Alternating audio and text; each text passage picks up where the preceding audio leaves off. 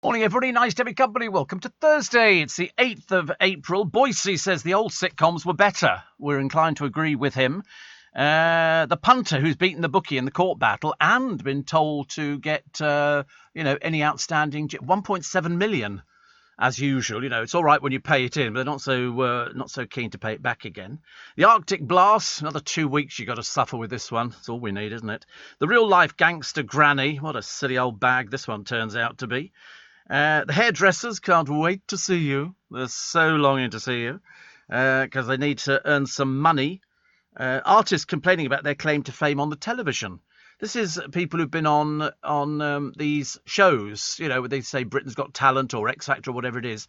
And basically, they're looking to be desperately famous. But as one of the critics pointed out, it's a very interesting conundrum because they said, if you could write songs or play an instrument or have some sort of talent, well, then that'd be fine.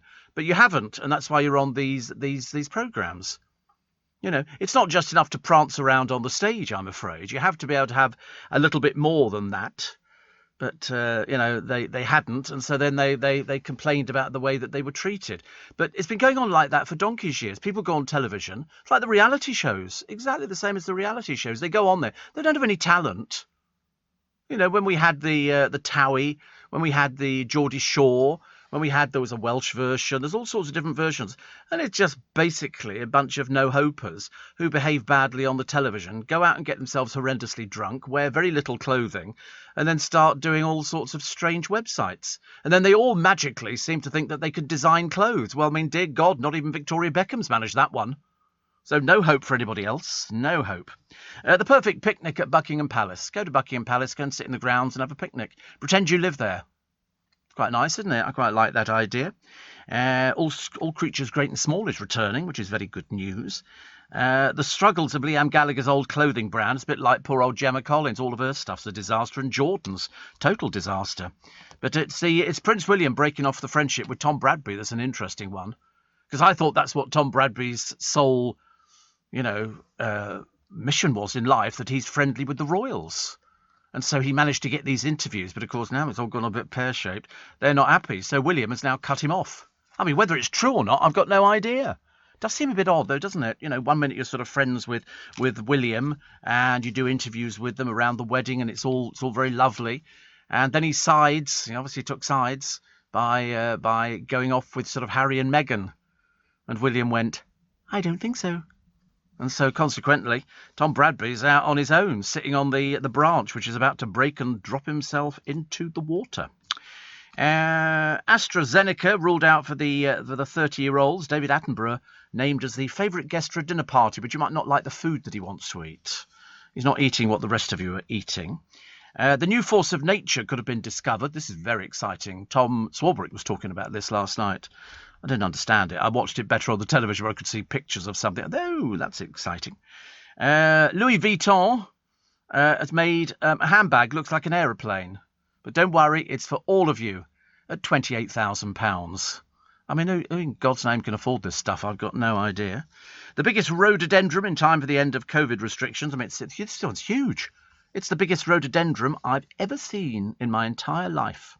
Jane McDonald's grief after her fiancé has died at a very young age. Vivienne Westwood still cycling at the age of 80.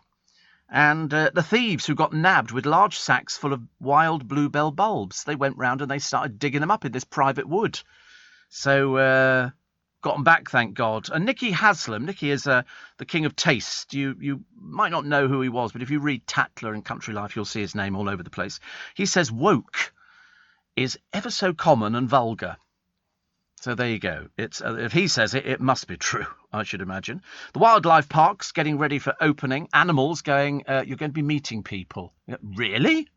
Yep, people are going to come in and stand there looking at you. Well, what a brilliant idea. What a brilliant idea. Half of dog owners take more pictures with their animals than partners. And the horse for Aintree this afternoon is Tiger Roll, I'm told. Don't take my word for it, please. And lava is flowing in Iceland yet again. Uh-oh. Because once you get one going, you've now got the other one, which is terrible, isn't it? David says, what a time to get a toothache. I always feel worse during the night.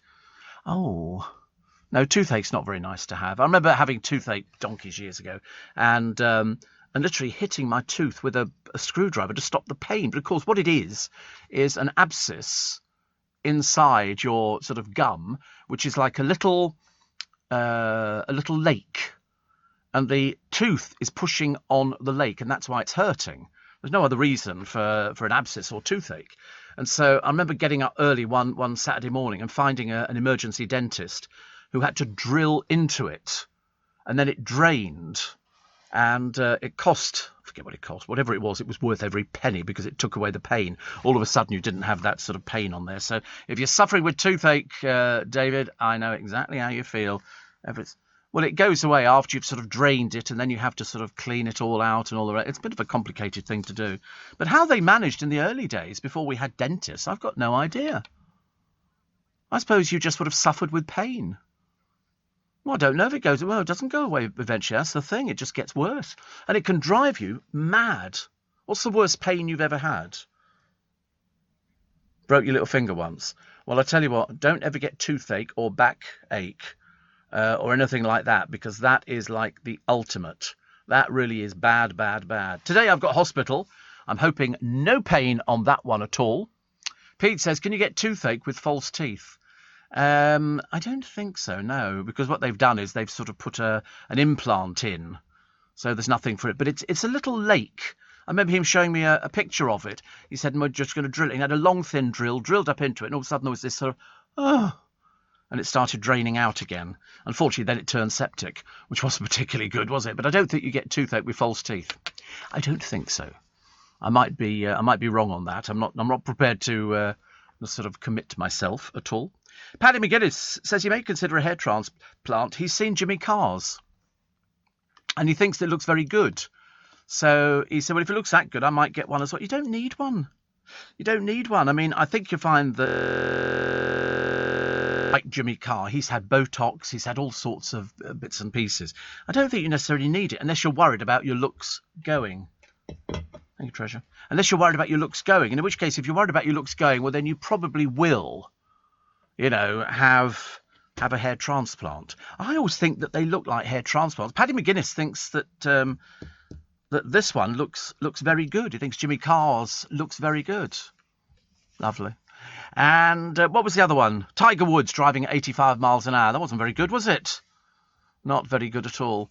And then Roger says, Steve, even the richest, dumbest and insane person in the world wouldn't spend 11,000 quid on a pair of ripped jeans. Rihanna did. Yes, Rihanna did. We mentioned them on the programme the other day. I was speculating on whether or not you could spend £11,000 on a pair of ripped jeans. I never understood it. All these ripped jeans just look a bit trash. They're not very attractive. It was a fashion of a couple of years ago. Unfortunately, some people are still wearing them, which is not very good at all. I mean, I don't think it looks very good, but that's just my opinion. We found a stone slab in Europe, which could be the oldest 3D slab, which is quite exciting. And what was the other one that I quite liked? Brooklyn Beckham again, but he's so boring and dreary. Soap's greatest love triangles, and the Naturist beach in Brighton, still attracting people who sort of like to go down there and look at people with no clothes on. Woo! So you've got fruit pies with cream this morning. You just pour a little bit of cream over the top, which is very nice, very exciting. And some dime bars and things. I had KFC the other day. It was horrid. Obviously, my food taste has gone completely out the window. I had 2 pieces of it, and I thought, God, I'm going to be sick. I seriously didn't fancy that idea. Thank you very much indeed. Plus, a completely white robin has been spotted in the UK. A completely white robin. It's nice, isn't it? I like robins. I always think that robins only appear at winter, but of course they don't. They're there. They're there all the time. It's just that you don't really notice them. But when it gets a little bit snowy on the ground, you notice the red robin comes bobbing along, which is good. Excuse me. Oh, lovely. Quite delicious. Cold water this morning. And Rich says, I woke up before they finished operating. Luckily, right at the end. It's always the best thing to do, isn't it? Just imagine hospitals everywhere getting ready for me this morning. Well, hospital getting ready for me this morning. So that'd be quite nice. Would you like to see a live Feed of the... Oh, we've got a live feed of the volcano. Really? This is the one that's currently erupting. Oh, my goodness. It's the one that's erupting at the moment. Do we know what it's called? RUV. Oh, sorry. Muradalir. Oh, right. Are you sure this is a live feed? It doesn't appear to be moving. Or is it just a photo? Oh, yes, I could see it. Little bits were moving. Honestly, you don't want to live in Iceland, do you? I mean, Darren loves it, we know. But it's got all these things here. Live from the volcano. Started streaming March 22nd. And there's only 1,000 of us watching at the moment. Come on, up the ante. It's a volcano. Mind you wouldn't want to live in the full flow of that one coming down the mountainside, would you? Oh, it's gone. It's an advert. We get a free advert. Come and visit Iceland. We'd love to see you. Our volcano would love to see you even more, which I like. I like volcanoes. I'm fascinated by them. I don't want to be anywhere near them. I've seen people go right to the edge of volcanoes, and I've thought to myself, you must be mad. You must be mad. It's far too dangerous. You never know whether or not the ground underneath your feet is just going to open up and you're going to vanish in a matter of about half a second, I should imagine. You ain't going to live too much longer. It's not good. So the talent shows. So who was talking about the talent shows? Was anybody talking about talent shows overnight? Tom was talking about this new thing. Did Darren talk about the talent shows? A few days ago. Oh, right. So they say the industry exploited them. Every industry exploits people. That's the whole idea. That's why you go to work for certain companies, because they can exploit you and get the best out of you. Well, that's what I'm thinking. So, we'll have to wait and see what happens on that one. They're all complaining. But in fact, they weren't complaining when Simon Cowell got them into the charts. It's a case of he knew what was going to be most successful, and he then proved it. And now they're sort of biting the hand that feeds. You can't have everything, can you? Eamon Holmes' announcement was a bit of a letdown. Yeah, we predicted it, though. We predicted it. We said grandfather, didn't we? And were we right? Absolutely. I didn't think it could be anything else. Somebody said to me, do you think Ruth knew? Of course she did. She's his wife. She must do, definitely. But, so he's going to be a grandfather. Mind you, amazing how many of you got it wrong. I thought it was quite funny. You're listening to a podcast from LBC. Diane in Leeds says, toothache is worse than childbirth. I speak from experience. Oh, toothache's terrible. Backache is awful. I've had back pain. That was something you don't want to repeat. Thank you very much indeed. And I've had this thing since God knows how long. The Arctic blast is going to last for another 2 weeks. How much longer, for God's sake? It was freezing. We walked out of here yesterday. It was bloody freezing. It really was. Really was. Not very nice at all. Sort of got down and got the bus. Got back to... the good news was... didn't have to do a bus halfway through the bus journey at Barnes. It managed to take me all the way to Richmond, which was lovely. Although there was at Richmond a woman and her boyfriend. She had pink hair. And they were arguing about not wearing a mask on the train. So they'd obviously been taken off the train, police officers there. And they were this sort of silly couple were arguing with them, which seemed a bit pointless, really. Anyway, I'm standing outside waiting for a bus. Then another police car turns up with another 2 coppers in it. And then another police car with another 2 coppers in it. Oh, dear. Warren's very upset. He said, all my magnolia is frost damaged. Yeah, it would be. It's just absolutely awful. So he sent pictures in of how awful it looks, which is such a shame. But we did warn people, didn't we? But I don't know what you can do if it's actually in the garden. I don't know whether or not you can, protect it in any way, shape or form. So if it's frost damage, that it almost looks a bit burnt at the edges, which is very disappointing because Warren's garden has been open to the public in previous years. So I haven't planted anything out yet. My driver this morning, he said, have you got your baskets yet? I said, good God, no, not for another 3 months. They'll still be growing them off in the greenhouses, trying to sort of stop them from sort of burning and sort of just collapsing. Because even with established plants like Warren's, he said that's what can happen if you do it too early. So please be careful. Please be careful. You don't want to waste plants. So expensive, plants nowadays. And if you haven't sort of managed to get everything, not so good, is it? So I still keep coming back to the Prince William breaking off his friendship with Tom Bradby. Once you fall out with the royal family, you ain't going back, mate. That's it. So, of course, ITN have got no comment, neither have Buckingham Palace. I mean, it's not up to them to choose who people's friends are. I thought he seemed to be liked by both of them. They've obviously decided, pin your colours to the mast. Which one are you going for? You're going to go for Harry and Meghan, or are you going to go for William and Kate, the future king? Don't want to sort of put any sort of, pressure on you or anything like that. Boise says the old sitcoms were better. Well, we told you that 2 days ago because they've already done a survey and they've sort of checked on all the old sitcoms, the Are You Being Served and Heidi Highs and stuff like that. And what was the other one? What was the one in the jungle? There was one set in the jungle. Not Are You Being Served? Not Are You Being Served? What the dickens was it called? Honestly, when you can't remember these things, it drives you mad, doesn't it, really? So It Ain't Half Hot, Mum. So that was another good one, but that one's been pulled out, hasn't it, for racism and also... honestly, you can't win nowadays.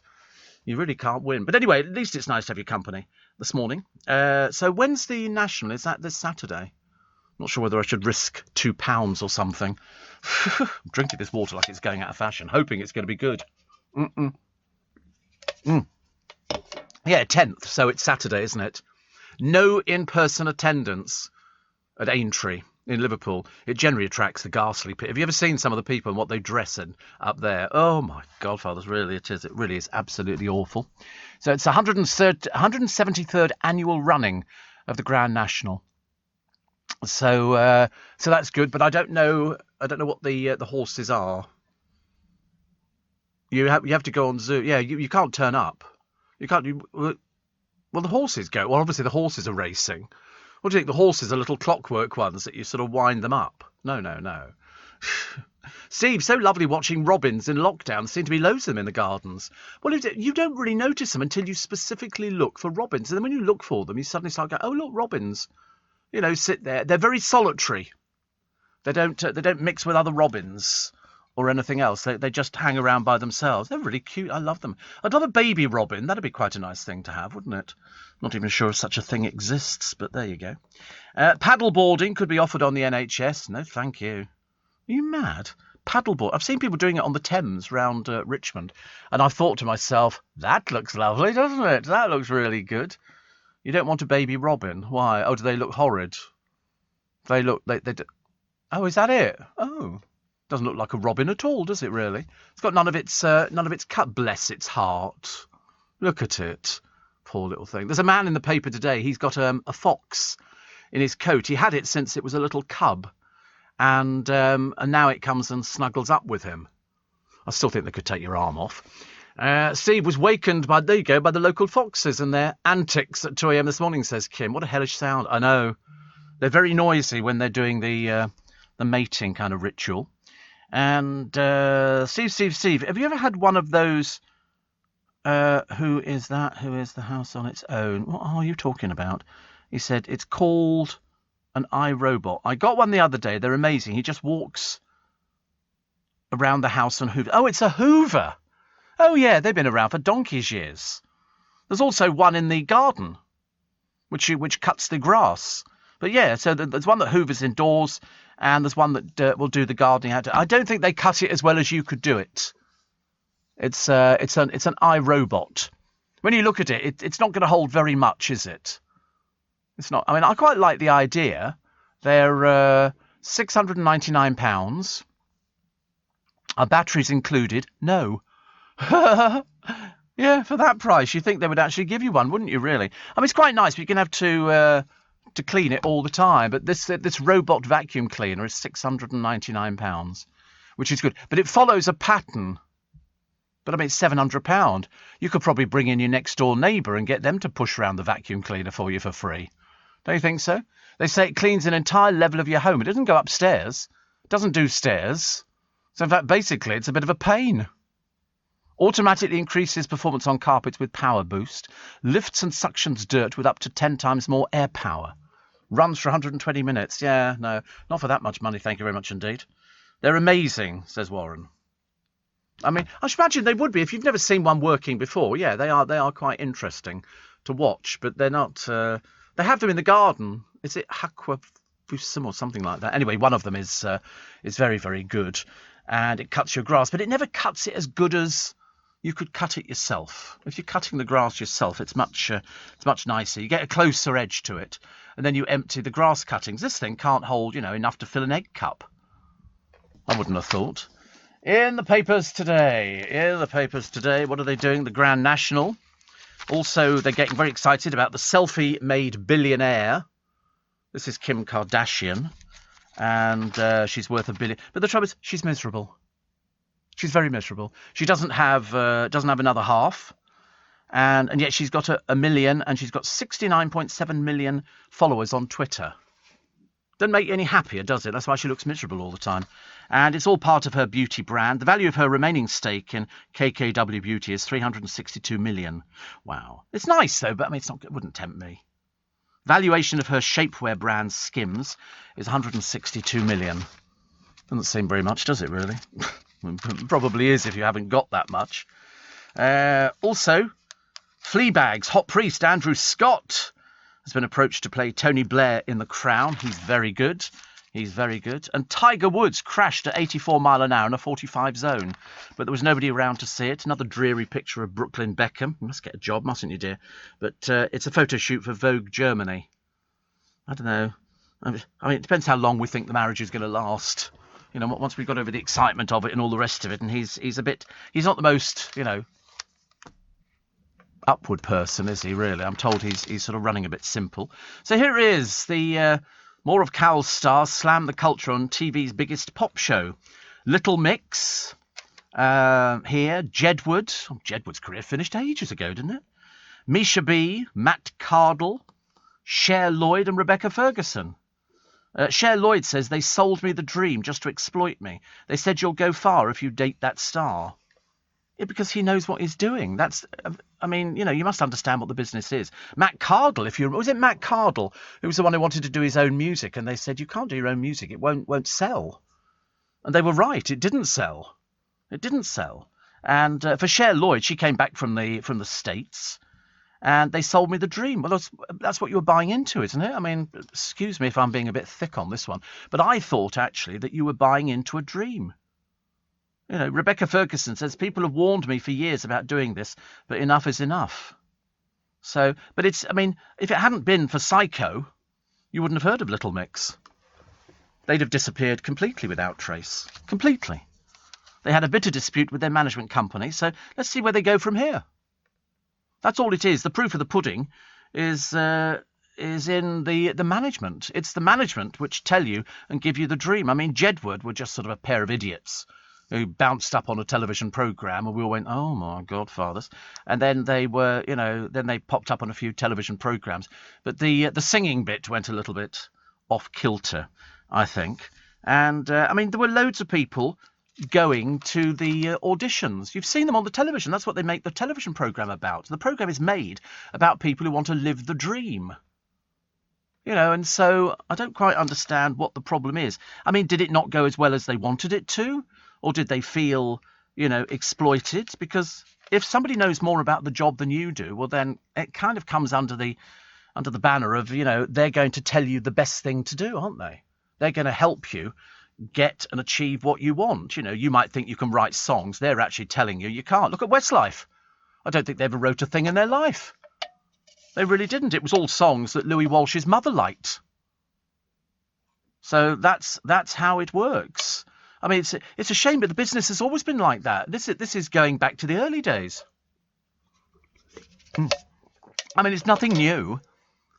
Nothing new. Read any book on the Bay City Rollers. Read any book on pop managers. Read any book on anything at all. And you will discover that it's all the same. Everything is exactly the same. There's going to be people who are going to take advantage, be it either the music side of it. Read Les McEwen's book on the Bay City Rollers. He was having gay sex at an early age because that's what, people were looking for. All they had to do was go on television and perform a few times and then turn a trick. Wasn't the best, but that's what he did. And there were loads of other people. The world of pop music is absolutely littered with all of these people who, when they get a bit older, they suddenly go, wait a minute, I wish I'd never done that. Unfortunately, they did do that. Why? Because they didn't know any differently. Jemima says our Robo-Hoover began to smell. We found out it had sucked up a dead mouse gifted by the cat. Oh, that's nice. Does it mean swimming pools and saunas opening come Monday, says Mo? We'll check. I've a feeling not. Ian in Surbiton says, I've had gum abscesses, twisted pelvis and pain in both knees, resulting in both being replaced. The worst pain was sciatica by a mile. Oh, yeah, whatever. Here in the UK, we sell amazing products and services the whole world wants. At the Black Farmer in Devon, our produce is enjoyed on both sides of the Atlantic. We're McKinnon and Saunders from Manchester, and our puppets are watched on 6 continents. So whether you're new to exporting or experienced, explore global growth for your business with free support from the UK government. Access information, training, events and expert advice to help you find new customers overseas. Visit great.gov.uk to get started. You're listening to a podcast from LBC. So, step 2, Monday, indoor pools can open, but you've got to book. Can't just turn up. And step 3, mid-May, saunas can open. Although, to be honest with you, who uses saunas nowadays? Good God, that's something from ages and ages ago. Also, our robot mower found its way indoors and shredded the shag pile. And somebody says our local swimming pool's opening on Monday, Steve, but they're draining the water out of lane 1 and 3 because of social distancing. Ha, ha, ha, ha, ha, ha. Yes, there will be socially distancing. You will have to book. You know, you can't just fill up a swimming pool. Definitely not. But do people really still use swimming pools? I'm not sure that they do, actually. Do they? I think people just had a bath or a shower. A Lido? Oh, what's that? A Lido. Oh, and outdoor ones. Oh, horrible. Can't think of anything worse. Rod Little's column today talking about the fast food chain Subway doing its bit to fight obesity. They've now got crisps that go inside their things. And Kari Abdul Rauf went shopping this week in a supermarket. Fizzy drinks, bread, stuff like that. He was spotted by quite a few people. They weren't best pleased to see him. He's a pervert. We've been told he's going to be kicked out of the country. Come on, Priti Patel. Pull your finger out. Let's get rid of him as quick as possible. And the other people in the same gang. Thank you very much indeed. Also, the knives are out for that dreadful talent show, The X Factor. I never liked The X Factor. It never really sort of bothered me. I always thought it was a bit sort of, performers claim they were simply used by the programme. Somebody went, gee, no, good Lord. Cher Lloyd, for example, whined, how could I be so naive? They sold me the dream to exploit me. Rebecca Ferguson stuck the foot in. Meanwhile, Ireland's answer to Beethoven and Mozart, Jedward, described Simon Cowell as mafia leader. I mean, they really are mad as fruitcakes, aren't they? It says, listen, if you want to have a long career in the music business, you need to have a lot of musical talent. You also ought to be able to play a musical instrument and to be able to both write and sing some songs. Otherwise, you're just a gob on a stick and fair game for the likes of these sort of programmes. It's not complicated. Why do you think the Rolling Stones are still going? Why do you think Paul McCartney's still going? He plays instruments. He writes songs. Remember that talent show in the 70s with Marty Kane? Says Kim. We should gather around the box for that one. It was called... had Nina Mishkov sitting in a box. Nobody could get her name right. They called her Nina Miskov. And it was Mishkov. And it was... You're a star. Or perhaps it wasn't, actually. There's been quite a few of them. Mickey Most hosted a programme. There's been loads of them. Absolutely loads and loads of them. And each one is doing the same thing to create a celebrity. How long... See, the trouble is what happens with these people, they don't know how it operates. They have no idea. They think you have one hit single, somebody gives you a huge contract, and that's it, you retire to a Caribbean island. Well, of course, it doesn't work like that. Look at the Monkees. Classic example. Here we come. They didn't sing on the first, 2 hit singles? Somebody else sang on them. Somebody else wrote all the songs for them. It was all done. They didn't need to do anything at all. They thought they were going to come in and start writing their own songs. And I think that Mike Nesmith turned up with his guitar and Peter Tork did. And somebody said, what you brought those for? They went to record the song. They went, no, we've already done it. They had musicians in to do it. All they had to do was sort of sing along and just be the boys. Then they went touring. But basically, they weren't their songs. They were somebody else's songs. So that's how it works. It's been like that since, doomsday. Opportunity knocks. Most sincerely, friends, I want to tell you. And on would go somebody and you'd have Mary Hopkin. Loads of famous people would turn up on the television. Honestly. I don't know why, actually. why people don't know how these things work. It's been going like it since God created heaven and earth. I should imagine even in Gethsemane, there must have been a few little orchestral duos whizzing around there, playing a few beat numbers. But it's a case of you can't complain about it afterwards because all of a sudden your career doesn't go the way you wanted it to go. I mean, I know that Psycho did drop a load of people, mainly because they weren't selling. If you don't sell records, what's the point of the record company keeping you? It's not a charity. They're in the business of making money. If you write your own songs, then you might stand a slightly better chance. But Matt Cardle discovered that was not the case. He said, I've got all these songs. They went, no, we've already got songs for you to record. He didn't want to do them. So they parted company. It's a case of that's the way it works. It's always been like that. It's never been any different. I feel sorry for people who go onto these programs. Do you remember those two stupid... We used to get some really stupid people on Britain's Got No Talent whatsoever. I mean, really stupid people who'd start... And you suddenly realise they can't sing. They couldn't sing. They couldn't dance. They just stood there, sort of, with their little microphone, being a complete and utter idiot. So what are you supposed to do? He was offering a solution. Do you want to be famous? All of a sudden, I can make you very famous. And they all bought into it immediately. Oh, very famous. And then all of a sudden it fizzles out. If you put Madonna on at Wembley, she'd sell out. If you put Matt Cardle on at Wembley, you'd be lucky to sell out the first row. It's a simple, if you put Jedward on, in the Scout Hut at Bridlington, nobody'd buy a ticket at all. Why would they? Cher Lloyd. Oh, because people take their pictures, put them on television programmes, talk about it. They buy into the publicity. It's really difficult. It's really difficult. I've interviewed Rebecca Ferguson. She's lovely. She's a very good singer. But that's it. She's a good singer. Misha B. Jedward. Depression is common because nobody cares about the artist's mental health, only money. You're in the business of making money. That's what it is. It's in the business of making money. Sorry to break it to you. But that's what it is. Somebody's going to invest money in you and they want a return back. Thank you. Steve, thinking of the Grand National, whatever happened to the streakers at sporting events? Haven't seen one in years. Well, have you seen the temperature outside? It's freezing cold. Absolutely freezing cold. Nobody's going to be doing streaking. You used to get it all the time, didn't you? There'd be somebody doing it at the rugby or somebody doing it at all sorts of events. The National was very popular. And you get somebody who just sort of take their clothes off and run across the course. It was just an irritant for everybody else. I used to send them sympathy cards. Any bigger it would have been a willy. And, it was just the kind of thing. We don't want to see people streaking at our national sporting events. I've noticed they don't do it at the Cambridge and Oxford boat race, do they? Why? Because they drown. But all these other people, they seem to want... We had loads of people. Somebody did it on This Morning for Richard and Judy. She missed it completely.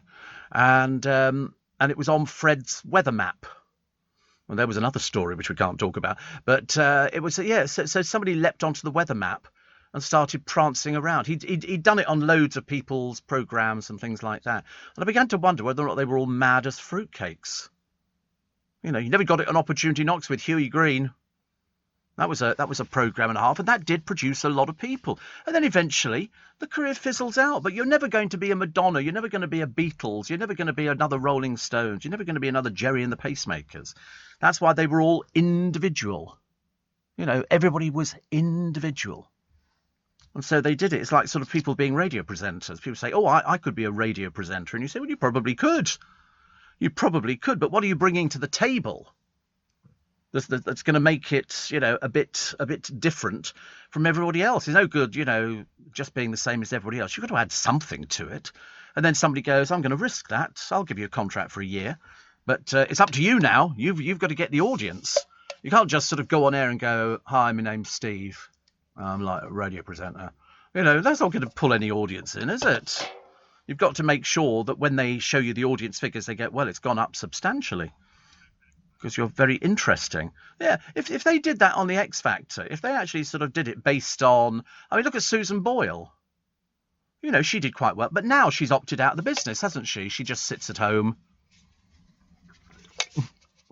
And because she turned up on the stage... And she turned up, they hadn't done her up at that time, if you remember. She just turned up looking like Susan Boyle. And they went, what's your name? Susan Boyle. Do you remember? She was very sort of bombastic to it, and they all got a bit sort of frightened by her. But, she went to America, she toured America. One Direction. They weren't all together at the same time. They were assembled. Okay, we're going to put you with you and you with you, and that's how it's going to work. They made a fortune out of it. Don't hear them complaining, do you? And they turned up from the same show as everybody else. Given the choice, One Direction or dreary old Jedward, I'm afraid dreary old Jedward go right to the bottom of the pile. Thank you very much indeed. You're going to be going for One Direction. They made all their videos. Will Young was a classic example. Look at Gareth Gates. He ended up having a career involved some sort of singing. When I die and they lay me to rest. They've all had it. You know who they are.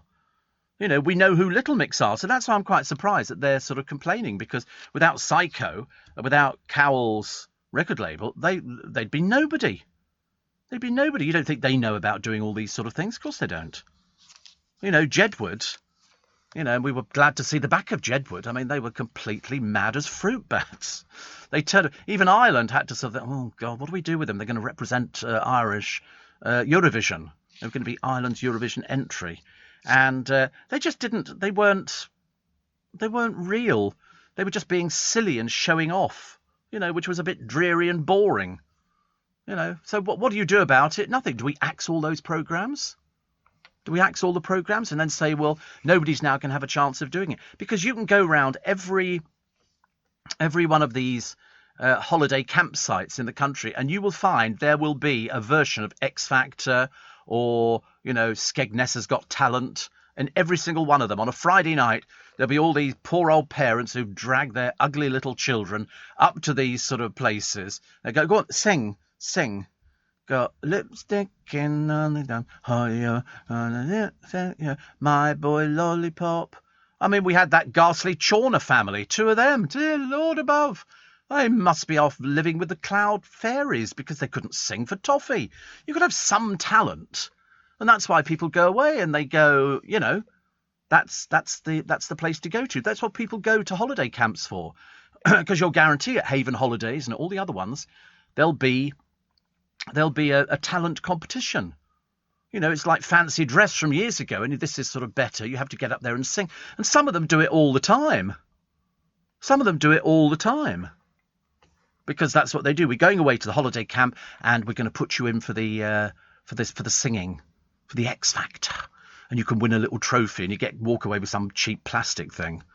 That's what people want. It's that gratification that somebody claps and meets you. I mean, people have bought Little Mix's, records, put them into the charts, and then they turn around and bite the hand a bit. So they had an argument. You know why? They all think they know better. They all think they know better. Unfortunately, they don't, which is a shame. You're listening to a podcast from LBC.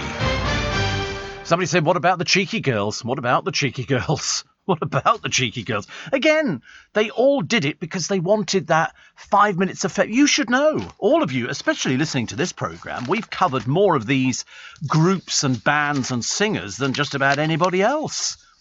Because they feature in the pages of the papers. Most people don't bother with them. The cheeky girls turned up and they touched my bum, don't be shy. We're all going, I wish you'd disappear. Steve, what does Cher Lloyd think she'd been better off being? Perhaps working in a hairdresser for 10 quid. I mean, I don't know what people want. It's a case of, if it doesn't go the way that they want it to go, then they don't like it. People want fame. I mean, even my producer, believe it or not, at some point in his existence, did go in, to be a member of Oliver. The cast. I mean, to be honest with you, they were looking for quite a number of boys, and they still didn't get in. It's as simple as that. But that's what people wanted to do. People wanted to be in. I went along when I was younger, and I auditioned for Pan's People for dancing. I went to the Floral Centre, the dance centre on Floral Street, and had a go at that. I mean, I suddenly realised I was way out of my depth. It was all full of professional dancers. Mo says, I remember Honey G from the X Factor. Ghastly, some old woman with a baseball cap on. I don't even know what she's still doing now. I had her in my cab once, worst passenger ever, says Mo. I mean, we seem to sort of pick up on the lame ducks, don't we? We seem to want the lame ducks. But the trouble is, I think somebody needs to be honest with these people and say, listen, in fact, they did say, I think, to the Chawner girls, who then had a tantrum on the television and then said, I think, to Danny Minogue, well, who are you? They said. They were so common. They were really vulgar little people. And they disappeared completely. And they've tried desperately to try and resurrect some non-existent career. And I just remember feeling, in fact, at one point, they threw their microphone down on the ground. These things cost a fortune. And they said, because she said, I'm sorry, it's a no from me. What do you know? They went. These two unattractive girls who have no talent whatsoever. They even fell out with their own mother. It was so sad. And you think at the end of the day, listen, why don't you just go and get a proper job? That's why I hate people who go on to the Love Islands and all the other programmes. Go and get a job. Because believe you me, in a short space of time, you're going to need it. You seriously think we're going to be buying clothes off somebody who was on Love Island who got their boobs out for you? Of course not. Not going to be happening. Listen, you're not buying Victoria Beckham's clothes. Why would you be buying somebody you've never even heard of? Kevin says, I've often wondered, how do they calculate programme listening figures? I don't know. I think they just stand on a chair and ask. Hello? Can you put your hands up if you listen to Steve Allen? 1, 2, 3. Okay, thank you. I don't know. I never worry about things like that. Why would I worry about it? Listen, it works. That's all I know. Steve, there's a bending bridge opened in China. Would you walk across it? No. Have you seen the one that cracks? The one that cracks is great. We like that one. But the bending bridge is the same thing. It looks so it's bending, doesn't it? But, the Chinese like that sort of thing. Because then they all go, because it's basically built into the side of a mountain. These people have no fear of heights or it frightens the life out of me. 84850, Steve at LBC. Apparently Steve has morphed into James O'Brien, monologue rant to the highest order. It's not a monologue rant. I'm just telling people the facts. The facts are that, we've always assembled groups. We've always put people together. And also, what's wrong with Dave O'Brien's rants? Goodness sake, he's famous. I'm not famous for things like that, but I'm never wrong. As he will tell you. He will say to you, in fact, if you bump into him on the street in Chiswick or anywhere like that, or coming into the building, you'll say, what about Steve Allen? Never question Steve Allen. He's always right. See? Told you. It's embarrassing, isn't it? Even I'm embarrassed by it. But, so we had the cheeky girls. Now they've disappeared, thank God. But occasionally they sort of dragged them out. We had that other one who was the goat herder, wasn't he? Or donkey driver or something.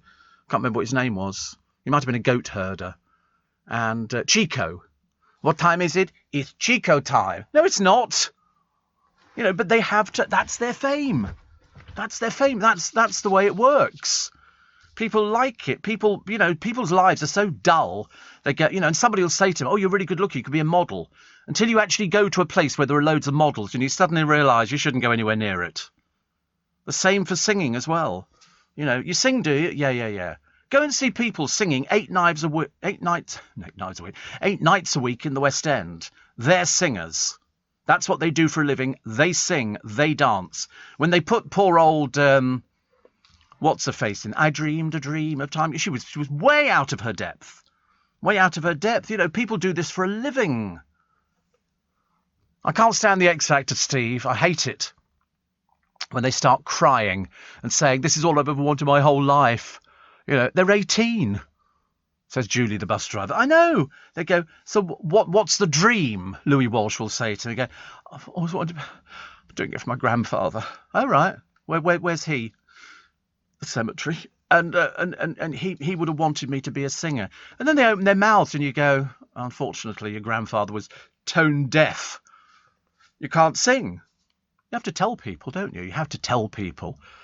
What you can do and what you really can't do. But when they go, it's my whole life. My God, honestly. How bad, isn't it? Small wonder people, turned up on the Jeremy Kyle show, started having rows with people about just about everything. So, but it's the crying thing. It's the, what's the dream? Oh, I'd like to do this, like to do that, yeah. And you think you could have a number one for Christmas? Oh, yeah, I think so. No, you can't. The moment we hear you sing, we know you can't. Good Lord above. But wasn't there some delusional dad that dragged his untalented daughter to the X Factor year after year? I don't know. Parents are generally the ones who sort of go, this is my daughter. She sings and she dances. And you go, no, she doesn't. She doesn't. Well, she does. And then they start having an argument. They used to stand and argue in the room with all the people, didn't they? And you'd think to yourself, listen, why are you arguing with people who do this for a living? They know what is good and what isn't good and what you can get out of somebody. I mean, I've lost track, as I say. Those roads from all those talent shows are just littered with the bodies of people who don't have the talent, but they think they do. I mean, it's sometimes, you know, Simon Cowell sort of sits there and Louis Walsh and you sort of think to yourself, they must be going through this all the time. It's just embarrassing. You know, if you don't have any talent, you know, when you meet people who've got talent and they sing and they dance and they write songs, well, that's fine. But then don't start believing your own publicity. That's the big mistake. Once you start believing your own publicity, you are doomed. You are absolutely doomed, because then you'll start behaving like a bit of a diva. And once you start behaving like a bit of a diva, you're on a hiding to nothing. So not good. Late on this subject, Steve, but I was driving my lorry. I had to leave my Christmas wreath up because we got a robin nesting in it, says Trucker Dan. Oh, that's nice. A robin nesting in a Christmas wreath. I'm all up for that. We had one in our car. I've got photographs of it. It was in the glove compartment. The glove compartments in those days didn't have a door. They just had a sort of an opening, and you kept the map in there and everything else. And we came back one time from holiday and a robin had nested in it. And we took it with us all over the country. And every time we stopped somewhere, the robin would fly out, go and get food and bring it back and feed its little chicks. True story. Steve, they've always got a good sob story on the X Factor. I know, but that's why. Do you remember that programme that somebody made? And it was basically taking the mickey out of the X Factor. You know, somebody was sort of, what was it called? Was it the Peter Kay one? It might have been the Peter Kay one. It's brilliant. It's so clever because in the end, one of the contestants' grandfather dies, and they go, brilliant. That's what they were looking for. Britain's got the pop factor, possibly a new celebrity Jesus Christ soap star superstar, Strictly on Ice. Did you ever see it? Oh, it was brilliant. It was so good. If you can get hold of it, get hold of it. You know, they had people in wheelchairs on there and stuff like that. They had all sorts of things. It was really taking the mickey, you know, of the worst possible kind. I don't think Simon Cowell likes it, but everybody else thought it was very funny. I thought it was very funny. I just thought because that's what it was, really. People that have talent, says Mo, don't go on the X Factor. That's for the rejects. Well, have you noticed whenever they start a new series, they start ages and ages with people who haven't got any talent at all, and they're the sob stories that go nowhere because they're filling out a programme. My dream, Steve, is to win millions on the national lottery. Do you think it's going to happen, says Rob? Yeah, definitely. Probably tonight. Oh, no, it can't be tonight, can it? But it wasn't funny because they were in wheelchairs. It was funny because what they were saying is you can put anybody on this programme and we can turn them into celebrities. And they did. You're listening to a podcast from LBC. Somebody says, didn't the cheeky girls go out with that MP who was engaged to that lovely weather presenter? Yeah, Sean. And one of the cheeky girls went out with him. And that was Lembit Opik, who then decided he was going to be a comedian. That didn't work. In fact, he didn't work as an MP either. He tried so many different little bits and pieces. And none of it worked. And then I don't even know what the cheeky girls are doing now. What are the cheeky girls doing now? Probably sort of turning up some. You saw them live. I'd keep that quiet from people. Don't tell people you started seeing the cheeky girls. Where did you see them live? In a nightclub in Guildford. Yeah, because that's about the only thing that they could probably get now would be appearances, or they do the Pontins or Butlins or things like that. You know, tonight's cabaret is, you know, and they probably get up on stage and do their little routine, I would imagine, like Chico time, that kind of thing. Sam Bailey won the X Factor, truly deserved and still going strong, says Sylvie. Well, not at the moment. Can't be going strong. There's no venues. No venues at all. We're trying desperately to find out where the cheeky girls are. But we're not having much luck, actually. Mainly because there aren't any venues open for them to go and perform at. So presumably they're sitting at home counting wallpaper stripes and then debating where they can go. Presumably, I mean, a lot of these people go on to do Panto, would it be, or something like that? But it's funny, because when you look at Stephen Mulhern, okay, there is somebody who sings, dances, does magic, presenter. You know, he's got the set. He's got the complete set. And then you look at the Chawner sisters on the television and you think to yourself, something's gone horribly wrong. Perhaps they come from delusional families, which is a little bit worrying, isn't it? A little bit worrying. We don't like people to. But I remember Honey G from the X Factor. I always thought she was just peculiar. An old woman wearing a baseball cap that didn't even suit her. If you're going to wear a baseball hat, at least try and pick one that fits. Because otherwise, you know, you're not going to go anywhere, are you? Rick Stein, talking in the paper today on surviving the pandemic. He said we nearly went under. I mean, he does own most of that town where he is, or village. Most of the restaurants are his. But he survived. Thank God. That's all we can hope for, isn't it? That's all we can hope for. Boise from the old sitcoms. They were better, he says, and I agree with him. They were the better. They were the better thing. The ones that they have nowadays, some of them are very nice, but they're not as good as some of the early sitcoms. We've got no news on the Cheeky Girls. Oh my Lord. Well, that's a bit worrying, isn't it? We can't find anything out about them. The Cheeky Girls have vanished into thin air. That can only be good news, can't it? Perhaps they appeared in the programme Bewitched and somebody wiggled their nose and they vanished in a puff of glitter. They used to use it. They used to wear far too much makeup. Steve, why do they call the storage area in a car a glove compartment? The only drivers who still wear driving gloves are aged 80 and don't own or understand a smartphone. I wear driving gloves. I wear gloves. I nearly brought my gloves in this morning, but I didn't. I forgot to bring them in, which I should have done because it was freezing cold outside this morning when I came in. I've got the soap's greatest love triangles, because I know you love things like that. And the poem for this morning is a really, really good one. A really, really good one. The poem this morning is a really, really good one. The poem this morning, try again, shall we?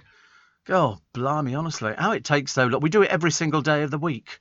Every single day of the month, every single day of the year, and we're still desperately banging on the windows to try and get to the poem of the day. It's a very good one this morning. You're going to love this one, I hope so. Steve, act like the Cheeky Girls usually end up somewhere like Butlins in Clacton, says Roger. Is there a Butlins in Clacton? There probably might be, actually. And but what would their act? I mean, if you went to Butlins and they put on the Cheeky Girls, you'd be going, I'm sorry, haven't you got anybody a bit more realistic? You know, that'd be quite nice. I think so. I don't think they even do things like that. Did you know Robin's Pair for Life? Like little married couples they are, says Paul. Are they? I thought they were very separate. Always see Robin separate. Always. I've never seen them together. Unless they're sort of pairing up for life. But I'm not totally convinced that they are, actually. Hairdressers can't wait to see you. But that's good news. Please book for your hairdresser. Please book for the swimming pool. Please book for all the places you're supposed to book for. And if you fancy going to Buckingham Palace, you can have your picnic there. Oh, my God. God, how many pages are we... 4 pages on a poem? 4 pages on a poem? You're having a laugh, aren't you? I think you better find a shorter one. It's got to be much shorter than this. I have no intention of reading 4 pages of a poem, thank you. That's called a book. And we're not doing books on the programme, we're doing poems. So something very short and interesting that you could have found at about 4 o'clock this morning. Something interesting, like the captain's been stabbed on the deck again, is a very popular one for this programme. Or, you know, anything like that. Honestly, give them food and that's the last you hear from them. They completely switch off. Give them a dime bar. But we're not reading The Walrus and the Carpenter by Lewis Carroll, thank you very much indeed, as it features in part of a book. Is it the Nonsense Poems, I think, or something? Well, it would be nonsense if we did it. So, here comes the next one. Let's see what the next offering is. This could be one of your most exciting days. We could actually be rejecting poetry left, right and centre. Rick Stein's in Padstow. Thank you.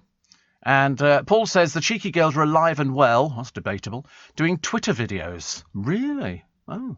Twitter videos of what? What, of themselves? You don't think they... I mean, they must be getting on a bit now. Difficult to tell how old they were first time round. I never knew. I just assumed automatically that they were probably about 45, 50. And they sort of did this little Start, which I think their mother wrote the song. I seem to remember in the back of my mind, their mother wrote the song. Touch my bum, don't be shy. Oh no, we can't print this one off. Oh dear. It's getting worse, isn't it? You don't like this one? No. Well, I probably won't like it either. So, honestly, how you can forget this thing every day. It's the only one thing that we do every day at 5:05. The only thing. We don't do anything else at 5:05. We do the poem. And it's not difficult. Jake wouldn't have forgotten. Jake would have found it at 3 o'clock in the morning. So the thieves had got nabbed with large sacks full of bluebell bulbs, because they're worth money, bluebell bulbs, and they were digging them all up. They didn't get them. They've been put back in again now. They'll be watching for people. Who thieves? Who's seriously thieves? Two women and a man, I think, or 2 men and a woman, or anyway, some combination of something like that. They actually went out to thieve bluebell bulbs. Isn't that disgusting? Really. They've obviously got a bit of garden. They thought, oh, we'll just go and pinch somebody else's. People like that really are scum of the earth. Kate Winslet fulfills a fantasy of a sex scene with Guy Pearce. Guy was he Neighbours? I think he was in Neighbours. He's turned into a cracking little actor. He also did Priscilla, Queen of the Desert. Very good he was too. Lava's Flowing in Iceland. We've had a look at that. These are really difficult to find, these poems, aren't they? They're so complicated. You know, where will we find them? Where will we find the poems? And what will this one be? Can't wait to find out, actually. Anyway, it'll pop in here in a moment, and then we'll be able to read it to you, which will be good.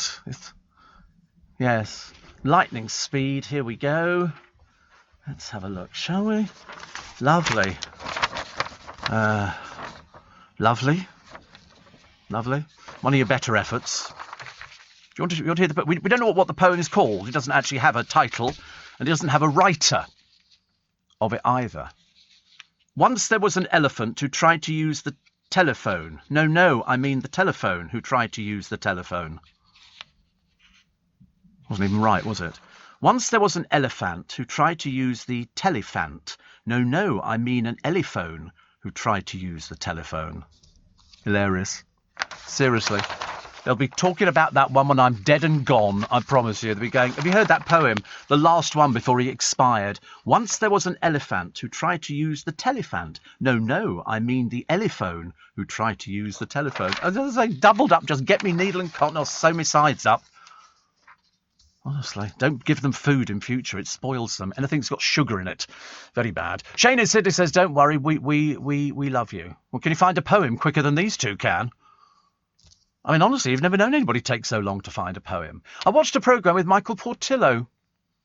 You're right, he's a very colourful dresser. Looked like a Christmas tree. He does look like a Christmas. To be honest with you, some of the places they send him, I don't think they welcome people wearing clothes that are so bright.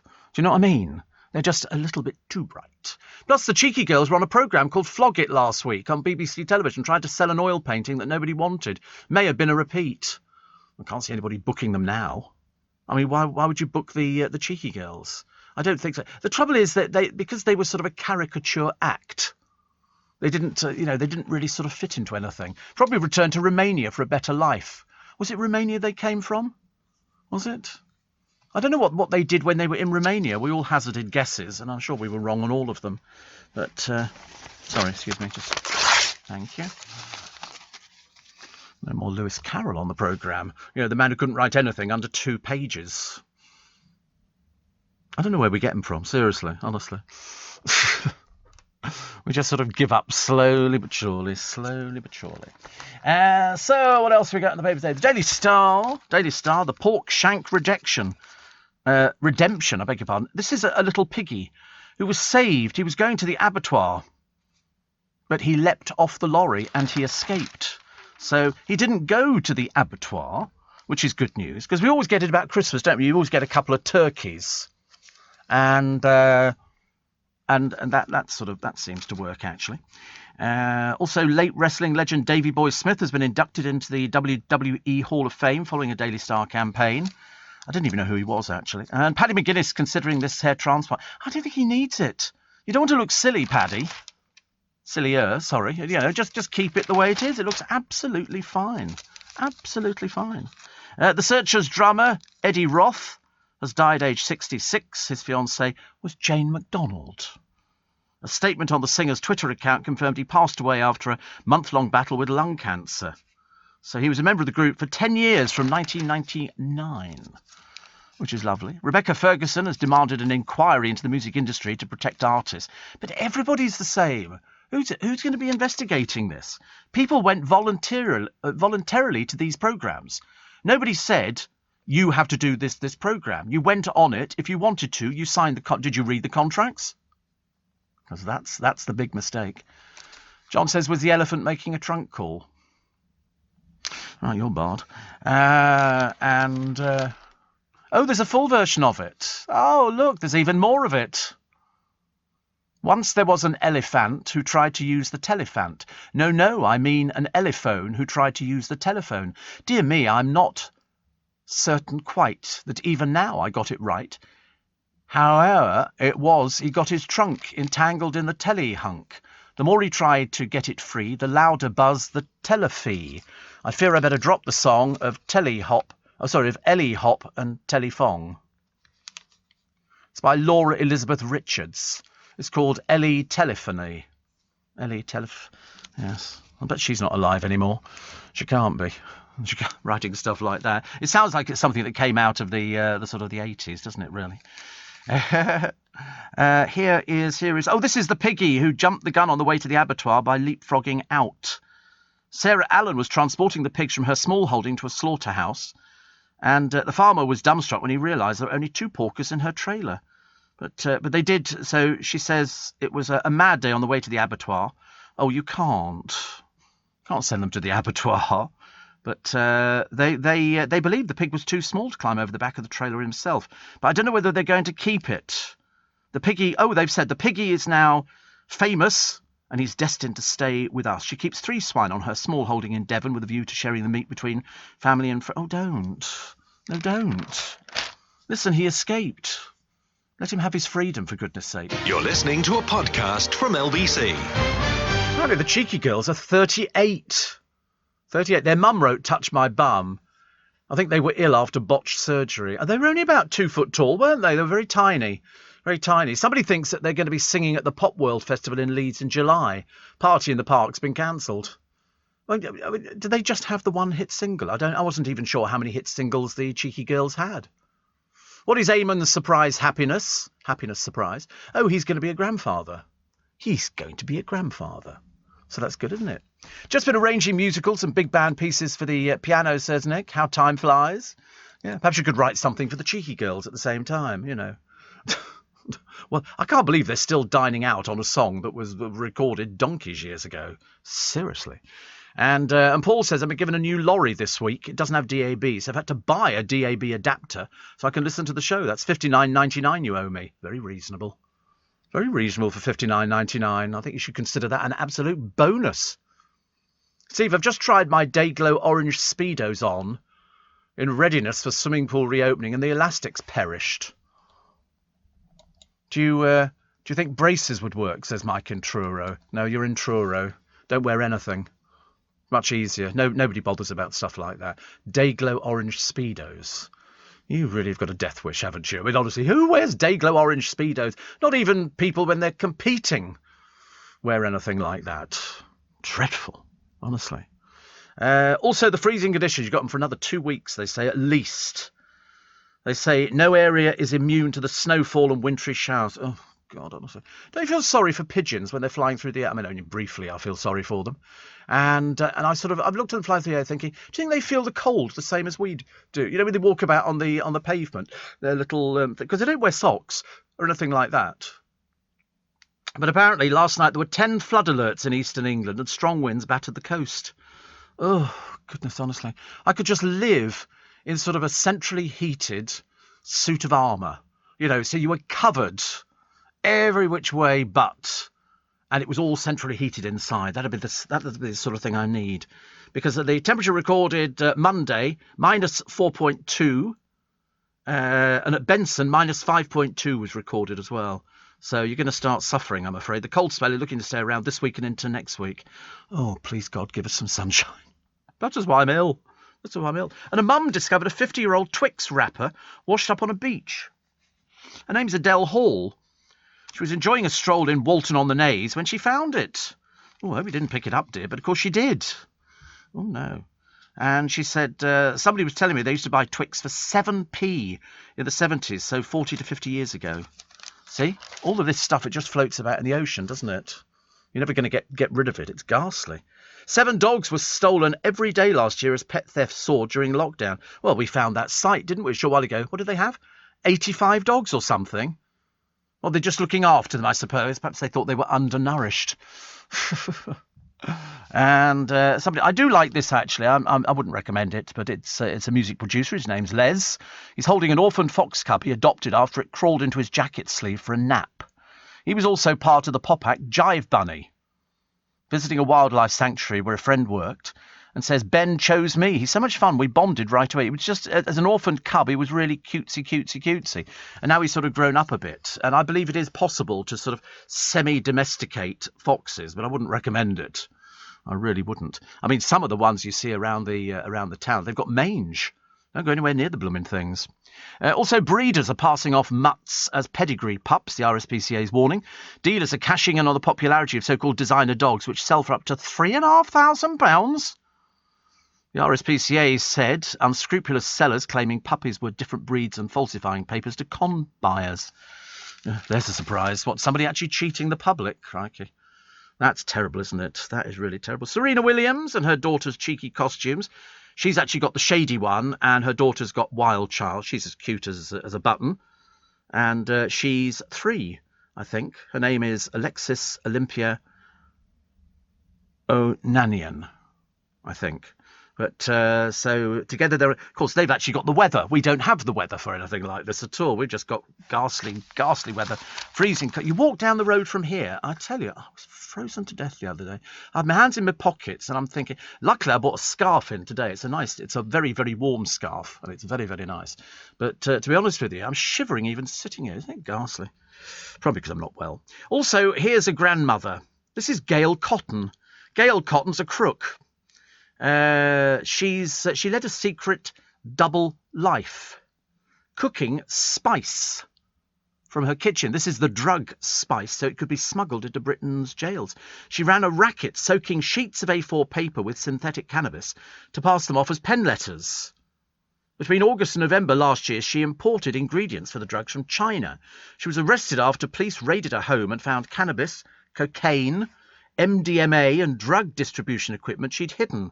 They'd also seized recipes for making the so-called zombie drug. Police say she sold on the spice paper to inmates at jails in Liverpool and Scotland with text message showing the arranging deals with how much for a book. The drug seized from her home would have made up to £80,000 if sold by lags due to their high demand. So anyway, they've had a bit of a result with her. They've decided to put her in prison for 3 years. Good. Stay there. Rot, dear. Rot. And hopefully you'll lose everything. Louise Minchin has stunned the public by saying she loves marmalade on her sausages. Oh. I think it's slightly peculiar. I mean, perhaps she's pregnant. Everybody's got different things, haven't they? She told Dan Walker she's not a fan of the usual condiments, brown sauce and ketchup. Dan asked his co-star, the important question to ask you this morning, because they're really well up with the news, is sausage sandwich, red sauce or brown sauce? She said neither, marmalade. That's messed with your head, hasn't it? Perhaps she's doing it to wind him up. I mean, who puts marmalade on? I can't think of it. I mean, that just sounds disgusting. Although I have heard of things before. People put different things, don't they? Oh, by the way, the body found in the lake is that of that missing 19-year-old Richard that we thought it was the other day. The Met Police say the death's being treated as unexplained, but they don't believe there was any third party involved at this stage. No physical trauma or assault. He had illnesses, didn't he, Richard, I believe? I believe he had sickle cell, although nobody can work out what he did. He didn't live anywhere near Epping. What on earth did he go to Epping for?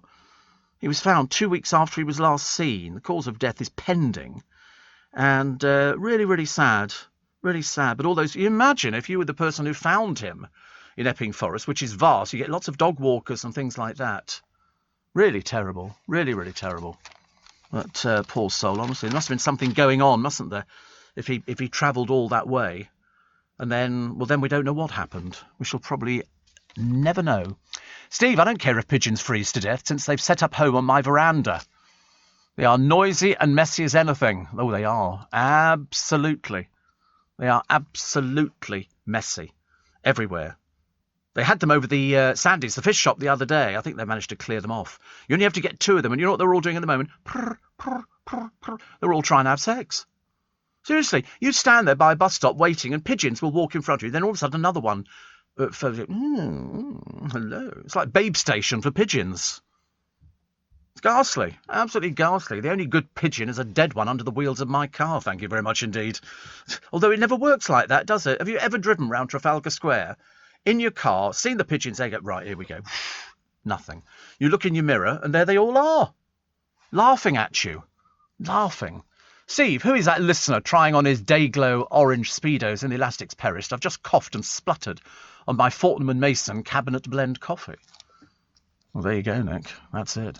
I don't think... Can you believe anybody at this time of the morning puts on Speedos? I'd be horrified. Can you imagine if we all went on holiday? It won't ever happen. But if we all went on holiday and then the boys sort of walked out of their sort of cabin and they were both wearing Speedos. I'd be getting the captain to turn that ship round and get them back to port as soon as possible. Can't think of anything worse. And Iceland, this is the shop, by the way, producer got a bit confused, has been told to use the Welsh word for the country on its signs. They have its headquarters in Wales. They've applied for permission. Aberystwyth Town Council has lodged an objection. It should be shown as Glwadila, or something like that, which sort of means Iceland, I think. And Councillor Mark Strong says we should be firmly stating that Welsh is equal in use to English in this town, or in this area. So there you go. I like Iceland. I buy loads of things in Iceland, definitely on a sort of a daily basis. But all my food tastes quite ghastly today. I'm hoping, they did ask on one of their things, they said, you know, are you able to take prescription drugs? I thought, oh please give me some prescription drugs, especially today. So Trevor McDonald is going to front a documentary, which I'll tell you about in a moment. And is anybody watching The Circle? Does anybody understand it, or do you all, the same as me, think it's the biggest pile of rubbish you've ever seen in your entire life? I've never met so many people who can't string 2 words together. Very worried. And Amanda Holden, set to be, well, she's so saucy, she had to be censored by the BBC. So there you go. With UK Export Finance, I'm fulfilling more export orders from around the world with working capital support. Export insurance means I'll get paid when exporting to challenging markets. At UK Export Finance, we believe no viable UK export should fail for lack of finance or insurance. Between 2022 and 2023, we provided £6.5 billion of government-backed trade finance to support UK exports. Learn how we could help you win export contracts, fulfill orders, and get paid. Search UK Export Finance today. You're listening to a podcast from LBC. Morning, Nick in Adelaide says, if you came to live in Australia, Steve, you could be warm all year round. Oh, don't. Seriously, I'm sick to death of this cold weather. And generally speaking, if you ask me if I were, you know, well, I'd be sort of saying, well, actually, I'm really not bothered because you can wrap up if it's cold. But it's just I've got this sort of cold feeling. Elizabeth in Finchley says, hope all goes well today. You will get help and be free of the infection. Oh, God willing, I hope so. Seriously. I mean, they must see things like this all the time, mustn't they? That's what I keep reminding myself. You know, they sort of, that's what they do. So they're not going to be seeing anything they've not seen before, I shouldn't imagine. I don't know why I said that, actually. It's a stupid thing to say. But that's all I want. I want them to go, oh, we know what that is. Yes, we can cure this. They should have given you this drug. And then I go and queue up and go and get me drugs. And then take one and sit on the bus. And all of a sudden, I'm well again. That would be lovely, wouldn't it? Steve, why is it the BBC keep on bad presenters that lose listeners? Oh, I don't know. I don't know how the BBC operate their things. I mean, I can never comment on the BBC. I can only comment on how many people they have working on radio programmes, which seems to be an absolute extortionate amount of people. Extortionate.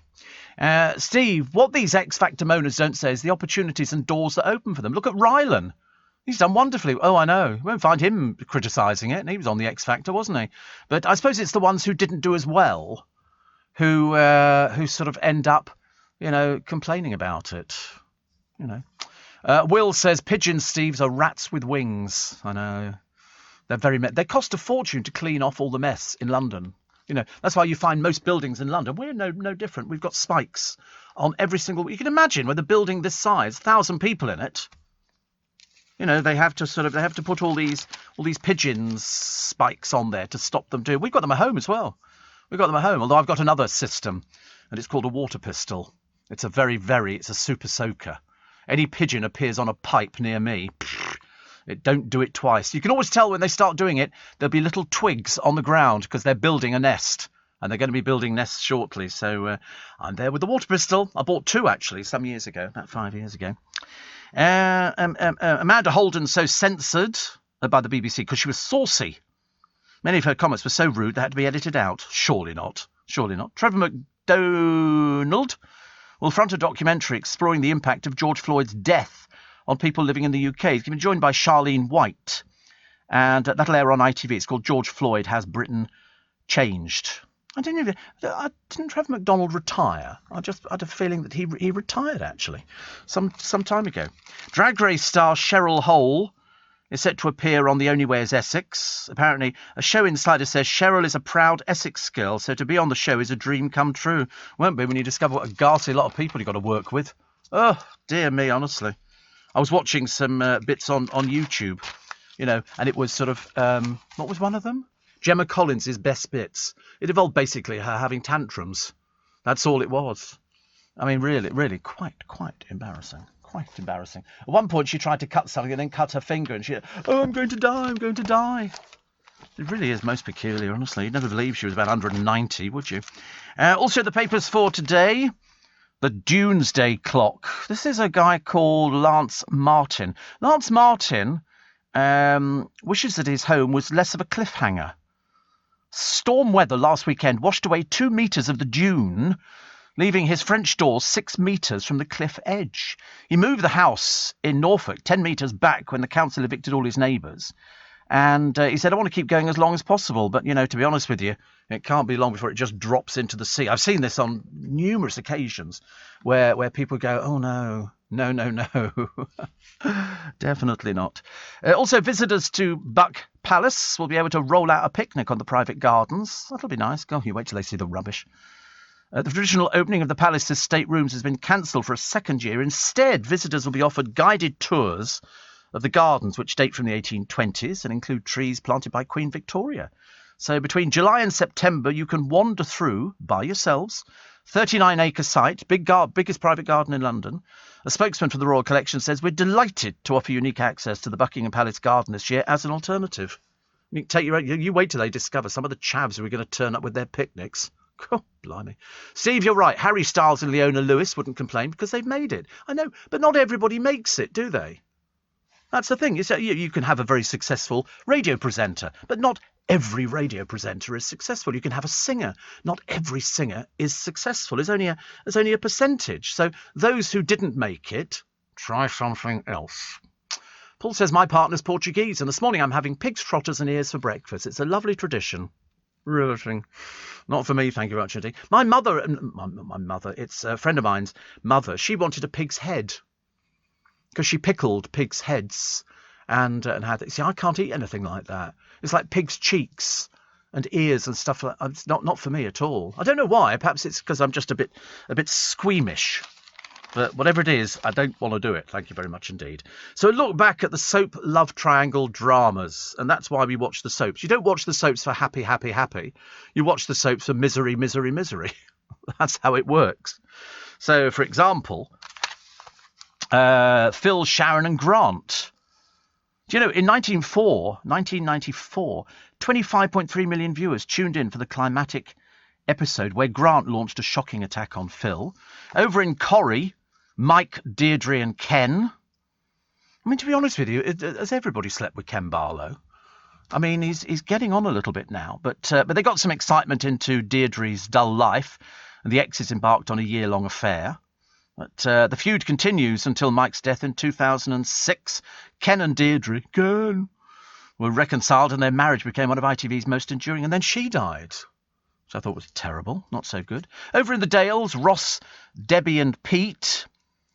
And this is Michael, Debbie Dingle, and I don't know who these people are, actually. I look at some of them, I think, wait a minute, weren't you the gay one? Because they've had some gay ones. I think they were the first people to sort of pioneer it, didn't they? Or was that Brookside? I don't know, I can't remember. Quite a lot in the Dales, actually. Chrissy, Robert and Aaron. Oh, yes, there was an affair between Rob and Aaron. Hollyoaks. Good God, that's not still going, is it? Hollyoaks. Anybody watch Hollyoaks? Not for me. And at the moment, you've got Tyrone and Fizz caught out as he falls for Alina. I mean, poor old Fizz, honestly. I mean, she's not had much of a life, has she? And then good old Tyrone cheats on her with this girl, Alina. But let's say they're not the first to be caught in a soap love triangle. People like soap love triangles because that's what happens. It's like being in a big company, isn't it? And then Christmas, you have the Christmas party, and that's saying, hello, how's your father? And everybody's very happy with things like that. John Chalice blasts a new TV comedy saying they're just not funny. No, they're not. They're not all the time. I mean, some of them are funny, but not laugh out loud funny like the early things. He was Boise, the used car salesman. But he says the broadcasters keep commissioning panel shows or cringe-inducing office-style comedies instead. He's 78, He's 78, bless his heart. And he said all those shows like Fawlty Towers and Dad's Army, all that character-driven stuff is just wonderful. I agree with him. I agree. And that's not us being old, I promise you, because I reckon there's thousands of you listening at the moment going, Steve, you're absolutely right. Absolutely right. Plus, oh, blimey, they've carried out surgeons. Talking about, put it this way, my problem's merely minuscule compared to this one. They've carried out the world's first windpipe transplant. A windpipe transplant. This is Sonia Sain, who'd been unable to breathe normally for 6 years due to damage from repeated intubation after asthma attack. She'd been given just 3 months to live. But over in New York, at the Mount Sinai Hospital, they replaced her trachea in an 18-hour operation. Is there nothing they can't do? Is there nothing? It is absolutely fantastic. Steve, pigeons are gross. They chew gum all the time and spit it out on pavements all over the place. Cost local councils a fortune to clear up their mess. Yes. Do you know, I wish they banned... is it Singapore where it's banned? Chewing gum is bad. If you spit chewing gum, you're going to be arrested. It's as simple as that. I've got a runny nose now. It's because I'm cold. That's what it is.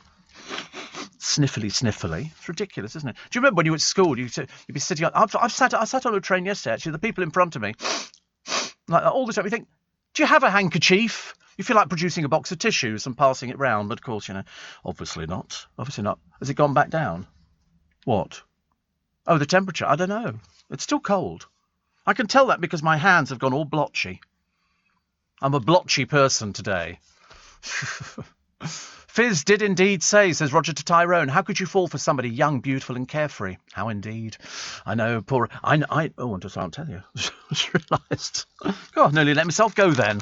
Started telling you things which were in trust. Oh, look, Jess Wright. Good God, she's not still around, is she? But as influencers dashed to Dubai with glamorous selfies, debate raged back in the UK over whether their work trips were necessary. Of course they weren't. Of course they weren't. I mean, Jess Wright, I don't know what she does. Nobody's got any idea at all. 6 family members contracted coronavirus, and she says, I was lucky to get to Dubai in October before the second lockdown. Through doing what, dear? Have you done a day's work?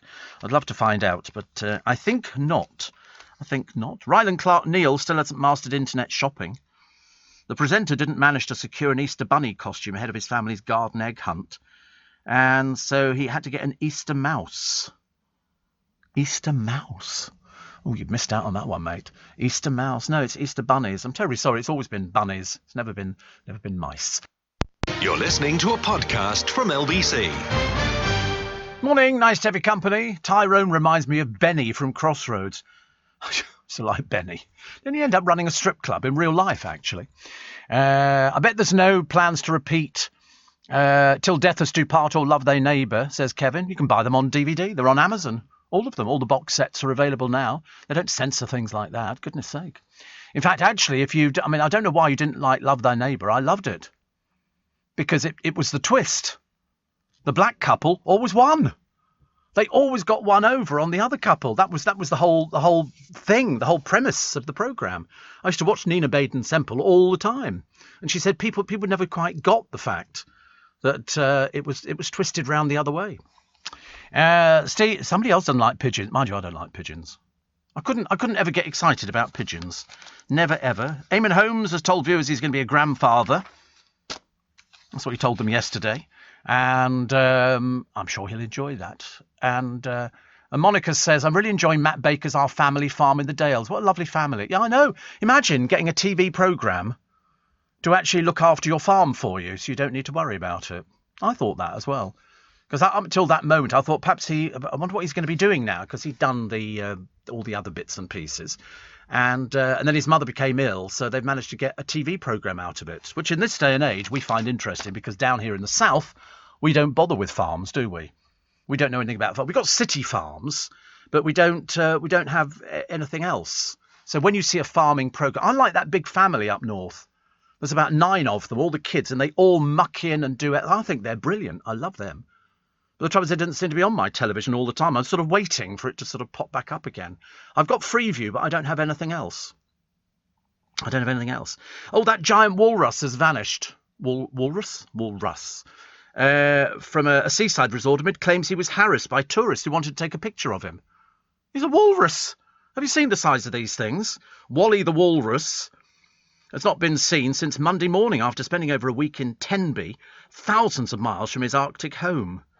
I never imagined that walruses swim, but of course they have to get from A to B. But I've often thought to myself, people getting within a couple of metres of him, you don't mess around with these things. We've seen polar bears try and attack them, and they didn't fare too well at all.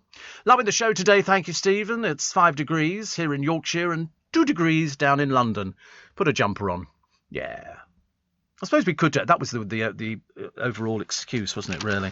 Which was, my mother used to say, if you're cold, put a jumper on. If you're cold, put a coat on. If you're cold, put a hat on and a scarf and everything, because it's freezing. You lose most of your heat out of your head. The singer on how he stops fame going to his head. This is Russell Watson. I love Russell Watson. I think he's fab. They're going to make a film about him, about his life, because he was very, very ill, and his wife Louise, and he says, I get shivers thinking about performing. I'm the same, actually. Steve, a Yorkshire farm back on Tuesday next week, 13th on Channel 5. It's a brilliant show. Have your Nike trainers turned up? They have. I haven't worn them yet. You know why?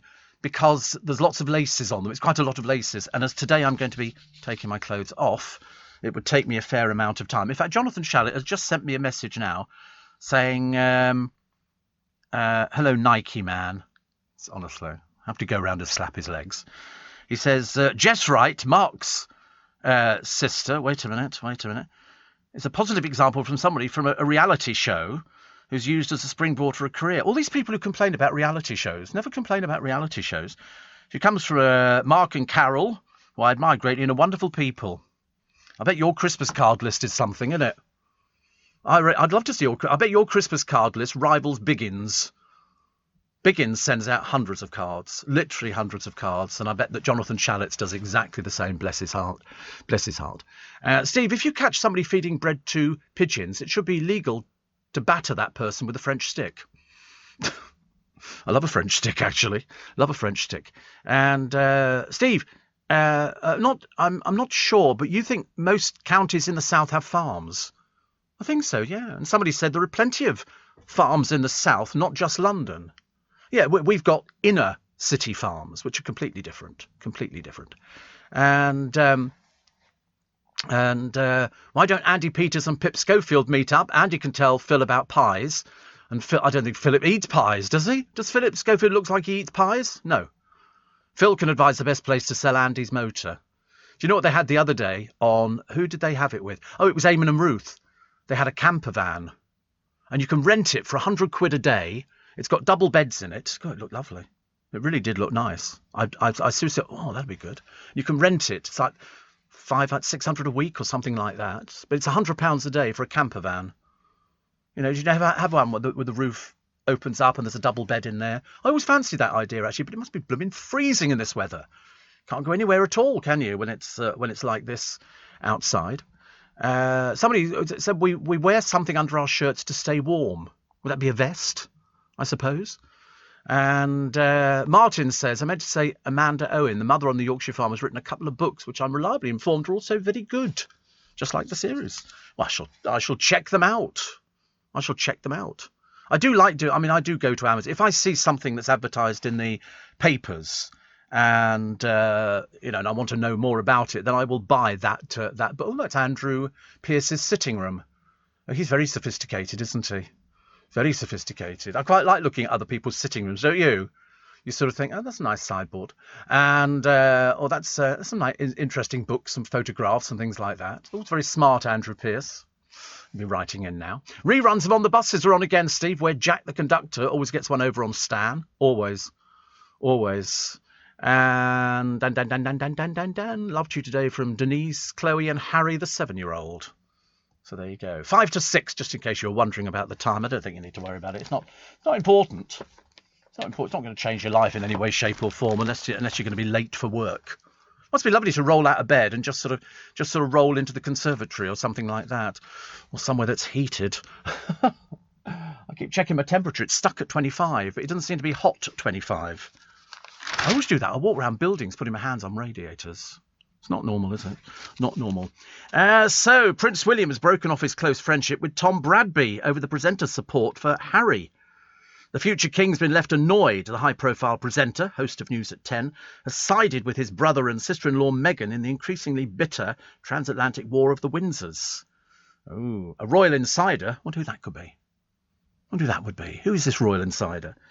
They told the Mail Online, the friendship between William and Tom is very much over.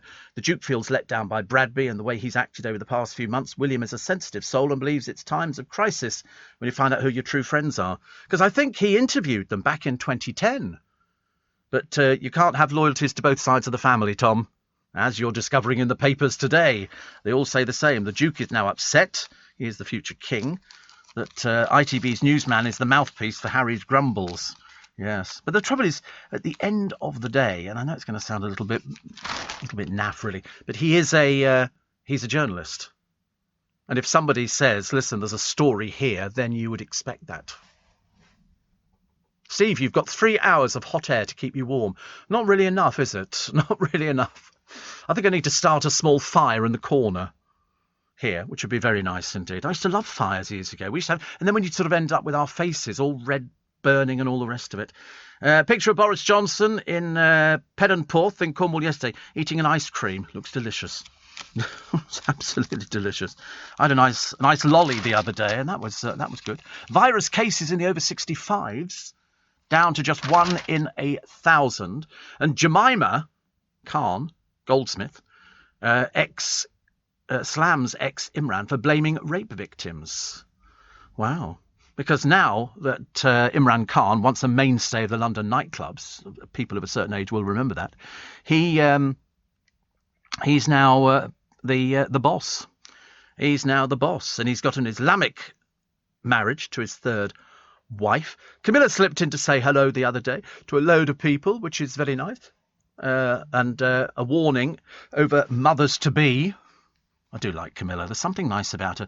The royals are never friends with journalists, says Jonathan Shallow. He's absolutely right. But the trouble is they don't know that. They use journalists as they need. If Tom thinks Prince William was a real friend, then naive. Yeah. I mean, put it this way, Jonathan, do you not reckon he'll be sort of cursing that day that he made a big mistake on that one? You can't be friends with both of them, not at this precise moment. And my brother says, hope it all goes well today. Me too. Oh, God, me too. Definitely. Nice 5 degrees here in Sittingbourne and a cool 2 degrees in my trailer as I set off for Bradford and Doncaster with 12 tons of strawberries, says Phil. Are we strawberry season? We can't be strawberry season, can we? And Steve, I went downstairs to make a coffee to warm me up, came back up to bed with a cup of soup instead. Oh, you can't beat a cup of soup, can you? Ooh. And Paul says, you, Corey and Luke should do a show similar to Loose Women. Yeah, that's what we just call it, Poetry Hour. That'd be a fairly popular one to do, wouldn't it, actually? And Sue of the Kennedys says, hope all goes well at the hospital today and you finally get some answers. I'm blooming well better. Blooming well better. I don't want to go through another day of this, thank you very much indeed. Might have to put my coat on in a minute. Perhaps I'll wear a vest tomorrow. I never wear vests. I always think it's a bit mamby-pamby, but the boys do, so perhaps I'll have to. You're listening to a podcast from LBC. Morning. Nice to be company. It's Steve Allen's early breakfast. Steve. Oh, just lost it. Where's it gone today? Somebody's in City Mall. Coffee. That's right. As a friend to both William and Harry, Tom Bradby should have known not to get between family. I know. Don't ever assume that, that royal family members treat you as a friend. You're not. You're not. They don't. It's like, how can I explain this to you?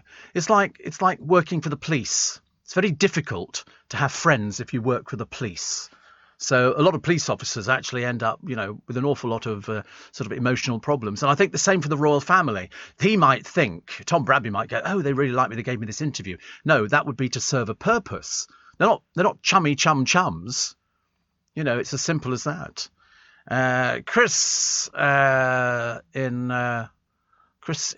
Brighton says van trainers. I've got loads of vans at home, actually.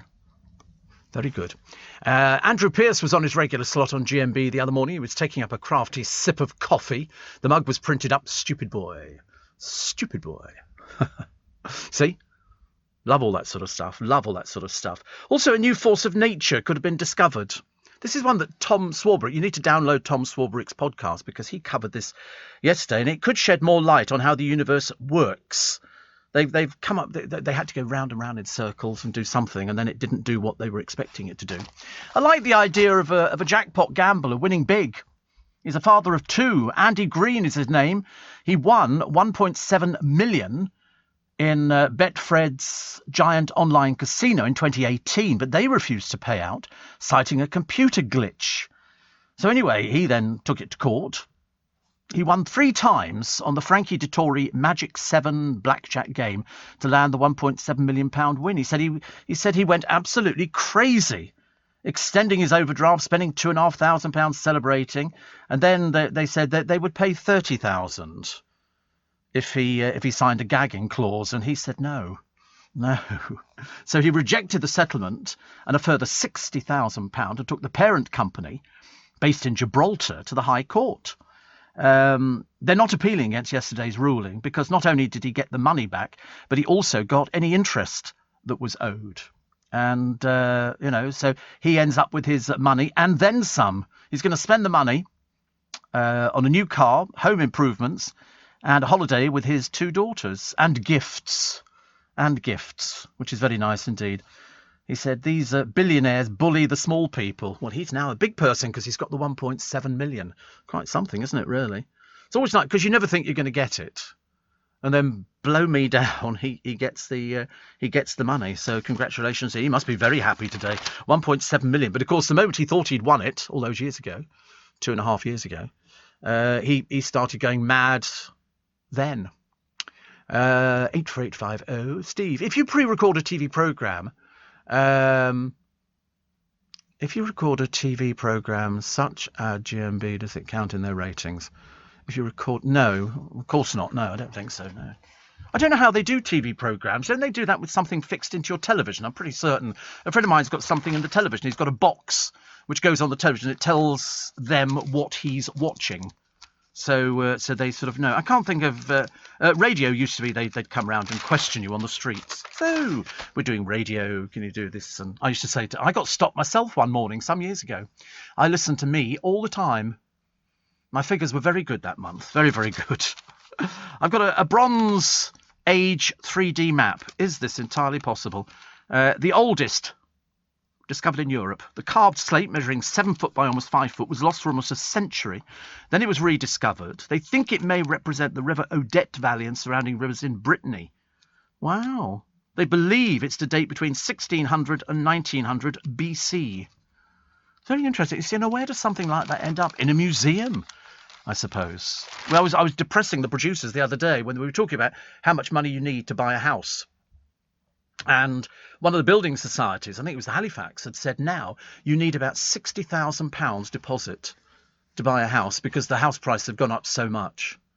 How on earth? That's why we laughed the other day when Jordan was saying, oh, she's looking around for a 9-bedroom house. And I'm thinking, with what money, dear? With what money would you be doing this with? I don't think if you're a bankrupt, can you get a mortgage? I'm not sure whether you can. I would think you have to wait probably a suitable length of time. You can't just start sort of leaping out of frying pan into fire, as it is. Steve would like my electric blanket. I'm just lying here listening to LBC's Snug as a Bug in a Rug. Oh, I love that. I used to love an electric blanket. Really did. Electric blankets were great. But the trouble is they never covered the whole bed. No, they covered the bit in the middle, so you had the warmest bottom going, but the rest of you was sort of was not sort of right at all. Are they dangerous? No, they used to be years ago. They used to be because it was electricity in your bed, and then they made them so because some people used to sweat, and of course the combination of sweating and the electric blanket. I don't think we had any fatalities, but that's what was sort of dangerous about it. But not now. No, you're better off with a hot water bottle. To be honest with you, a couple of hot water bottles, one on your tummy and one on your feet. Because after a while, if you have a duvet, that's actually quite nice, and that sort of makes you feel a little bit better, doesn't it? You can sort of, because your feet cold in bed is the worst thing is your feet cold in bed. Socks, bed socks, much better. So here it is, fashionistas, all of you. It's a new plane-shaped handbag made by Louis Vuitton. It's their latest offering. I have to be honest, I've never seen anything so stupid in my entire life, but somebody's going to like it somewhere. Somebody said you could buy an actual plane for less. This one here sells for £28,000. So it'll be a fair few flights with a price tag of £28,000 for a handbag. Look, I mean, somebody somewhere, you see, will want to buy it so that they can be seen walking down the road because we'll be going, oh, it's unusual. It's a handbag shaped like an aeroplane. Uh-oh, Louis Vuitton. And so you will then know, and you'll be going, oh, I know exactly how much that is. And that's the ego. That is the ego for them. Ghislaine Maxwell is to blame for filthy jail conditions as she doesn't flush her cell lavatory, the prosecutors have said the other day. She seems to have been in there for ages. She's woken up every 15 minutes. It was like when I was in hospital having my stents done. I wanted to go to sleep. And they didn't want me to go to sleep. They wanted me to stay awake. So I had to sort of stay awake, which was right pain. Just when you thought, oh, I'm terrific. Stephen, what? Don't go to sleep. You think, oh, please just let me go to sleep. By the time that tea trolley came around first thing in the morning, you wouldn't have found a better person. You wouldn't have found a better person who was qualified to drink a cup of tea. And then I had some lunch, and I can't remember what it was. It might have been stew. And it was, as in I stew you in the name of the law. It was very nice. Very, very nice. Vivienne Westwood, clearly sticking to her environmentalist beliefs. She was cycling the other day. She's 80. She's 80. She made her name in the 70s as the doyen of punk chic. She and Malcolm McLaren run the boutique Sex in the King's Road. He then recruited Johnny Rotten, Sid Vicious, and they earned their notoriety with their antics. But she's going to be played, because the couple split in 1980. Dame Vivienne went on to become one of the world's leading designers, although I do remember seeing her on the television actually once, and somebody laughed at the clothes she was bringing on because they just looked so bizarre. And she said, if they're going to laugh, I'm not going to bring anybody else on. Patricia Arquette celebrates a birthday today. 53. And also born on this day in 1892, Mary Pickford. Mary Pickford. The silent film star nicknamed America's Sweetheart, even though she was born in Canada, she had little time for talkies, insisting adding sound to movies would be like putting lipstick on the Venus de Milo. She was 40 years into her career before she made a TV appearance, presenting an award to Cecil B. DeMille at the first televised Oscars. Wow. Mary Pickford. I wonder where she's buried. We found, a friend of mine found Jeremy Beadle's grave the other day up at Highgate Cemetery. He sent me a picture. Which I thought was lovely. Also in 1838, Isambard Kingdom Brunel's SS Great Britain left Bristol for her maiden voyage to New York. And in 1995, Take That went to #1 with their biggest selling single, Back for Good.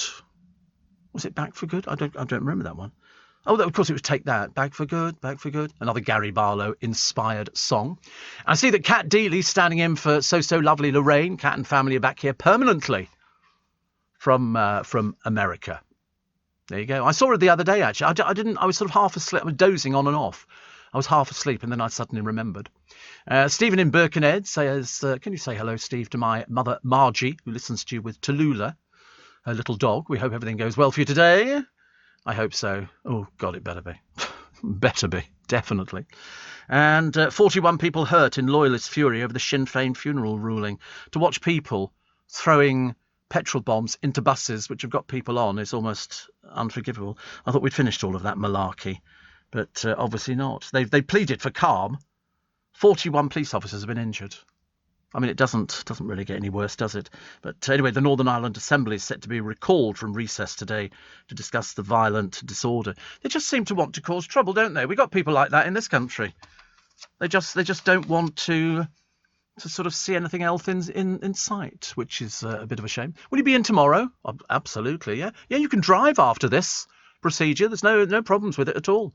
I mean, I'm not going to be allowed to drive a double-decker bus, put it that way, but I'm allowed to drive. And he'd only been in command of a warship for a few days, but Lieutenant Commander Simon Reeves Minehunter now has a hole in its hull after his first attempt to dock it in the dark ended in a collision. £100,000. HMS Chiddingford was reportedly torn open as the crew tried to squeeze it into a spot next to another Minehunter, only to collide with it twice.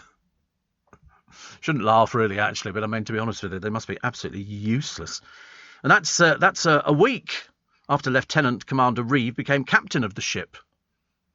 So he's not done very well, has he? I wonder if he has to pay for it, or perhaps it's insured. It's 700 tons. It'll now be out of commission for months, while its plastic hull is fixed. A plastic hull. You're listening to a podcast from LBC. Morning. I hope you're well this morning. It's another freezing cold day. So cold outside. Mind you, I shouldn't complain, because probably if we actually go up to Scotland, it's going to be even colder up there. Steve, wishing you all the best with your procedure. You've been in the wars, as my nan would say. The wars. They used to say that, didn't they? They used to say, oh, the wars. And greetings from Ireland. Christine, how are you? She says, I absolutely love the cold. I have done so all my life. Isn't that funny? I mean, to be honest with you, actually, I mean, I didn't really mind it being a bit cold because you can always warm up.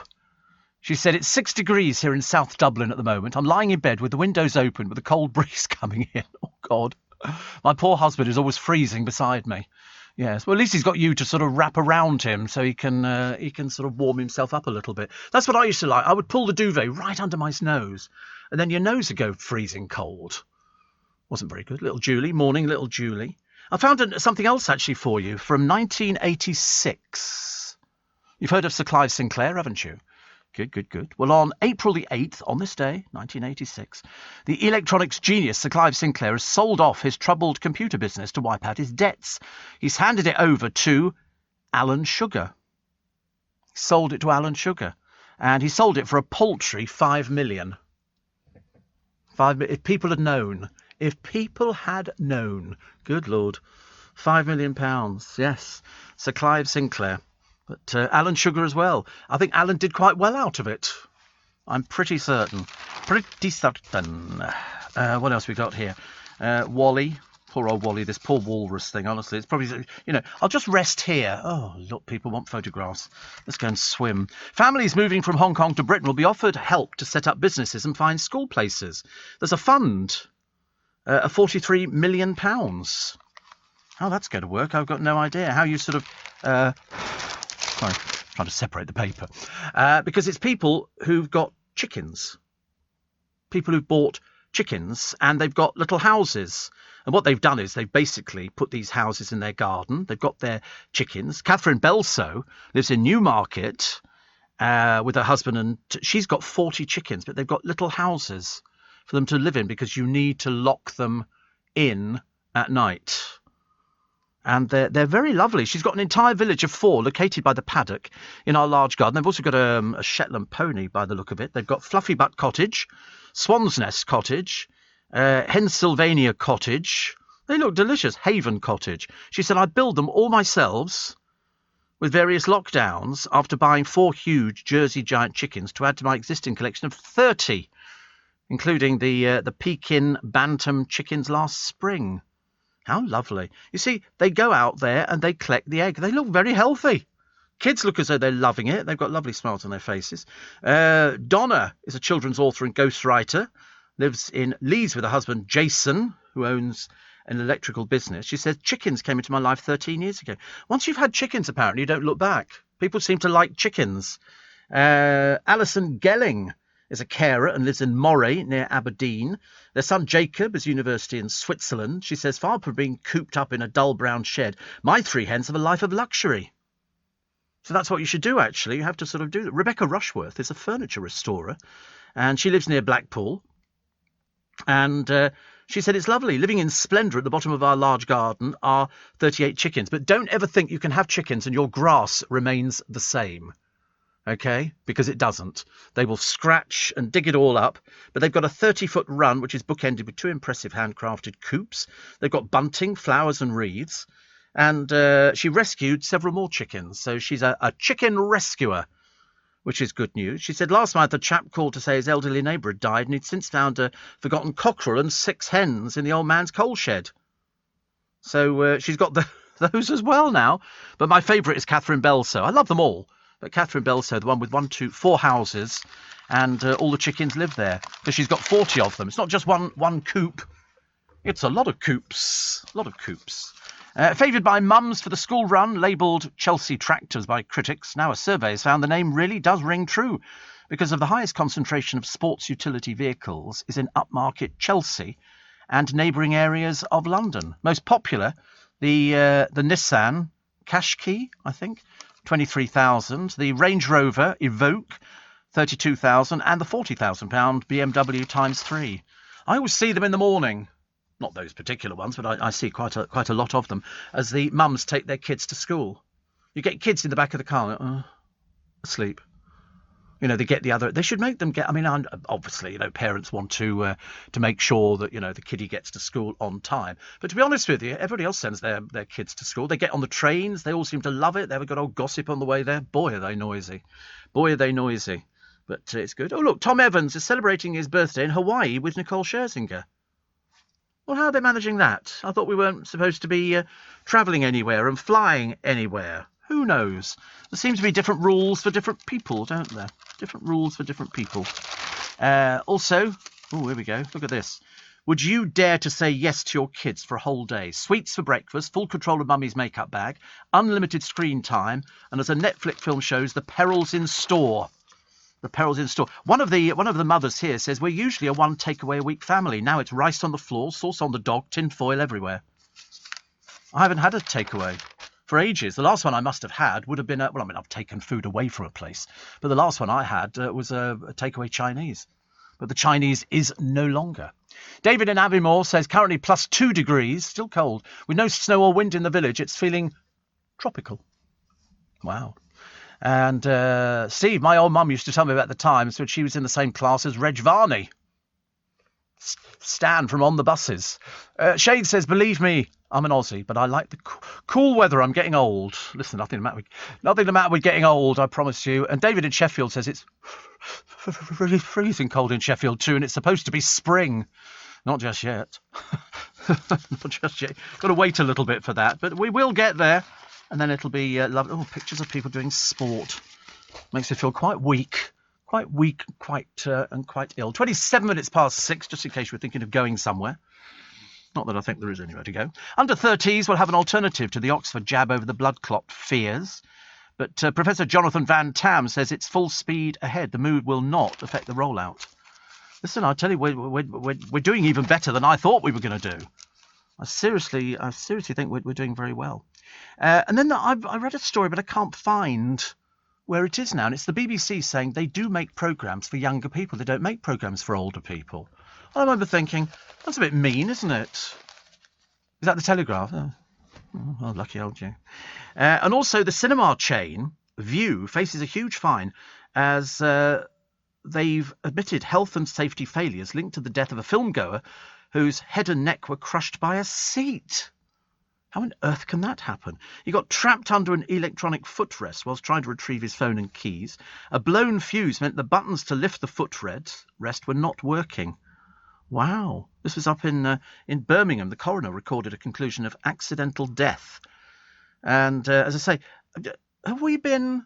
I can't remember if we've been on electronic seats next door.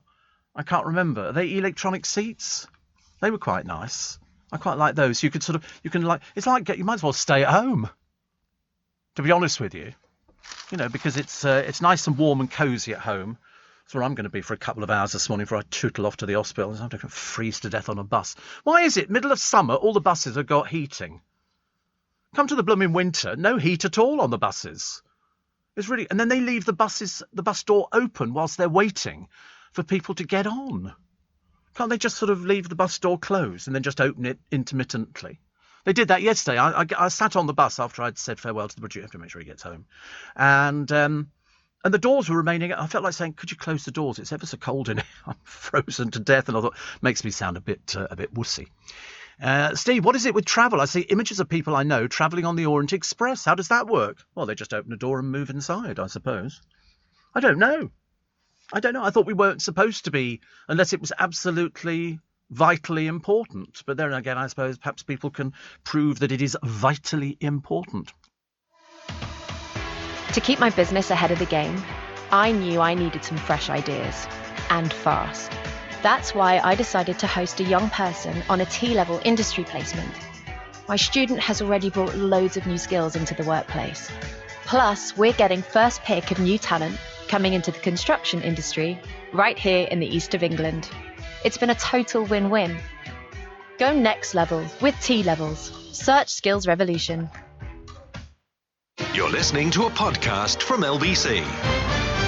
Do you think Tom Bradbury's going to be walking into ITN today and they're all going to be going, oh, you're down a friend, aren't you? You'll be going, no, it's okay. It's okay. And we're all going to be going, no, I don't think so. Somebody says, did I just hear you say you got on a bus? Yes, I was driving it. I'm now a part-time bus driver. Kim says, I know you'll be a brave soldier during a procedure. Don't have much choice, do I really? And the electric cinema on Portobello Road, Steve, wonderful, but so comfortable. You fall asleep in the middle of a film, got elbowed by my partner for snoring. Oh, I've done that. I went with Charlie Girling once. I fell asleep. Because the preview cinemas that you go to have only got like 40 seats in them. And they're big, comfy armchairs. And the temperature drops. And does the temperature drop? Whatever it did. And I remember thinking, I'm going under. I just went to sleep. It was lovely. There's something nice about going to sleep in a cinema. I know you shouldn't do it. It's like going to sleep on holiday or going to sleep on a train or going to sleep on a bus. My former producer, Chris, he used to go to sleep on the train. On the bus. He was the only one I knew. As the bus would drive away, I'd go, see ya. He'd have gone already. I don't know how long it took him to get home, for about an hour, I suppose, or something like that. But he was great guns at going to sleep. Steve, we've got 4 chickens now. Got them in September last year. Lovely eggs. Their names are Doris, Camilla, Luna and Jeff. Don't ask, says Ian. 4 chickens. How many eggs do they produce then? How many eggs would you expect 4 chickens to produce? Because I think that's quite a nice thing. I mean, if you enjoy eating, I'm not particularly an egg eater, but you could always sort of sell them to people, couldn't you? If you've got next door neighbours who want to buy some fresh farm eggs, I suppose. But I'm assuming a chicken would lay, what, a couple a day or something like that, would it be? Sorry? 6 a day? So the chicken must be exhausted. No time for going outside and eating, would they? Just going, there you go. A hen can... Oh, you're useless, you are. A hen can only lay 1 egg a day and will have some days when it doesn't lay an egg at all. The reason for the laying schedule relates to the hen's reproductive system. A hen's body begins forming an egg shortly after the previous egg is laid, and it takes 26 hours for an egg to form fully. You're rubbish. 6 eggs. This chicken would be exhausted. This chicken would go, no more eggs, no more eggs. Come on, go on, another egg. Go on, push out another one. I don't mind watching people collecting eggs. I'm quite good at they do them on this farm with these kids. They go around and collect eggs. They love doing it. It's good because that's what they're used to doing, which is good, which is very nice indeed. Here's a picture of Boris, hundreds of miles away from Downing Street, on a trip to Cornwall. And what else we got? Ted Brown's 50-year fight against homophobia, Pride in Britain. This is in The Guardian for today. And Tiger Woods was driving at speeds of up to 87 miles an hour in a 45-mile-an-hour zone when he was involved in this serious car crash. I mean, how he survived, God alone knows. Seriously, very, very dangerous, but he survived. Whether or not there's going to be repercussions. Hundreds of Deliveroo drivers stage a protest over conditions. I don't get people delivering on bicycles, especially if you live a couple of miles away. 200 of them joined a demonstration in London riding their bicycles and mopeds from the Deliveroo headquarters in central London. And similar protests were held in Reading, Sheffield, Wolverhampton and York. Ahmed, one of the couriers protesting, says he wanted riders to get better pay and safety measures. Well, you would, wouldn't you? But, to be honest with you, I think it's a bit better. Kerry has worked part-time for Deliveroo for 6 years and earned just over £9 an hour. So if you're doing a 40-hour week, not very much money, is it really? Not very much money at all. But Deliveroo floated on the London Stock Exchange last week. Some 70,000 small investors bought up to £1,000 worth of shares. However, trading was only open to large institutions until yesterday. They were sold, the shares, at £3.90, but lost 26% of their value on the first day after many city investors criticised the company's structure and its treatment of workers. I've never really wanted somebody to deliver my stuff on a bicycle, thank you. If they're going to deliver it a little bit faster than a bicycle, like I don't know what. Perhaps a drone. Perhaps we could have stuff delivered by drone. That'd be quite a nice idea. Plus. Oh, look, load of people in hospital. Where is this? Oh, it's Brazil, in Sao Paulo. They had a record 4,195 deaths on Tuesday. 4,000. My goodness me. And there's all these people lying in their hospital beds. They don't look at all well. Well, they're not. They've got COVID, which is not so. And we don't want it back, thank you very much indeed. We really don't. So we've got to be careful. We've got to be, even to the point of rudeness to people, I think. Hence, seeing the police officers the other day when they were telling that couple, put your masks on. Somebody just say, oh, I can't put my mask on because I'm asthmatic. You think, no, you can get a mask which suits you fine. So don't make excuses, please. We just want to save ourselves, which I'm sure we will. So the Queen, and do you know, I can't believe she's got 39 acres. I know somebody said to me years ago, they said that Buckingham Palace's garden is the biggest private garden in London. And you can imagine, being the Queen's, it is absolutely sensational. I think they made a big mistake letting the public in. Definitely big mistake. They're going to ruin it. Absolutely ruin it. Boris says we should consider vaccine passports to help reopen the economy. Yeah, okay. Pubs are all out for al fresco, which is okay, because it doesn't bother me. I mean, I couldn't care less if I go to a pub or I don't go to a pub. I'm really not bothered. I'm more worried about going to restaurants, but I don't want to go to a pub. I can live without that, definitely. A police chief is quitting his role in the wake of the Bristol riots. Andy Marsh is going to step down as Chief Constable of the Avon and Somerset Force when his contract ends in July. He said it was a difficult decision, but that it was time for a new challenge. So they don't last 5 minutes, do they, police officers now? But violence broke out on March 21st when around 500 protesters marched on a Bristol police station, setting fire to force vehicles and vandalising the area. Peasants. Sorry, absolute peasants. Also, anger over seedy men spoiling a naturist beach. Apparently, campaigners at the UK's oldest naturist beach, Nudes, say obscene behaviour from men is ruining the nudist haven. Now they want stricter rules on the small section of Brighton Beach. Bella Kirkus from East Brighton said she'd witnessed incidents of women being photographed without their consent and men acting indecently. She said, I used to just leave the beach, but that's outrageous. Women should never have to be vigilant in a public place. Campaigners have asked the city councillors to transform the male-dominated naturist beach, and Brighton and Hove have said they will look at the issue. Well, don't think about it. Look at it. Look at it properly, because people are being very upset. There is a nudist beach, and it tells you... I mean, you have to walk over the actual shingle to actually see anything.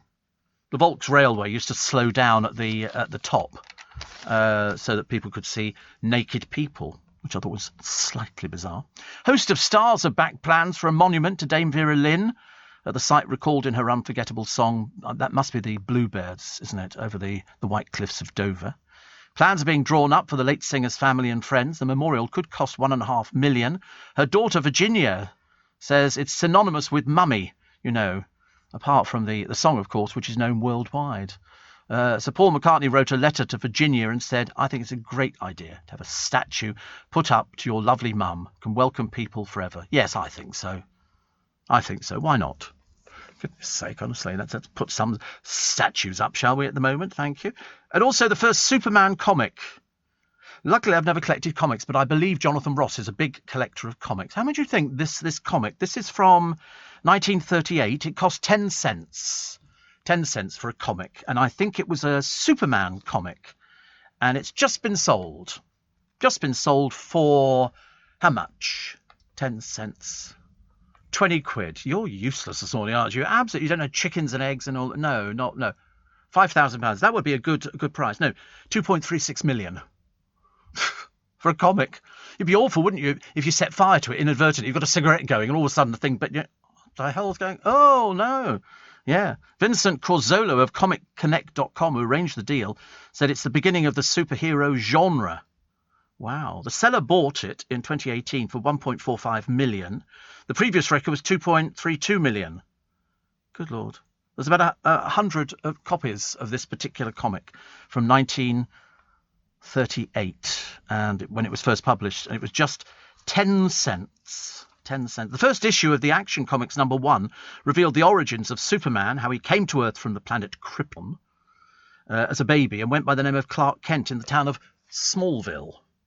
So I don't know anything about these things. I mean, I've heard of Smallville, but I never got into reading comics. I never thought comics were that exciting. The only time I used to read the comics is for the adverts in there, to get the X-ray specs and all these other little magic tricks and things like that you would see in there. But the X-ray specs I always wanted. You put these on and you could see right through people's clothing.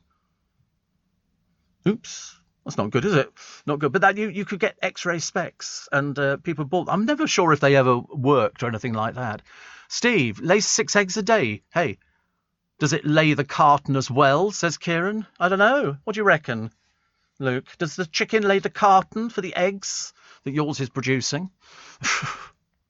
Fayaz says, I've just hatched 8 out of 10 quails I bought from eBay. Wow, that's good, isn't it? And Steve, looking forward to having you back with us safe and well. You've been my constant companion in the morning through thick and thin, says Lara. Well, let's do it through thin, shall we, tomorrow? I'm hoping that by the time we get tomorrow, I might start, looking on the bright side. Oh, it sounds like a song, doesn't it? Definitely. Steve, thinking of you today. Hope the hospital is warm. Uniqlo sell nice, soft, heat tech T-shirts to wear under shirts and drum. I think I'm taking everything off. I think it's a naked kind of thing. Wipe that smile off your face, Luke. It's not funny, because I've nominated you for next week. Ghastly, isn't it? Honestly. I suppose you just have to... It's one of those things. Somebody said to me, how do you feel about that? I said, well, listen, they look at naked people every single day. I'll just be another unattractive body to look at. I can't think of any other reason why you'd sort of want to go ahead with it. You're listening to a podcast from LBC. Morning, every nice every company. Welcome to Thursday. Welcome to the 8th of April. Welcome to 10 to 7. I know you couldn't work out what the time was. For some reason, for a brief moment, it looked like 8, and I thought, good Lord, I've overstayed my welcome.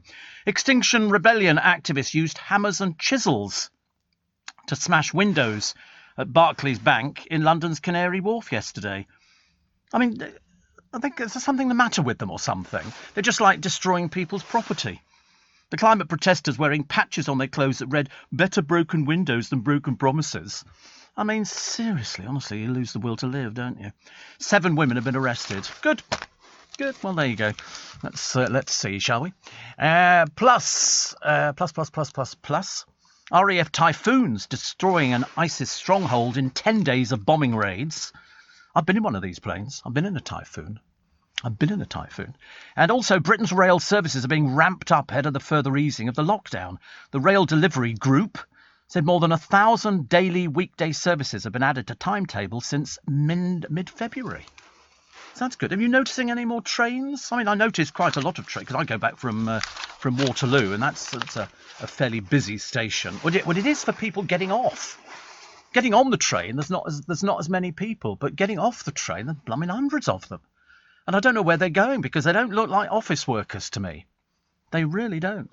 The National back with a grand bid to honour the brilliant NHS. And they think people are going to wager up to £250 million. We'll all have a little go, won't we, really? It's a welcome return in its 180-year history. So Saturday's 4-mile, 30-fence Randox Grand National starts at 5:15. All eyes on the favourite Cloth Cap, trained by John Joe O'Neill. So, of course, everybody's going to put loads of money on that, and the odds are just going to drop, which is not so good. So I shall avoid that and go for something else, because it's always the way I've fallen for that bit before. You know, they say the favourite is this, and this is what all the money's going to go on, and you think, no, I'll go for something else. And then blow me down. Sometimes the other thing comes in, because otherwise there's no money to be made. Got to make a little bit of money, haven't we? So Russell Watson, in all the papers today, they're going to make, I think they're going to make a life film about him. And why not? Why not? He's survived goodness knows what. I mean, really has survived an awful lot, actually.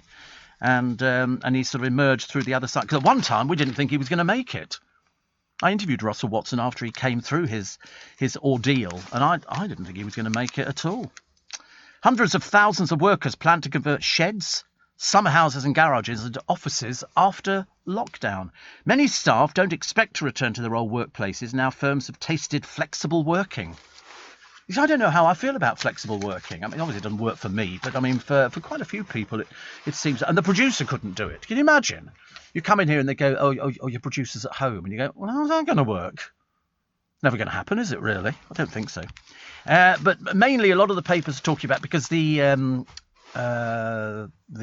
cheeky girls and all these other groups who came from these programmes obviously appearing not to be very happy, including Jedward and Little Mix and everything else. It's because they all want to do their own thing, and somebody will say to them, well, actually, listen, you should do this because then you can have a hit with it. That's why Westlife had hit after hit after hit after hit, because they didn't pick them. It was an awful lot easier not to pick them. They just got paid for performing. So it took away all the pressure. How it worked with Little Mix, I don't know. I really don't know. The Spice Girls apparently managed to get a hand in the writing of all their songs. I didn't understand how that one worked. You might have just... It's like Robbie Williams wrote "And Down the Waterfall" for Angels. That was his line. And so for that, he gets royalties, which is fine. But that's what you've got to have. And all the experts have said, listen, stop moaning about it. You've had, a bit of a nice career where, people have booked you for different things. All right, you might not have made all the millions you thought you were going to make, but it doesn't come down to that. Doesn't it come down to doing something that you want to do, that you enjoy doing and that you're particularly good at doing, and then somebody at the end of the day gives you some money? That's supposed to be the nice feeling about it. But unfortunately, it comes down to greed, because they see people... like the Kardashian girl with $1 billion. And they go, why haven't I got $1 billion? You go, well, because you're not her. Everybody's different. Some people make money. Some people don't make money. So the Female Billionaires Club is inside the Telegraph for you today, so you can go through there and depress yourself thoroughly. Plus, Myanmar's embassy in London was stormed and seized by allies. The ambassador's been kicked out. He was there 1 minute. Now they've got police on the front door, our police. And... he's a former military colonel. He expressed his opposition to the coup in February, and they've decided you're not going back in the embassy. So there's loads of staff. All the staff were dismissed. I don't even know where the Myanmar embassy is, actually, in London. But I just know it's in London. Could be anywhere, actually. I wouldn't even be looking for it. But it'll be the one with the police on the door. Oh, wait a minute. They've all got police on the door. Steve, I had to get a train last week. Coming from Charing Cross. It was very busy, full of building site workers with their big dirty boots all over the seats. Hated it. Even though they actually put signs up, don't they, saying, please do not put your feet on the seats. Still people put their feet on the seats. Perhaps they don't understand. But I hope that they do, because I don't want to sit on the seat. I mean, you get people late at night on the buses doing it. I get a bus that goes past me and blow me down. There'll be somebody there with feet up on the seats, as if it was sort of some bed that he was taking part in. So Paddy McGuinness might consider a hair transplant. Don't, Paddy. Please don't. You don't need the hair transplant. It worked for Jimmy Carr. He said it's unbelievable. His hair looks like an otter's pelt. Yeah, but does it come off? Does it stay on? I mean, there's all sorts of issues. And how much does it cost? He says, I've known a few lads who have a good set of hair and work in the business. I won't say names, and was surprised they've had a hair transplant. Yeah, but your hair looks all right to me, actually. I don't know why people get panicky here. They go, oh, I think I better go and get some hair. And you think, no, you look great. Because now, the moment you've had it, you shouldn't have actually said anything. You should have just sort of done a David Beckham type thing, or a Joe Swash thing, and not mention anything about it, because that way then nobody sort of is strangely drawn to it. Because otherwise people get very funny about hair transplants, don't they? Really very funny. There's 2 pages in the Sun today on the Cowell Star slamming culture on TV's biggest pop show. But he made them what they were. You'd think that they'd be great. I know he made money out of it. You think they'd be grateful. Rod Liddell talking about The Apprentice star Louisa Zisman. She had her animal companion, it's a horse, stuffed by a taxidermist, and then burst into tears when she saw it. Very odd. I mean, it's not a hamster or budgie. It's an enormous white horse called Madrona. God knows what that cost. The Victorians were very big into taxidermy. You'd always go into a Victorian house and see, glass bottles with birds inside or chipmunks. And there's a very famous museum that's got loads of taxidermy there, little kittens, little rabbits, little mice, things like that, because people liked it. But I don't know why the Victorians, out of all people, seem to like it. But I don't think you could ever go into a Victorian house and not see a bit of taxidermy. I've put a few people forward for it, let me tell you. And so Eamonn Holmes is going to be a granddad, which he revealed yesterday. I mean, to put it this way, they couldn't have got better publicity for it. He trailed it before the break, and then they trailed it after the break, and then he did it, which I thought was quite good. Oh, I got to go. Just realised, honestly, goodness sake, where does the time go? Morning, everybody. Welcome to Friday, the 9th of April. They're not really going to be queuing outside pubs, are they? I can't believe that. He was quite serious, though, when Darren said, he thinks people will be. Queues down. I mean, at the moment we get queues for the fish shop in Twickenham, we get queues for the greengrocer, we get queues for the butcher, we get queues for M&S, we get queues for Waitrose, but I've never seen a queue for a pub in my life. It should be interesting, shouldn't it? Anyway, on the programme this morning, Blue Peter criticised by the farmers, the Red Len ally who backs the wealth tax is a property millionaire. Nothing worse than an out-and-out hypocrite. Jan Moyer says in her column today, it's tough being the X Factor, but that's showbiz. That's the way it goes, I'm afraid. Some people make it, some people don't. Some people make a fortune, some people make nothing. Who's going to win the Grand National? I'm predicting it's a horse. I'm going for a horse now, but I've got no idea which one. The Archbishop says being a royal is like life without parole. And over in America, 9 times the cops have been called out to Harry's place. Honestly, they really are milking every minute of it, aren't they? Also, good news, Derek Draper is home. And sun worshippers, apparently if you get a tan, it helps with COVID. I can't do tanning. I absolutely cannot do tanning. Gareth Bale, I think he's a footballer, isn't he, or something like that. But anyway, he says aliens are real. He's seen them. He's seen aliens. That's the trouble, isn't it, with footballers, All they have to do is kick a ball about, then somebody asks them their opinion, and then it all goes a bit pear-shaped. Craig Revel Horwood hit the road for a new show, I think with Bruno Tonioli. And believe it or not, Gemma Collins is going to keep all her clothes for the future so they can go into a museum about her. You really are I mean, how old are you, dear? 3? Nobody's going to be doing a museum for you. Of course they're not. All the clothes that you buy, they're off the peg. There'll be hundreds and hundreds of them. There's, whole idea, you can understand sort of a museum dedicated to, I don't know, what if about 99% of people in show business wouldn't have a museum dedicated to them, and they're not that egotistical, or just ego. Morrison's are going to remove plastic bags from sale. They're going to sell you paper bags for 30p. The Americans have been using paper bags for years. We're sort of way down the line. And the stars reveal their favourite taste. Mars bars wrapped in bacon, all that kind of stuff. Makes me feel physically ill, I think. Plus, Vernon Kay is on the telly again. You can't get away from him because there's interviews in all the newspapers. It's funny, isn't it, really? Britain will continue to be a nation of takeaways. The reason being is that nobody can be bothered to cook. Who can be bothered to cook? You just pick up the telephone or you do an app and you just go, we'll order this and order that. I've never done one. It doesn't interest me in the slightest. It really doesn't. I always imagine it's going to be cold anyway by the time it actually gets to me. Priti Patel accused of failing to take dog theft seriously. Well, she doesn't take anything seriously, does she? Got loads of talk, but nothing concrete. I'm looking for something a bit more concrete. I'm looking for some action. We're waiting for those paedophiles from Rochdale to be deported. So, I mean, how long does it take? What do you have to do in this country to get kicked out of it? Maggie says, hope it all went okay at the hospital. Wasn't brilliant. Was not brilliant. You've booked a pub for Monday. You've not. 2 tables. Oh, God. Because actually, and Darren was talking about the swimming pools. You need to book a swimming pool. You can't just turn up. So you booked the pub for Monday.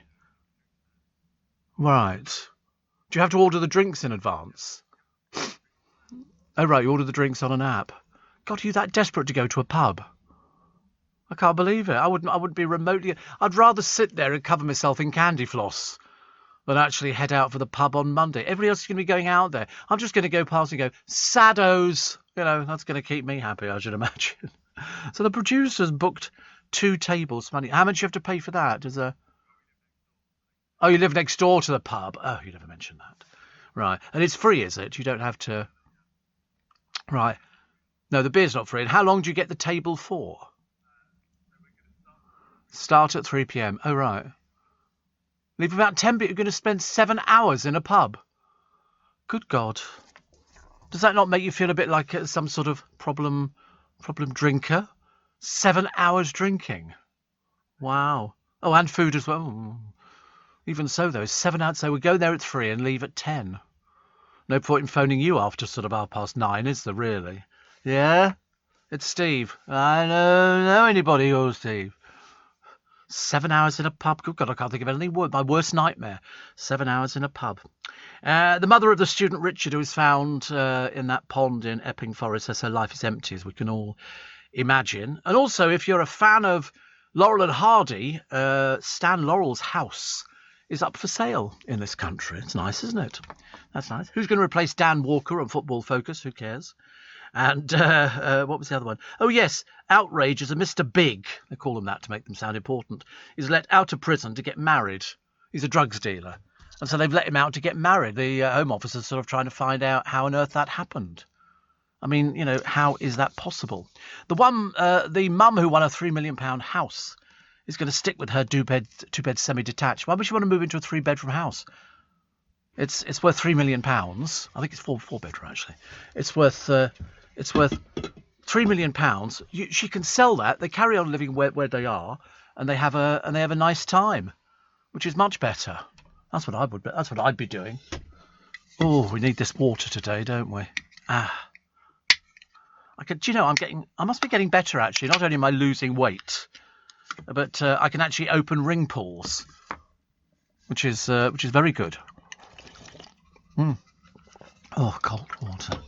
Something delicious. Do you know, honestly, you feel like sometimes, you know, when you have a glass of cold water in the morning, you feel like sort of lying down on a mountain hillside with a stream and just drink it. I don't know whether you could drink it or whether or not it's very bad. Cheryl Baker's giving away her huge 7-foot circular bed, and she's struggling, as indeed are many. She's still got a mortgage, she said, in my 60s, which obviously a lot of people don't have. No, I suspect, actually, Cheryl, you're wrong. I suspect a load of people do have mortgages well into their 60s. But it's a bit embarrassing, isn't it, really, that you have to sell. In fact, she's giving the bed away, I think. Also, the con man who has to pay for somebody who thought that he would get married to her. Got to cough up £36,000, which is good news, isn't it? I like the idea when people get caught out. And also, manual labourers don't get fit and healthy through work. I thought that's what they did. Mind you, they always look a bit unhealthy, don't they? You see people working on the roads. When do they look healthy? They don't look healthy at all. Martin says, have you booked the barbers yet? I don't need to book the barbers. My face is my ticket. And James O'Brien says he has a pub booked for Monday, the Beer Garden, says Chris. They're all doing it. Have you booked the Beer Garden, Corey? Have you booked a table? No. No. I can't drink anything. I'd be ill just even thinking about it. He's booked it for 7 hours on Monday, from 3 o'clock till 10 o'clock at night. What a lout. Whereas I just spend my time in hospitals. I'm going through phases at the moment. I don't know if it's because I can't taste my food. It's not can't taste the food. I just don't like any food at the moment. And I sat there and I said to Luke, I quickly won't forget. I said yesterday, I was sitting in the hospital waiting, and I thought, oh, you know when you think I'm going to be sick. So luckily I'm prepared for this now. I take a carrier bag with me, which has got a few little bits of pieces in, which I can always take items out, which is what I did. So just in case, you don't want to sit in a hospital corridor being sick. Although actually that's the best place that you would expect to find somebody who is going to be sick, in a hospital corridor. Nicholas says, have you got the results yet? Yes. They're not great. They're not great results. Not great results. And I might have to have a catheter fitted, which is because I'm not draining my bladder, which is slightly disturbing. And so consequently, we've got an infection. And they do the camera and stuff like that. I'm telling you, it's not pleasant. Wouldn't give it to anybody. Ian the Skip says, I'm also booked into the pub on Monday. What is it with people? Is everybody obsessed with the pub on Monday? You see, I'm not. I mean, I shall look out the window and go, oh, look, can I see anybody queuing outside the pub? 7 hours. How many of you are going? 4? 5? You've got 2 tables booked. Yeah, how many of you are going? 10 of you. Good Lord above. And so is it all in your name? Yeah. And you're having food as well? I can't believe it. I said Darren thought it was believable as well. The only thing I'll be doing on Saturday is the National. I shall go through that later on today. And then Sunday I should be in here. And then Monday, I couldn't care less about that. What time do they open? This one said, it opens at 3. Oh, right. They can open from midnight the night before. Good Lord, but not surprising. We're a nation of alcoholics. That's terrible. Open at midnight the night before. Wow. Do you go to the pub on a regular basis then? Are you a regular pub goer? Well, you live... Yeah, well, you live... I mean, I used to live over the road from a pub, but I still didn't go to it. In fact, I don't think I went to it ever. How many times a week would you go to the pub? Twice a week. Why do I not believe you? Twice a week you go to the pub. Do they know you in there? Do you walk in the door and they go, usual Luke? Do they say that? That's why people go to pubs, you see, because it makes them feel important. Makes them feel very important. Everybody's booked in. I can't believe how many people are booked into pubs. I'm quite disturbed by this. I'm definitely not going to be booked in. The only thing I'd be booked into would be an ice cream shop. If I thought I could enjoy the taste of ice cream, but I'm not enjoying that either at the moment, which is a little bit difficult, isn't it? If you're going to the zoo, we've got the advice of what to expect. Animals, I would have thought. And Biden ramps up the pressure over the Belfast riots. I don't think half the people, having seen these numpties who are throwing petrol bombs and everything else, I don't think even understand what this is all about. I don't think they've got the faintest idea. Not a clue. Plus, what was the other one that I quite liked, actually? Morrison. Oh, the footballer jailed for stalking. He's a ex-professional footballer. Stalked his ex-wife, girlfriend, and he's paid the price. He's paid the price.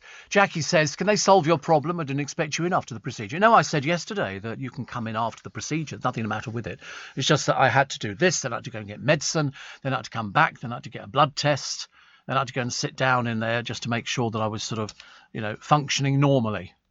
But at the moment, I feel slightly woozy, which they said some of the tablets would have an effect on. But it was, put its way, an experience.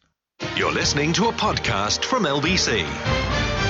I've suddenly realised, only because somebody mentioned it to me, they said, how are you going to place a bet on the National? All the betting shops are closed until Monday. And they're right, we've just checked. They're all closed. So in other words, presumably you'll have to sort of join up something online and then and do the betting. I don't want to do that. It means you have to give all your details over. Not wild about that at all. So all of a sudden they've got all your information if you want to go betting. I just like going into the betting shop. You thought the government could have made a bit of a concession, and then let us go and do betting in the betting shop. That's a bit of a worry. Jackie says you can get a ring pull gizmo that's very good. I can open them all. I haven't had any trouble opening ring pulls at all, which is very good. I'm very impressed, actually. Also, somebody else saying, how are you going to place this bet? Somebody said I had a stent in my kidney on Tuesday. Oh, really? Oh, I've only had them in my heart. And that was under local anaesthetic. In fact, I thought that they were all done under local anaesthetic. Steve, you must rest. It's horrific pain. Well, I didn't have stents. I've already had my stents put in years and years ago. Stacey Solomon's being very irritating. I knew she would be, as she was first time around. And she's got this sort of how to tidy your house up now. Is it as tedious as Anthea Turner? Oh, look, this is how you fold a towel. Why don't you sod off? It's a case of, I don't need to be told how to fold a towel. I'm very good at folding towels. I've done... It is patronising. It's almost as if, we don't know how to do it, and I'm going to tell you how to do it. And Stacey Solomon's got the same kind of thing going on. Go away. Why would Gareth Bale reveal he once had a close encounter with a UFO? He said he'd seen a mystery craft in a chat with Tottenham and Wales teammate Joe Roden. And he said, we had a long discussion. He said, I'm not going to say they don't exist, so I'll say not to cause an argument. I'm not against it or for it. So basically that means he's probably for it. Pushing him for a definitive answer. Bale said there's a lot of conspiracy theories. There's footage of UFOs out there. No, there's not. Honestly, what a load of old codswallop. Bale says there's definitely 100% aliens, 100%. There's been video footage released. Really? Have they sort of, waved at them and little faces have appeared at the window? You're mad as a broomstick, aren't you? But no, they definitely don't exist. And don't give me this old codswallop which people do every time they go, well, of course, the universe is huge. Why would they just appear to Gareth Bale? You don't think they'd be seen by just about everybody else? Of course they would be, definitely. Also, Australia was secretly sent 700,000 jab doses from Britain after the EU vetoed a vaccine shipment being sent down under. And Publey Jubbly, the boozers across England, just purely for our lot, are sort of putting up their umbrellas for Brew Monday. 15,000 pubs, 40% of the total, are dusting off taps and erecting tents. Presumably they'll have to clean the pub from top to bottom before they get to Monday. Marston's are opening 696 beer gardens, Wetherspoons 394 and Green King 442. Coors Brewery in Burton-on-Trent expect to make 53 million pints of Carling in time for Alfresco April. My God, it's a bit of an addiction, isn't it, this? I'm quite worried. I've noticed actually Luke's toned it down a little bit now. I don't want us to think that there's sort of maybe some problem going on with two of them sitting at a table and we live next door to a pub. Well, lucky old you. Have I ever drunk beer? No. I don't like the taste of it. No. I've never even drunk lager and lime. Lager and lemonade, nothing. Bitter? No. Whiskey? Hate the taste of. Guinness? No. Wouldn't touch it. Best bitter? Wouldn't touch it. Nothing I like. Even the special beers, which are sort of home brewing type thing. We have a shop near us, near Richmond, very near Richmond actually, and they do all these sort of special beers, Speckled Hen or something. I can't remember what they're called. They're called all these daft names. And I remember thinking then, I don't like that at all.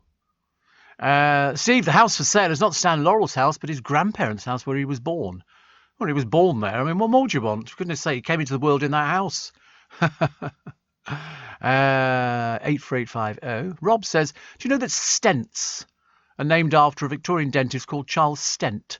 His grave's in Brompton Cemetery. He's listed in Wikipedia. Oh, well, I wouldn't believe that. Cops have been called to Meghan and Harry's mansion 9 times in as many months. They're obviously a bit sort of... pick up the phone. I heard a noise. Yes, that'll be the baby. Call the police. Get the police round here.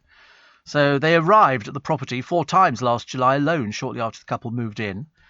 And so it goes on. Oh, they're paying for all of this. I'd like to see them paying for it. Makes me feel a little bit better. Khloe Kardashian said lifelong ridicule led to her demanding the removal from the web of an unedited picture of her. And the Crown star Emma Corrin appears to have come out as queer. This is the new terminology. Emma, who plays Princess Diana, revealed the news in an Instagram caption alongside a photo of herself wearing a wedding dress. She wrote, "Your favourite queer bride." Well, there you go. Doesn't make any difference now, though, does it? I mean, I don't think people sort of, go, "Oh, goodness me, I can't believe that." Steve, we'd be more interested if Stacey Solomon would enlighten us to what's going on Joe Swash's Barnet, says Roger. I agree with you. What is that stuck on his head? What is it? Please do tell us, because we're all fascinated. We're all fascinated by it. And so a lot of people saying, have you booked the barbers for Monday? Everybody, have you booked the barbers for Monday? No, you don't need to book the bar. You'd rather go to the pub. You booked the barbers yet? You're not booked it? Why are you not booked it yet? They'll be full up by now. I would have thought so, yeah. You just have to, I mean, unless you get your girlfriend to do it, just get a pair of clippers and just take it all off. I'll do it for you. Just take all your hair off, which would be good. And then, of course, as we go into the summer, then it'll all be nice, isn't it? You don't want long hair in the summer because you're going to be getting all hot and nasty. A Prodigy fan fined 9,000 for interrupting classes at a nearby primary school by reportedly playing the rave classic Firestarter. He was warned by the police and council about the pumping dance music, and he's bought new stuff. All his stuff was seized. He's obviously a bit of an idiot. His name is Ainsley Fernando. He's 48. A bit old for this kind of thing, isn't he, really? But anyway, they have regular excessive noise and noxious fumes emanating from the property. So he had his gear seized again, and he's warned he faces jail if there's another breach. He's obviously a bit thick. It's not his fault. He doesn't understand what the law means. They found an 8-foot python the other day. Nothing unusual in that. This one was just wandering around a farm. They don't know whether it was dumped there or whether it was born there or whether it just sort of crept in from somebody else. Either way, you find an 8-foot python on a farm. What does it eat? What does it eat? I've got no idea. Oh, very worrying. Morrison's has removed all plastic carrier bags. It said customers will instead be able to buy reusable paper bags for 30 pence each. They will save 3,200 tonnes of plastic every year. Which is good, isn't it, really, I suppose? I mean, the paper bags are very good, but not if you put liquid in. If you put liquid in, they're definitely not very good at all. But Morrison's boss, David Potts, says our customers are passionate about keeping plastic out of the environment. They look nicer, paper bags. Much, much nicer. I've always fancied paper. So where are we going to do our betting? I don't quite understand this. They're actually sort of offering you the opportunity to do it at work, where you can sort of cut out all the things like that. And then presumably you have to go onto the internet and you bet that way. I don't like the idea of that. That's not my sort of thing at all. Definitely not. Also, this is this former pro footballer I told you about a minute ago, Shane Bradley. He stalked his ex. He's an ex-England schoolboy striker. He left his ex in fear of her life. So they've sent him to prison for 2.5 years. Why don't people sort of, understand when a relationship's finished, a relationship's finished? It's as simple as that. Can't do anything about it, can you? And people are being urged to take photos of wildflowers and not uproot them after a lockdown spike in plant theft. Remember the other day, 8,000 bluebell plants were ripped out of the ground.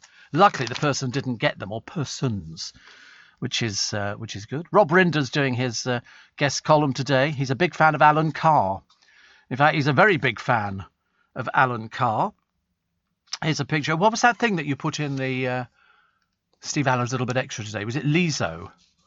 Was it Lizzo? Lizzo. She's huge. She's absolutely... There's a picture of her here showing half her bottom. But when I say showing it, it's literally on display.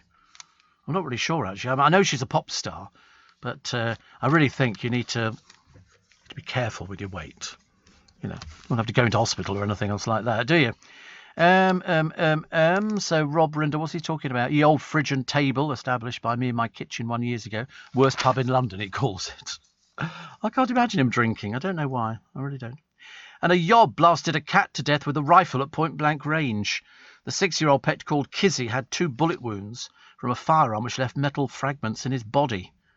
Which is not good, is it? Kizzy had been missing for 4 days and his distraught owners had put out a Facebook appeal. The RSPCA inspector, Kathleen Burris, said he would have suffered terribly. It's a deliberate and brutal... Well, I hope they find the person.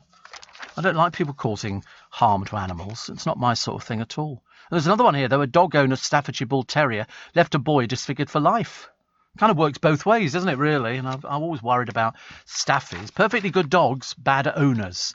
Bad owners.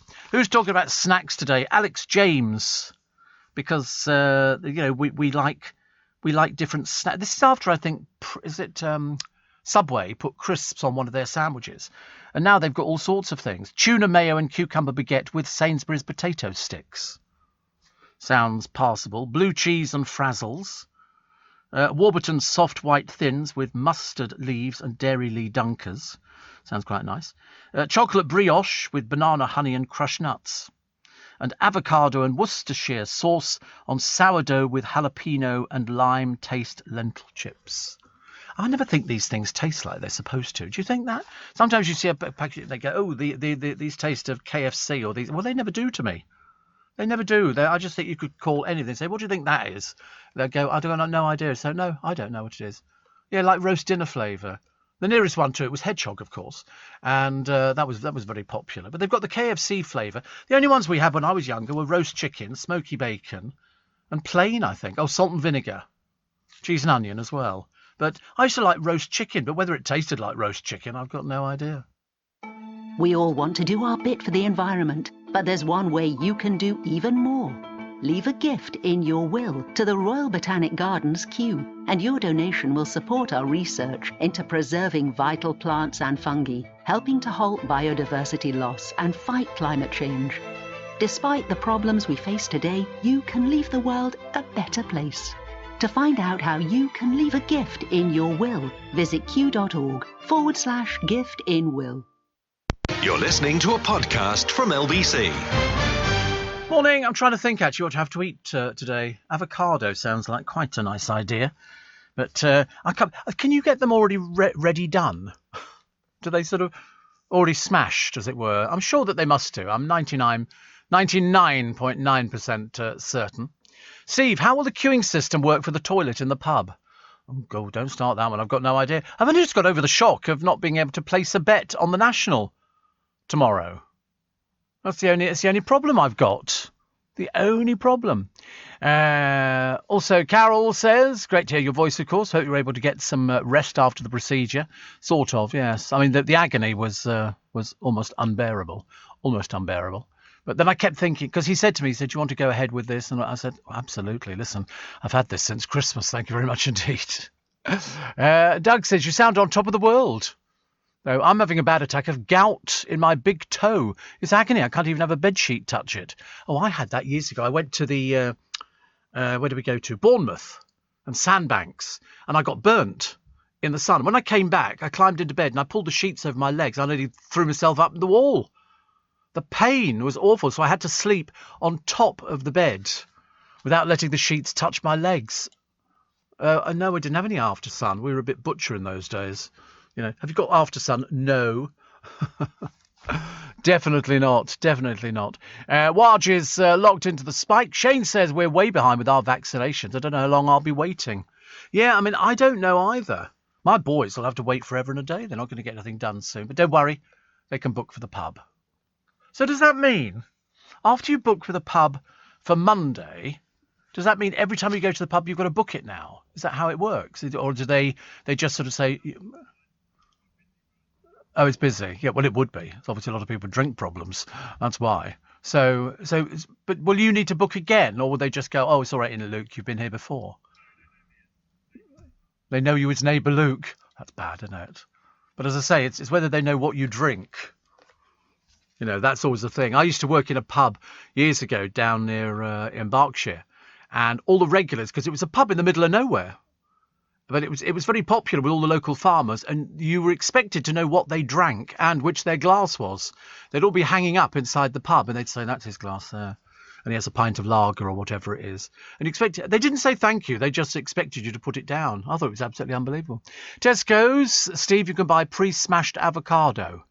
Oh, right. And Kim says, I'm sorry you're not happy with the result. You'll come through this. Well, we'll wait and see. Oh, there it is, smashed avocado with a touch of lime. Presumably that's to stop the colour going up. It's only £2. I'm not sure if I want it. I could have it with smoked salmon, couldn't I? But at this precise moment in time, I'm not even interested in smoked salmon. I'm not interested in anything at all. I've just gone off food. I could have it with mashed potato. That'd be quite nice. Or something else.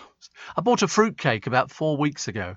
I've just looked at it. I haven't bothered opening it or anything. Bit of a shame, actually. Mo says archaeologists have just found a 3,000-year-old golden city in Egypt. How much stuff do you think is buried there? Tons. Tons. Oh, yeah. I mean, I'm a big fan of finding stuff. I mean, look at the Valley of the Kings, Valley of the Queens. Oh, there'll be loads of stuff down there. Even under London. Even under London, there'll be loads and loads of stuff under here. On the banks of the Thames, in the Thames, middle of the Thames. If you drained the Thames completely, my God, you'd find stuff. Chariots, everything. All be under... Oh, God, yes. I don't know why we always think that we're not going to find stuff, because every so often in Egypt, they find something else, and we all go, whoa, that's amazing, isn't it? We like that. Vernon Kay, he's got a screen reunion with the missus. Yes, and so there's pictures of him. And because I don't know where she came from.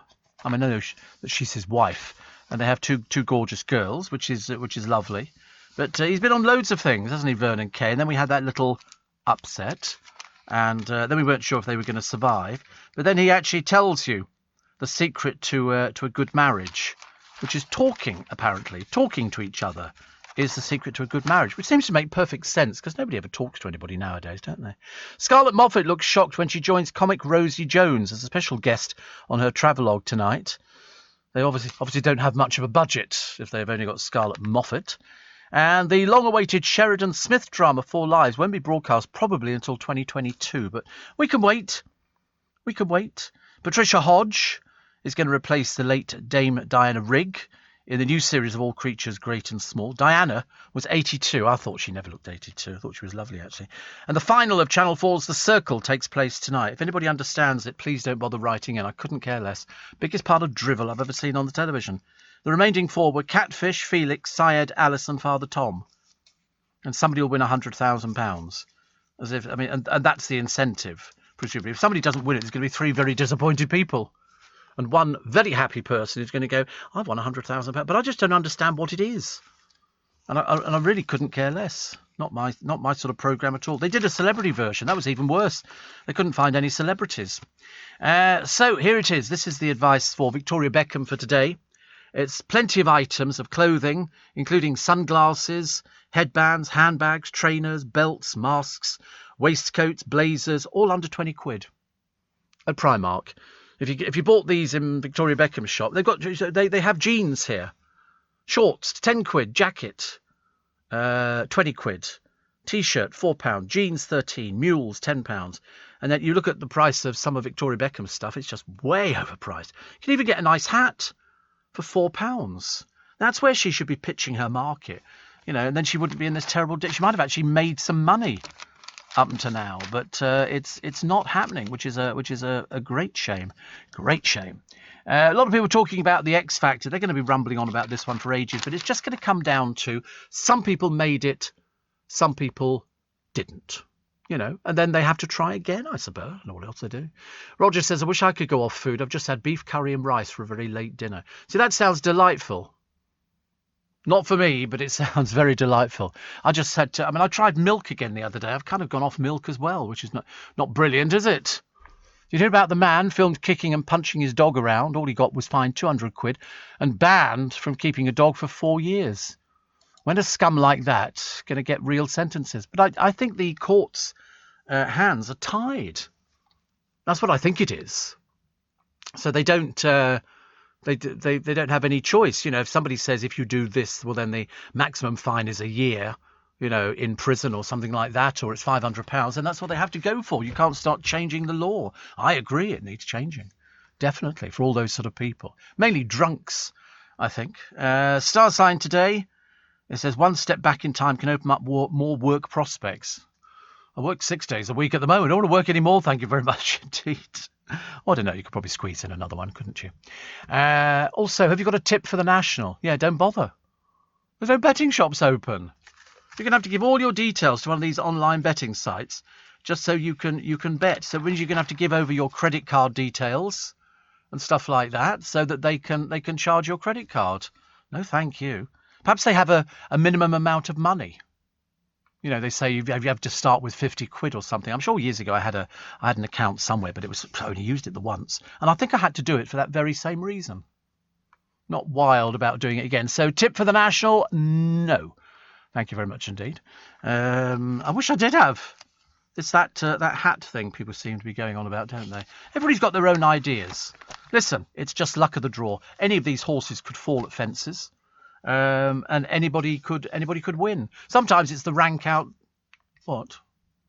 What's the matter? Any of them? I've seen them all falling before at Beecher's Brook and stuff like that. They shoot them. What, to get them over the jumps?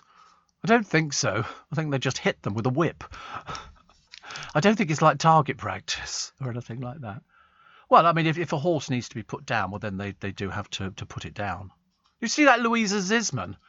She was on The Apprentice years and years ago. I don't think she did anything of any interest on it. Her horse died. I mentioned yesterday she's had it stuffed. So they put it up on television yesterday. I don't think like it. Why on earth would you want to show little children watching the television somebody's horse that's been stuffed? She's quite mad. It's not cheap. Not cheap. I mean, she had to have it put to sleep. S-L-E-E-P. And here she is. This is the horse. You're just peculiar, aren't you, Louisa? You really are. But it's a man who's you can't just go and stuff animals. Jackie says, could you place a bet online? I don't want to. I don't want to, no. I just sort of wanted to do it. I just wanted to walk into a shop with my little bit of paper, write down, so-and-so, 3 to 1, £5 each way. That would do for me. And then they go, do you want to pay the tax? Yeah, I'll pay the tax. I don't understand doing it online. I don't want to do it online. Why are they giving me stress, honestly? Like I haven't got enough stress in my life. Don't need stuff like that. Good news for sun worshippers, none of which are in this studio. I have to tell you, not one person here looks like they've ever lain on a sun lounger and tanned their body.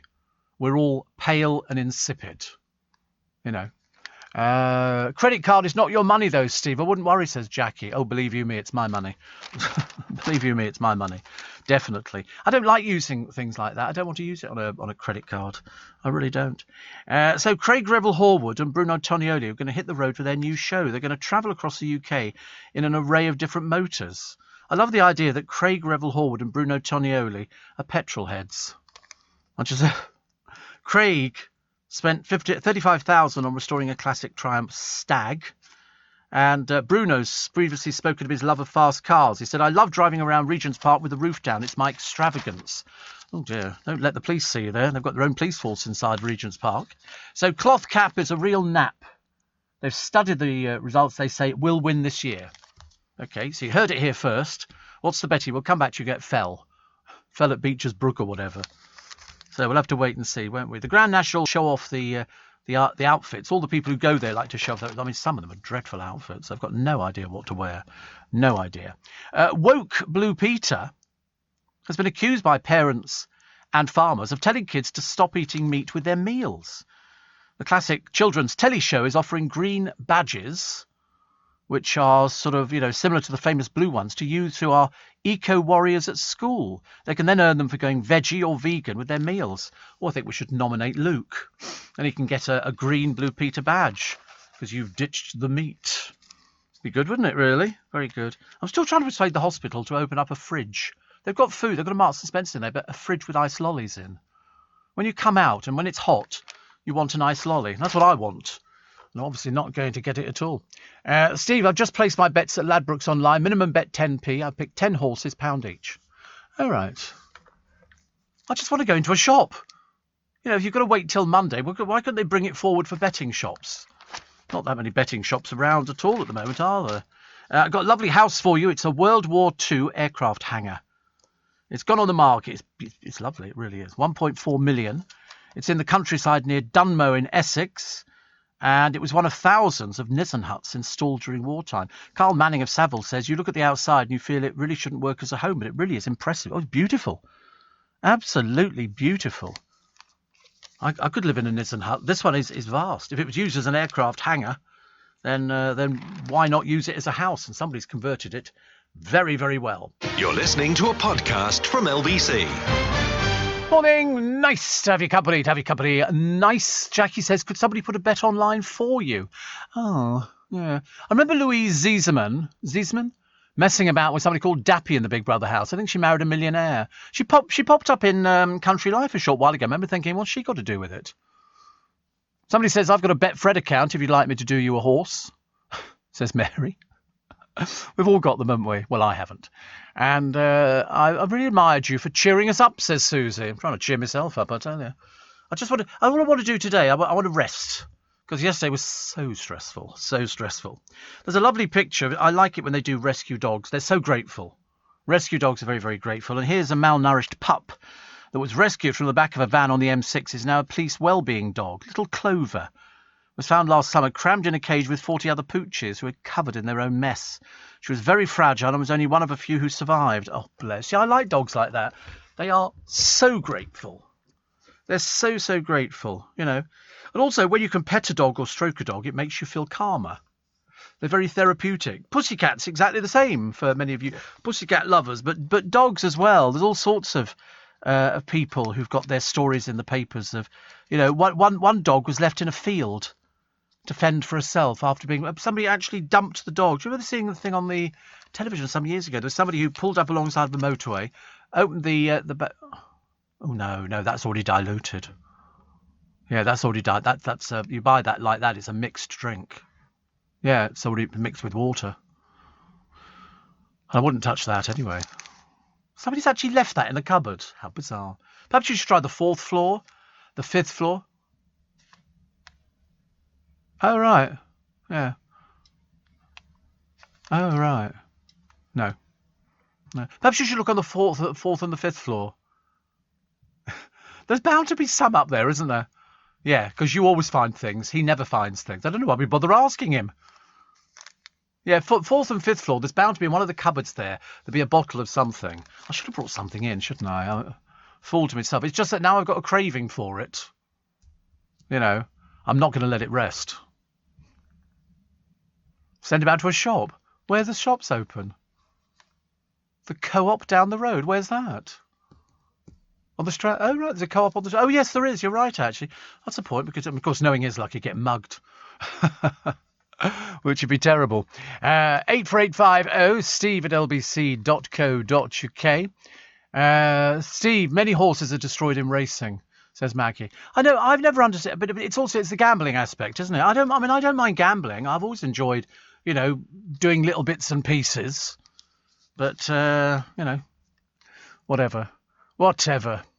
Somebody says, leave Steve Allen alone. You don't approve. Nobody's ever picked on me. Don't worry. I never get picked on. I'm a national treasure, last of a dying generation. Dying being the operative word. A lost cat's been living under its family's nose for 5 years. Catherine Cullen didn't know whether the family pet Scrumpy was alive or dead when he vanished. And he'd taken up residence 200 yards away. Because you know what happens? If ever somebody feeds a cat, that's where they go to. They will go back to the same place that feeds them. You know, it's one of those sort of things. But I like this dog that was dumped in a field. I don't like the idea it was dumped in a field, obviously, but I like the idea that there were images and then just left there with a squeaky toy, found by a passers-by. It was such a nice dog. I don't know what sort of dog it is, but pictures went viral. He's called Sprout. Sprout. He's an American pit bull, but you know, he looks like he's just desperately in need of a bit of love and attention, which always works well. And there's a woman here believed to be the world's first person, you won't believe this, to naturally pee alcohol, despite not drinking a drop. Doctors say the woman has a bizarre medical condition which causes booze to brew in her bladder. What? Lord, it emerged after she went to hospital to go on a liver transplant waiting list. This was in Pittsburgh Presbyterian Hospital. And so she wheezed alcohol. I don't think you'd want to drink it, though. I don't think you'd want to drink it. And, sad story. Thugs trashed a plaque dedicated to Captain Sir Tom Moore. They ripped flowers from a wreath laid in honour of hundreds who've died of COVID. And locals blasted the vandalism. You know, somebody said, I hope they find out who it is. I hope so too, and I hope they throw the book at them. Stoke Mayor Ross Irving unveiled the Fenton Park Memorial last month. Police and council officials are probing the attack. Why would somebody want to do that? There was somebody on the telly the other day, and he's got a miniature village, a bit like sort of Beckham's Cot, places like that. And anyway, vandals climbed in overnight, and they started trashing the place, because they were obviously drunks. And anyway, he decided to put them up online and go, listen, this is the footage of them climbing in. Does anybody know them? Somebody did. Somebody recognised one of them, and that led to the other ones. They handed themselves into the police very quickly. And he said, listen, one of them is a university student. One's doing this, one's doing that. He said, I don't want to ruin their careers. I want an apology, and I want them to pay for the damage that they've done. So they did. They were very lucky. I'd have been going for prosecution. And Kim says, the only time I ever have a wee bet, £1, is Grand National. You know, I'm exactly the same. You know. And I'm a bit of a dinosaur, says Kim, and technologically I'm inept. So online is a no-no. Join the club. And Steve, when did you last place a bet in a bookies? You stopped paying tax in 2001. Probably the last time I went to the bookies. Met you at the Bex Theatre in Hayes, Steve. Sent you Antarctica and Bentley Bump many years ago. Still listen daily, now living in Scotland. I've got a telephone account with one. Can put a bet on for you. People are so kind. People are offering to put bets on for me. Well, yeah, what happens if they win a fortune? Duh. Might never get it back again. Put a £5 each way on photo finish. Always comes in first or second. Thank you. And Shane says you must have been very tired after what you went through yesterday. I was very, very tired. Very, very tired. Will you put a pony on a horse? No. But I might watch a programme called Only Fools and Horses. But I just like doing it in the betting shop. I'm slightly disturbed at having to do it online. I think I have done it before, but I'm not too sure. A third of the Antarctic ice shelf could disappear because of climate change. An area the size of the UK will collapse if temperatures rise by 4 centigrade. Here you go. The house where comedy legend Stan Laurel was born is set to go on sale. The owner, Mabel, who's 102, wants the terraced property to be snapped up by a Laurel and Hardy fan. Her son's contacted Sons of the Desert, which is the fan group name, after one of the duo's movies. She says, leaving the house to empty decay would not be a fitting tribute to a genius. She previously had the home on the market for 60 grand. Stan died in 1965, age 74. He was born in the property in 1890. It's where he was born. You know, nice. Nice thing to have, isn't it? I quite like that idea, actually. It's somewhere that's got history.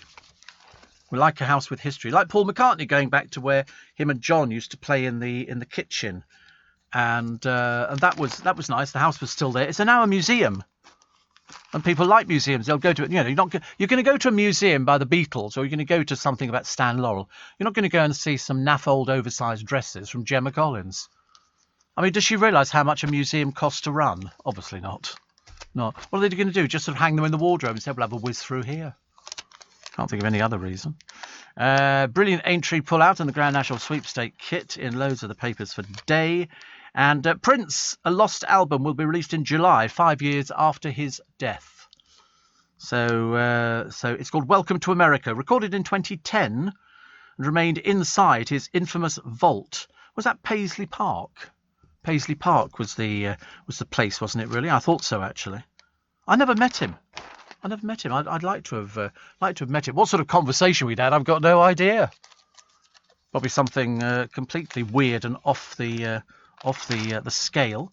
Here's all these pubs which are struggling, really struggling. They need you to go. They need you to go and buy beer. They need you to go and sit down in the garden and have a nice time, like Luke's doing. He's doing his bit for the country. 7 hours. 7 hours. Can't believe it. And the UK latest, they're looking at the sort of deaths, actually. We've plummeted down in the deaths, haven't we? I mean, that was really good. Very, very good. Very, very good indeed.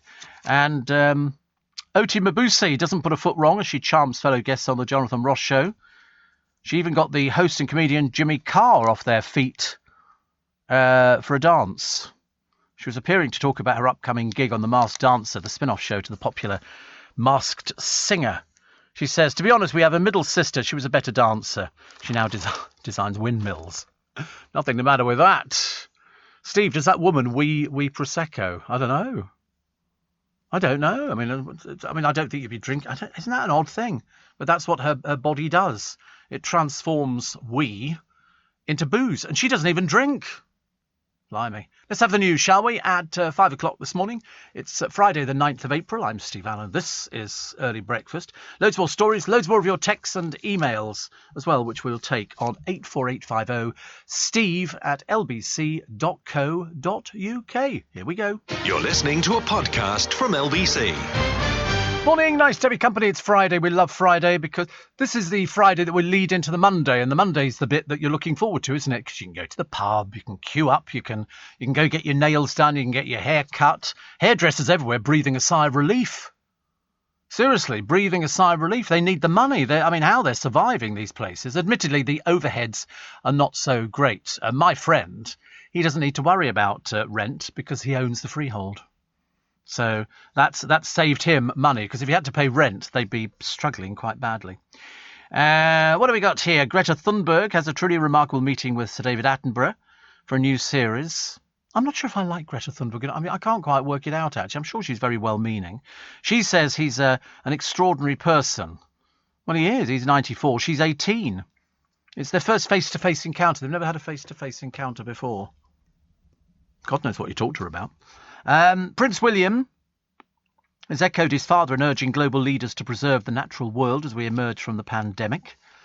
Honestly, I bet Harry must look at these pictures that appear, because I bet you anything Harry gets all the papers. I bet you anything. They wouldn't miss out on them. They would not miss out on having all the papers to find out what's going on at home. So there you go. Champion punter Paul Dean has given Daily Mirror readers his top 4 Grand National tips. And I thought, why? Surely they're his tips. He wants to make money out of them. And his first 4, ready? Minella Times, 12-1. Mr. Malarkey, 33-1. Cloth Cap, 4-1 favourite. And number 1, Burrows Saint, at 9-1. He studies form. So he says that they're going to win. Because he hit the headlines last month when he banked, do you remember, £250,000? Do you remember? Yep. And then another 140,000 on the final day of the Cheltenham Festival. He believes that his tip, Burrows Saint, can actually push the favourite Cloth Cap into second place. But 33-1's good, isn't it? I could go for a 33-1 shot. The trouble is, there'll be millions of you throughout the country who have put down all these 4 horses. And so, of course, the odds will drop dramatically. Wait a minute. What? No, we've done that before. No, I've just already rejected that. You can't keep producing the same stuff. You didn't have... Where have you been? 4 5, 4 floor, 4. This one, 3, 2, and floor 1. Nothing. Yeah, we know you walked all around, but did you actually go into the kitchens, in the cupboards? Can you believe it? Might have to send you to the co-op. Yeah. Should we send him to the co-op? Can we get some Robinson's lemon barley water? God blimey, you're not coughing up, are you, for it? Blimey. No end to the excitement. Yeah, can we have some Robinson's lemon barley water? Or some Rose's lime cordial? Either of those would be fine. Then we could just have a little bit of them. It's not that I want a lot. Robinson's lemon barley water. That's the one they used to give you when you were ill. So I've decided, what you're doing, checking it's available. Oh, for goodness sake. It gets so complicated. Years ago, you just went to the shop, you had to wander around, you couldn't find it, you came home. Now you go online. Have you found it? Yeah. I bet you anything, they also do the Rose's lime juice. That's quite nice. Or Robinson's barley water, lemon barley water, not orange. Lemon's always better for you, I think. So excited. How long will this take? 5-10 minutes. Woo! He's going to run. Unbelievable. It's on the Strand. This is so exciting. We've never done this before. Mind you, I've heard of people on different programmes sending out for food and stuff like that. I remember Zora Suleiman, I came in one morning, she'd ordered McDonald's, which had arrived. I was very impressed, actually. Very impressed. See, perhaps Gemma Collins's dresses could be used as parachutes. We're not parachuting, are we, at the moment? I'm not sure we're doing that. Anne says, have I missed anything? How are you after yesterday? Sore. Sore. That would be the good description. But it's certainly a procedure I wouldn't wish to repeat, no matter what anybody said. Perhaps it's different for women. Noreen said, "Oh, it's fine. You'll be fine." Well, I tell you, at one point it did hurt. But what can you do? What can you do? It's sort of one of those sort of things. But we'll have to wait and see. Either I'm going to have a catheter fitted. All these tablets which they give me will sort of sort the problem out. I've got 2 weeks of these tablets, but because I'm not going to the toilet properly, that's what's caused the infection. But you could see it. I watched it on the camera, right? Because he said, "Do you want to watch it?" I said, "Oh, really? No." I said, "Sorry." Yeah, it's in colour. Yeah, it's just basically it's a camera going down, and so you can see what's going on. There was a little man in a rowboat and dolphins. Things like that, swimming around. Steve, if Prince Harry's listening to LBC, what would you like to say to him? Come home and stop being silly. It's as simple as that. You know, I think it's going to end in tears. Just got this feeling. But that's just my opinion. Everybody's different, for goodness sake. Ian Highland, writing about Telly Weekly. And he says, much as I enjoyed her new BBC One tidying up show, Sort Your Life Out, I did worry she might be sorting out trouble for herself. Yes, absolutely. She's no more experienced in tidying up than you or I, and we can all do it very nicely by ourselves. Bad news for ITV, writes Ian. A host of former contestants have complained publicly about their treatment on the X Factor. Good news for ITV. It no longer needs to come up with an excuse for axing the X Factor for good. They won't do that, will they? Latest news on that boycott of the Cabin on Corrie. Takings were down a whole £1.67 on the previous week's takings of £1.67. Because you hardly see anybody going in there. How they survived, God knows. Is it still Rita? I don't know. Get some Lucozade Original. No, it's just sugar, isn't it, Lucozade? We discussed that one before, which wasn't so good. And then shock for Ant and Decker's ratings dropped 2 million. Somebody's taken away the Saturday night viewers, man. That's what they were saying apparently the other day. And things most likely to make you say, show as many as you like suck-up films, ITV. They're never going to forgive you for Oprah. No, not really. I don't think people are ever going to feel... And I've discovered she's done it with loads of other people. She did Sarah Ferguson. That was about the most boring as it became. Lots of other people she does on that thing. That's what she does. I mean, I don't have a problem with what she does for a living. That's her business. But it's when it physically attacks the royal family, that I didn't like it. Really didn't like it. What do we got here? Being a royal is life without parole, says the Archbishop. He's probably right, actually. But then they're into that.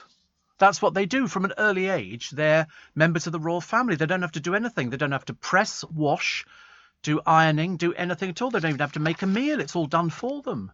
How you can ever complain about something like that? I've got no idea. It sounds like it's like the ultimate hotel living, doesn't it? You're living in a hotel and somebody comes in and says, "Okay, what would you like for lunch today?" You go, "Oh, I don't know, surprise me.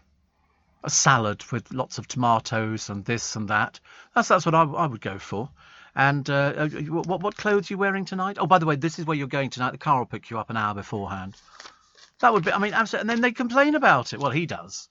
He complained about it. She didn't like it at all, and yet she spent most of her time shopping on Ken High Street. I didn't quite understand what was going on. Ridiculous. The Gallantry Medal of a Heroine of the Blitz has sold for more than $23,000 at auction. Dr. Alison McNairn was buried to the neck under the rubble of a hospital following an air raid. She freed herself and spent 22 hours saving the lives of mostly children. So she got this medal. They've sold it. They sold it. But people are like that now. I mean, I don't agree with it. But there again, it's not my medal. Jackie says you could have an office sweepstake. They always do. They always have an office sweepstake. But of course, we're not here for it. I would love to be in the office sweepstake. Steve, try Robinson's lemon with sparkling spring water from the fridge. Well, that's what we're going to be having. Lemon barley water. And we have ice cold water. And I might do it, actually, fizzy. Might do fizzy. Just to sort of add interest to it, because then it's, fizzy. Oh, that sounds quite nice, doesn't it? But only a little bit of the lemon barley. I don't want too much of it. I don't want it to become sickly and tartrazine or whatever it is. I just want it to be sort of quite nice. Quite nice. Make you feel a little bit refreshed. It's like I could do with a lemon lolly. I don't know why. A lemon ice lolly sounds quite nice, doesn't it? Not lemon lollies, but no, a lemon ice lolly. That'd be good. Dan Walker's leaving the BBC's football focus after 12 years, with rising stars Alex Scott or Jermaine Jenas tipped to take over. I don't know. I mean, somebody. Although Piers Morgan yesterday joked he's taking over the ex-Good Morning Britain host, who has a feud with his breakfast rival, saying, "I start Saturday." Oh, Lord. I don't like it when they start arguing about things. What do we got here? The real line of duty murder plot that brought down a government. And also, the tough and touching tale of a real Yorkshire family farm living our best lives. Oh, that seems quite nice. At Cannon Hall Farm. I'd quite like that. That'd be one of those books I'll be buying and sort of, read. I used to listen in bed all the time, and I used to read in bed. Now, in fact, not for years and years, I'd lie in bed, and all of a sudden you have the lights on and your eyes get closed. And you just close, and then you think, I'll just rest them for a little minute. You put the book down, and that's it. You're gone, aren't you? Completely gone. Completely gone. Pets are great friends, but terrible passwords. A lot of people use their pets as passwords. If you haven't got any pets, you're stuck. Oh, and by the way, Debenhams will reopen on Monday for a fire sale. It's the closing down sale. One last time, and everything's got to go. So perhaps you could queue for Debenhams in the morning, and then you could sort of nip to the pub in the afternoon and show people your ill-gotten gains. People would like that. People would like that. Debenhams collapse into liquidation ended I can't believe it either. 243-year history on Britain's high street. The company said it was closing down sale was the last chance for customers to say goodbye. What about all the poor people working inside there who somebody's going to get? See you. Thanks very much indeed. Oh, yeah, thanks. Nothing left, is there, really? Nothing left. Ghislaine Maxwell says, I do flush the loo regularly. Do you remember the other day they were complaining she doesn't flush the loo regularly? It's not going away, that one, is it, really? It really isn't. You're listening to a podcast from LBC. It's a disaster. We can't find the lemon barley water. They've got orange barley water. We don't want orange barley water. We want lemon. Never going to get it, are we now? And, of course, once I get my mind set on something, if I don't get it, it's dreadful. Anne says, I hope the pills work and you back the winner of the National. Well, listen, I'll happily settle for 1 out of 2. But now I've got this idea of Robinson's lemon barley water with sparkling spring water from the fridge. Ain't nothing going to do it. They've got the orange, but we're not sure about the orange. But anyway, I've got a poem for you. It's by Leslie Patterson. It's very apropos for the programme for this morning. It's called Always Love Your Pet, no matter how old they get. Pets are people, too, just like me and you. They need food in their tummies and lots of beefy yummies. They're little, but their hearts are big. They like to go outside, get fresh air and dig. From big to small, they give their all, and you can play with them with a toy or a ball. To the special bond between human and pet, always by your side, forever, I'll bet. Your faithful pet depends on you, and all the special things for them that you do. Pets help teach us nature's true compassion. They do not withhold love, nor with it do they ration. And with our pets I have no doubt that we are lucky not to have to live without a furry friend that's always happy to see you, from life's ups and downs and all that people do. It's quite a sight for sore eyes to behold, because that bond is as special as gold. Always show them love and good measure, and reap each day a true friend to treasure. Children, remember, be good to your pet, be loving to them, no matter how old they get. Never abandon them or leave them out in the cold or heat, and you'll have a pet that's super neat. Always treat them with kindness and love, for they are truly a gift from above. Be understanding and patient with them, because they will be for you. And never, ever forget this, my friend, for pets are people too. There you go. Leslie Patterson. Always love your pet, no matter how old they get. That's always the thing, isn't it? They had a thing the other day. It was a couple on the television whose pet died. And so they went to go and get another one. And they go to this place where they you go and sit in this sort of area. And they bring in different dogs and they see what your reaction is to them. And then you can, with a bit of luck, go home with a nice new doggy, which is lovely. Steve. I think the new Blind Date will never be the same without Cilla Black, just like Supermarket Sweep without Dale. No, it doesn't work. Not for me, actually. Not for me. And somebody said, do you know if Gemma Collins listens to your show? I've got no idea. Never think about that. Good Lord above. I mean, it's like saying, does Harry and Meghan listen to the show, or does this person listen to the show? I've got no idea. Somebody will have told her, but the trouble is, I've been right all the time. I've been right. Who is the new Blind Date presenter? I don't know. New Blind Date presenter? Anybody know? Obviously going to get that one wrong, aren't we? I'm sure I read about it the other day. I'm pretty certain. I was reading about which celebrity it is going to be it. It's not Amanda Holden, is it? Paul O'Grady's done it. Yeah, it's not going to be Paul O'Grady. Definitely not. Not as far as he's getting on a bit now. He wouldn't want to do that. He doesn't need the money. Goodness sake. Although he's probably listening going, I do need the money. I don't know. Somebody's doing it. Who's doing it? Come on, somebody tell me. 84850 steve@lbc.co.uk. Are we taking the emails this morning? Are we doing the emails? Yeah, lovely. You'll never guess who Jude Law is playing next. He's on set in Vancouver. He went from playing Dr. Watson in Sherlock Holmes to a pontiff in The Young Pope to a pre-Potter Dumbledore in Fantastic Beasts, and now he's going to be Captain Hook. Captain Hook. He's filming Peter Pan and Wendy. Red waistcoat, black boots to play the swashbuckling baddie, and he's got long hair, which is great. We love it. I've got another version of it. How many more can we have? I've seen the Robin Williams one. I saw the Dustin Hoffman one as well. And loads of other people have sort of taken it on. So what will his be like? You'll have to wait and find out. It'll be good. He's never let us down up until now, has he, really? Also, today, no, not that one. It's a bit boring. Ali McGraw pictures Brenda Patimkin in Goodbye Columbus. Oh, I didn't even know Ali McGraw was still around, actually, now. What was that film she was in? Was it Love Story? Love Story, yeah, it was Love Story. Thank you. And very good she was too. It was one of those weepies. And I think the thing was, love means never having to say you're sorry. Somebody says, I think it's Amanda Holden. All right. Steve, I'll be supporting my local Italian cafe. I'll also go down to Soho's Bar Italia. I never cared much about pubs and the national obsession with alcohol, says Dave. Well, people are queuing. People are going to be queuing. Somebody says, your show is brilliant. Wakes me up every morning. Well, if you're awake at this time, this will be the show that wakes you up every morning. My husband was recently diagnosed with type 1 diabetes. And he says he insists on watching the Great British Menu and MasterChef. The poor chap drools at the amazing dishes that the contestants create.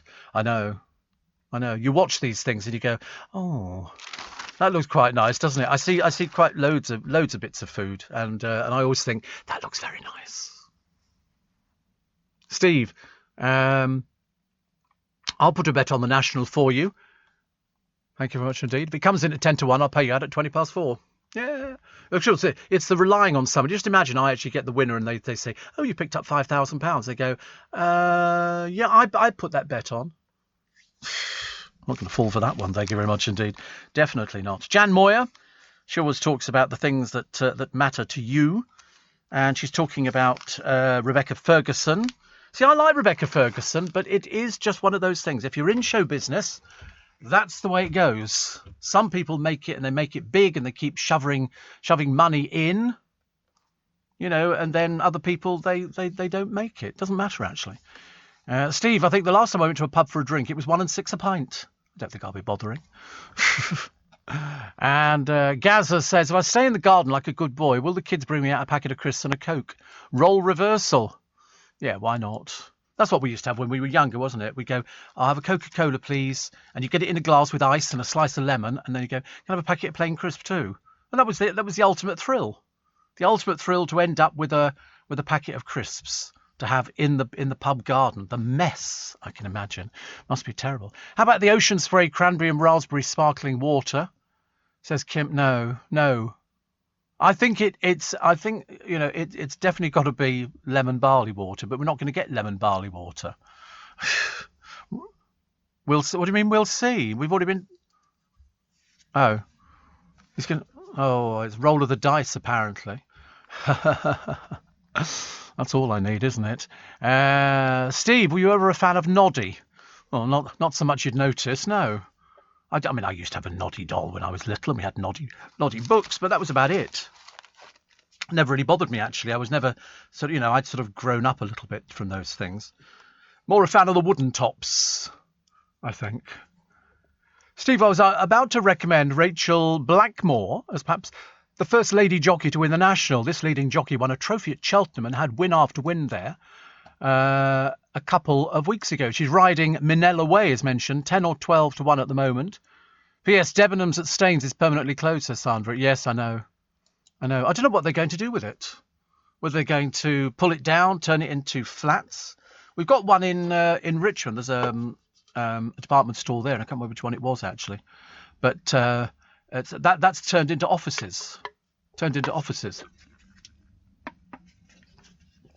So it's a case of, at least they're making something of it. But I preferred it as a department store. House of Fraser. They're all disappearing, aren't they? Where are all these things going? Have we fallen out of our love with going to a department store where you could do all one shopping? I used to love going up to Clapham Junction, Harding and Hobbs. And that's disappeared now. The building's lovely. Absolutely lovely building. And Catherine says, you've still got your sense of humour. It is true. And Steve, Davina would be good hosting Blind Date, says Gary. Yes, she would be.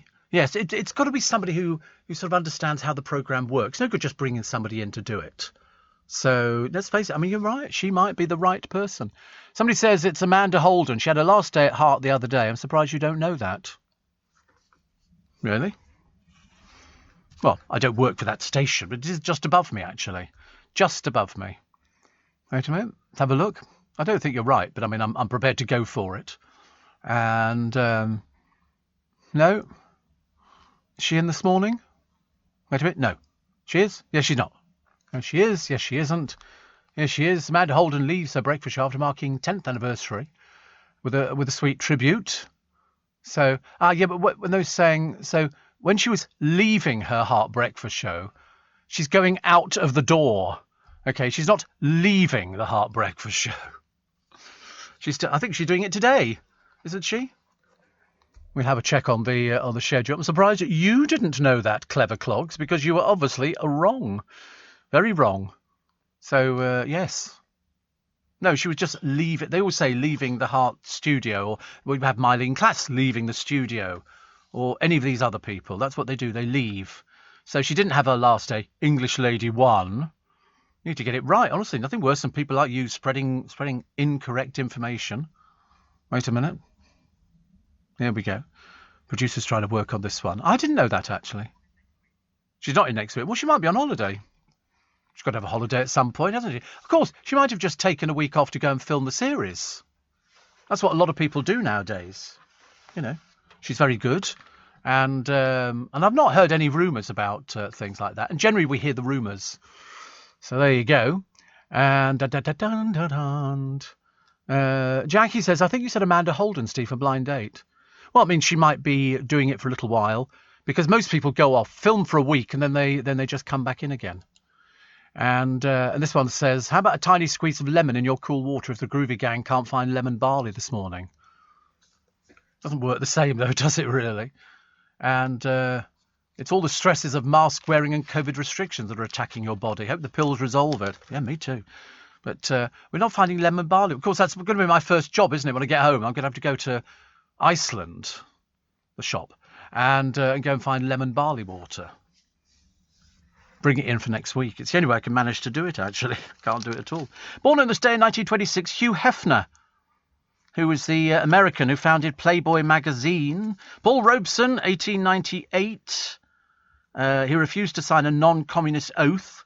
He did Old Man River, and he played Othello in the West End opposite Peggy Ashcroft.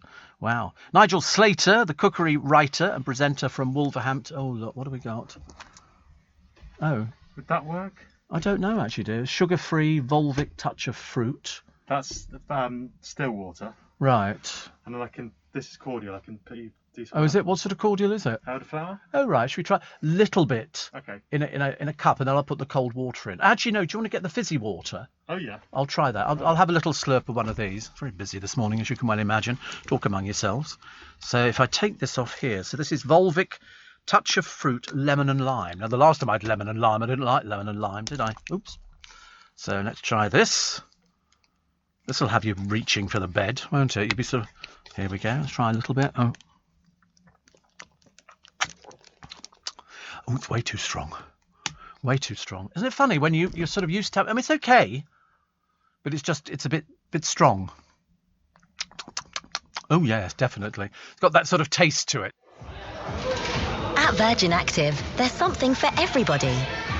Whether you like to work up a sweat in a strength and conditioning class, or tone your limbs in Pilates and then head to the spa, we can help you find your thing. From swimming to boxing to gentle jacuzzi bubbling. Whatever gets you moving, it all counts at Virgin Active. Join now and get your first month free. T's and C's apply. Offer ends October 31st. You're listening to a podcast from LBC. Happy birthday to Kristen Stewart. Kristen Stewart, the American actress, starred in Twilight and the Charlie's Angels remake. She's 31 today. Nigel Slater, 63. And what have we got here? Rock star Kurt Cobain in 1994 killed himself on the eve of a British tour, which is not the best you can ever read, is it? He was the lead singer with Nirvana. He survived a drug and alcohol-induced coma in Rome last month, left a suicide note. They were rumoured to be on the verge of splitting up. His mother said her son had been missing for 6 days before his body was discovered. And in 1977, Princess Anne and husband, Captain Mark Phillips, are giving the Queen the happiest Silver Jubilee present of all. It's a grandchild. Yes, Princess Anne told the Queen and Prince Philip that when they were in Australia, by letter rather than by phone, expecting a baby. We don't know which one it was, though. I can't remember. I'm not really sort of up to date on Princess Anne's children. I know that they love a freebie. And that's about as good as it gets, I'm afraid. The Queen's handwriting rarely comes up for auction, but yesterday a 2-page letter signed by the Queen sold for £1,800. Written in blue ink on Sandringham letterhead and dated 1951, it was signed simply Elizabeth. She was replying to a portrait artist who wrote offering his portrait of her grandfather, George V. That's very nice. And Frank Salisbury died in 1962, one of the greatest society artists of his generation. He also painted, first one to paint the Queen and painted Winston Churchill more times than any other artist. He also painted 6 presidents. So they've actually got that letter, and somebody paid $1,800 for it. What you do with it, I've got no idea. Steve, you're probably going to be sent loads of cases of lemon cordial by Roses now. Oh, I shouldn't think so. I've been mentioning Rolls-Royce cars for years. Nothing's happened there. A nice cup of Tetley to start the day tea. I can't stand the taste of it, Donny. Seriously, I've gone off all of those tastes. Reviewing a complaint about last night's catering, the lovely Louise did enjoy the meal, but said the chicken leg is not comparable with omelette. But I thought it was wonderful. Yes, I see no reason why you couldn't have that. Mo said, have you had your second jab yet? Not. I've got to wait a few more weeks, I think, to get that. I had to get lemon barley water and got it from Amazon, says Jackie. I'm going to go to another supermarket. We're a little bit limited supply. Fancy not having the most popular flavour in Robinson's lemon barley water. I mean, I ask you. Orange and barley. Yeah, it's not the same, is it? Most people want lemon and barley because it sort of makes you feel a bit better about life. Steve, greetings from Cyprus. I'm sitting here with my mum, Panayota, listening to your show, but Mum can't understand where your voice is coming from. That'll be the radio. Unless I'm coming out of a rock sitting behind you, in which case that would be slightly peculiar. Lara says, do you have any tips for getting over a broken heart? Alcohol. I think alcohol. I can't think of anything else, actually. And somebody else says, M&S lemon and lime, no added sugar, squash with sparkling water and crushed ice. Oh, crushed ice. Don't tell me about crushed ice. Got a thing about crushed ice. Absolutely delicious. Somebody said we seem to be thinking that it could be Amanda Holden for Blind Date. But if it is, she'll take a week off. You go off, you film a series, because you probably do two in a day.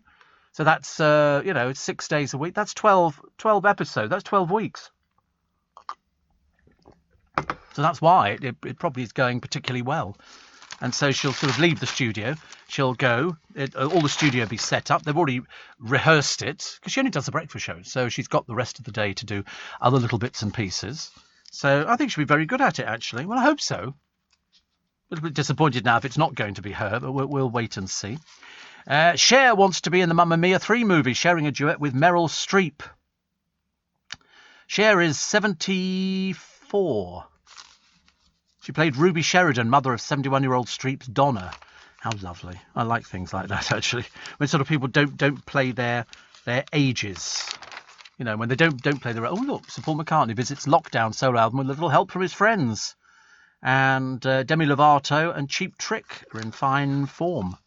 Everybody's got albums out. Demi Lovato's got an album out, Cheap Trick, and Paul McCartney. He gets 4 stars. 4 stars. But I mean, as far as I'm concerned, anything that isn't less than 1 million stars for Paul McCartney is tantamount to just inadvertently digging at him because he's too good. Waitrose diluted lemon barley. Take care, says Irene and Sheen. Oh, if only I had it. Another one that says here, somebody else recommending tea, but I can't get on with tea at the moment. I'm not getting on with tea at all at the moment. What have we got here? We got stage shows, Romeo and Juliet, Sky Arts, a little too grown up. I do like Sky Arts, though. They're very popular. An Elephant in the Garden at the Barn Theatre, and Where the Bugaboo Live. That's the Little Angel Theatre. That's Puppets, by the way, the Little Angel Marionette Theatre in Dagmar Passage up in Islington. I used to go there. I was a member of the little, because I used to have a puppet theatre. And so my father and mother, got me membership of the Little Angel Marionette Theatre years ago, and it's still going. It's still going, because puppets don't exactly expect too much. Peter Phillips, born in 1977. Okay. Steve, you can order Robinson's lemon barley from Amazon. Free delivery. There's something about lemon barley out of all of them. I don't like it when they mix. Don't like it when they mix things. They do lemon and lime. Because, you know, they're both completely separate and go very well indeed. So, all those rubbish things that you read about, manual labourers working on the roads, being fit and healthy, they're not. Fat and bloated, most of them, which is not so good. The Debenhams sale on Monday. I have to keep reminding you because people just keep thinking it's the pubs. It's not. It's Debenhams as well. More countries are joining the green list. Patricia Hodge replacing the late Dame Diana Rigg on All Creatures Great and Small. And the poor Myanmar man who was running the embassy in London, he's been kicked out. He's now living in his car. They're not going to let him back in again.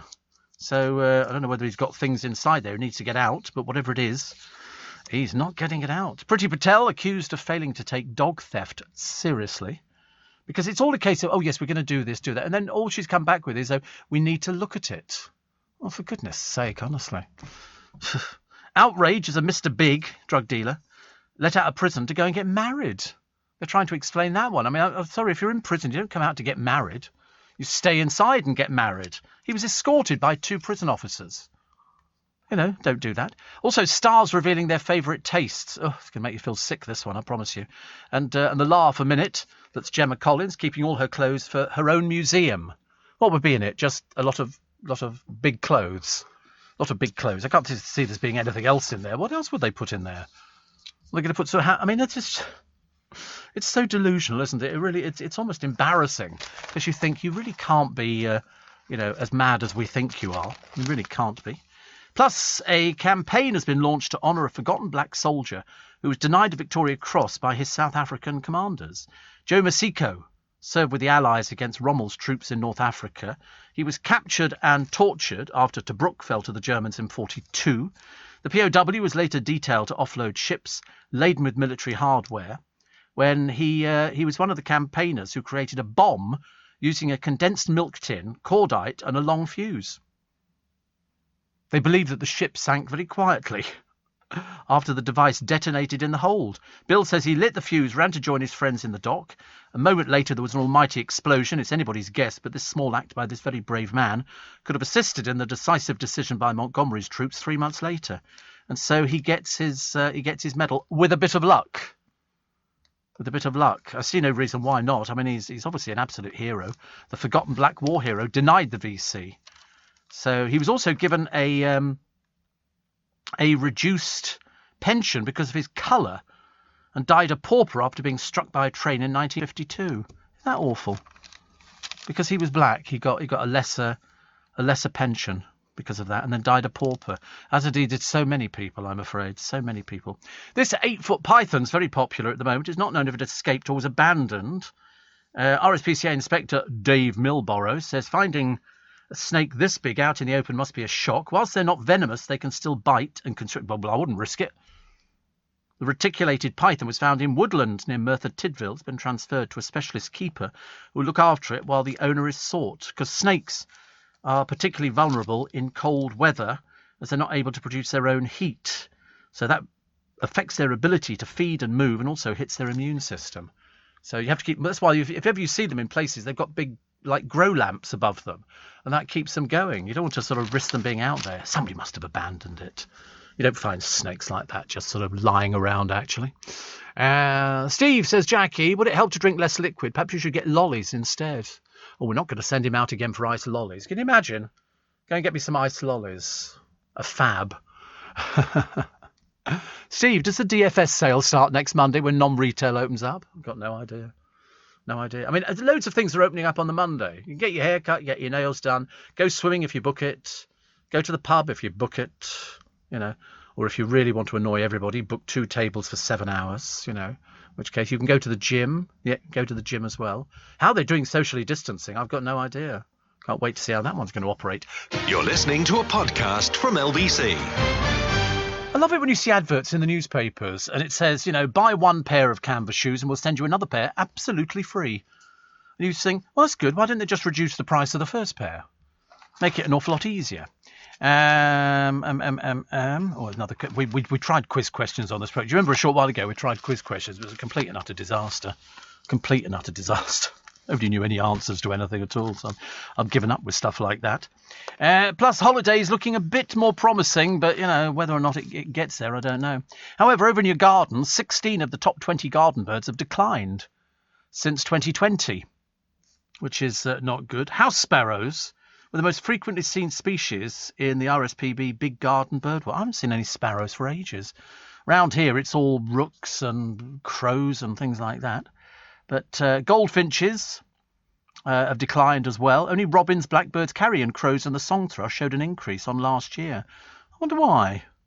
Perhaps they're not sort of doing it, as it were. But the house sparrow remains the most frequently spotted garden bird, but 16 of the 20 species have declined in number since last year. More than 1 million people took part. People like that, don't they? Kids love it. Look out the window onto the bird table, and then you can sort of see what birds there. You write them all down, then you send them in. That's enough. Is the Hand car wash opening again on Monday? I don't know. I hope so. Steve from David in Nottinghamshire, you mentioned John Challice's comments about present-day TV comedy. He's absolutely correct. I feel very sorry for all the younger viewers who've missed out on the golden age of past comedies, which are still funny. Dad's Army, Are You Being Served? All of those sort of, Heidi High. They were really good things. You know why? Because they used people who were established, and they picked on their qualities. And the qualities worked for them. That's why they kept using the same people in the Carry On films. It was always the same cast for most of them. Somebody says, Waitrose have Robinson's Lemon Barley, says Susan. Oh, I can find it probably in any of the big supermarkets. We've got big supermarkets around our way. Sainsbury's and Waitrose. I'm sure I'll find it in there. Just a bit of a hassle, isn't it? So I've got to go to the chemist. And then I've got to go to the super. But luckily, they're practically next door to each other, which is very good. Poor old Cheryl Baker. I can't believe this, actually. She's given away her circular bed. She's selling furniture, clothes and paintings to help pay her mortgage. She offered the bed for free on Facebook, saying of the mattress, slightly stained, but nothing nasty, just tea and coffee when my daughter used to fall asleep with her tippy cup. She said, at 66, I still have a mortgage. Of course, you're in show business. Lots of people have mortgages. Lots of people. Don't feel embarrassed about that, for goodness sake. Worst things in life than sort of worrying about whether you've still got a mortgage. I mean, things will start getting better. Then we'll get the theatres open. Then they'll get the tours on. And then there'll be... I mean, we could do with Panto this year, couldn't we? We could definitely. Try Taylor's Tea of Harrogate, Steve. I have it fortnightly. It's not 2 weeks, says Keith. Tea just doesn't do it for me at the moment, which I'm a little bit depressed about. Here are some very odd flavours of sandwich. We had this the other day, actually. And this one is from Rita Ora, banana and hot sauce. Banana and hot... I don't know what hot sauce is, actually. She said Tabasco. It was very cheap, and I had a very salty, sweet tooth. Peas. Few of us would be green with envy when it comes to Pip Schofield's prime sandwich filling. He says it's a skill you'll acquire in time. Actress Jennifer Lawrence reckons this is the greatest culinary invention, pizza. You put chili in with noodles and then another piece of pizza and then you eat it like a sandwich. Mars bar and bacon. So you get a sandwich like this, 2 slices of bacon and a Mars bar, close it and eat it. This is from Tyson Fury. He also enjoys tuna mayonnaise sandwiches with crushed Wotsits. Channing Tatum, PBJ and cheese puffs. I've got no idea what that is, actually. Peanut butter jelly, thank you. Our jam.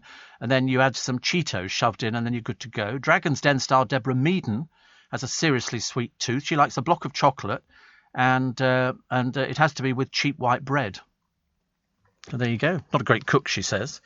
Steak and peanut butter. Elizabeth Taylor used to indulge with a chunky steak or hamburger smeared in peanut butter. And Elvis Presley, of course, had bacon, butter, and peanut butter. He also used to have a legendary appetite and loved this concoction. He's reported to have gorged on an 8,000-calorie hollowed-out loaf filled with whole jars of peanut butter and jelly with a pound of bacon. Oh, God.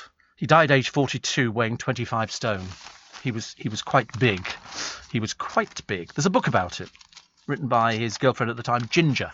So you can read all about what happened on that fateful night. Elon Musk has the technology to build a real-life Jurassic Park. He reckons a dino zoo could become a reality. Oh, I thought that was just a fantasy, isn't it? Just a fantasy. But I quite fancy the idea. The film that stars Sam Neill goes along the line of they're cloned using palo DNA from either bones or the gut of mosquitoes in amber. But the beasts break free and then go on the attack. You don't want to risk that again, do you? But it would be nice if they could sort of make a woolly mammoth or a T-Rex. Imagine if you could actually sort of redesign a T-Rex. That'd be quite nice, wouldn't it? You could go there, but I mean, I've seen the way it all went horribly wrong in Jurassic Park. Steve, we have a robin building a nest in our garage, waiting for the eggs to be laid, said Agnes. Oh, you won't have to wait too long. They're all going mad at the moment, aren't they? Absolutely crackers. And there was a programme on Sky Arts, Steve, talking about discovering Ali McGraw, says Duncan. I think I might have seen a little bit of it, but I was too busy trying to get myself ready, so I think I probably missed out. And talking birds yesterday, 2 ducks knocked on the garden patio door, wanted to be fed. You want to go round the park, see, you've only got to produce a loaf of bread. The ducks go absolutely crackers. They love stuff like that. You know, they sort of sit there, and then you get the Canada geese. They're very dangerous, very dangerous. They go quackers to be fed. Yeah, very funny. And don't ever take up stand-up comedy. It's not going to work for you, I promise you. Lost me hanky. So. Oh, I love the way that they rub it into you. Last week they were going, it's 122 million on the Euro Millions lottery tonight. Now they've got adverts in the paper saying a UK winner won the 122 million. But have you noticed the person's not come forward? The person's not come forward, which means they don't want publicity. Not surprised. Can you imagine people discovering that you've won 122 million pounds? A lot of money.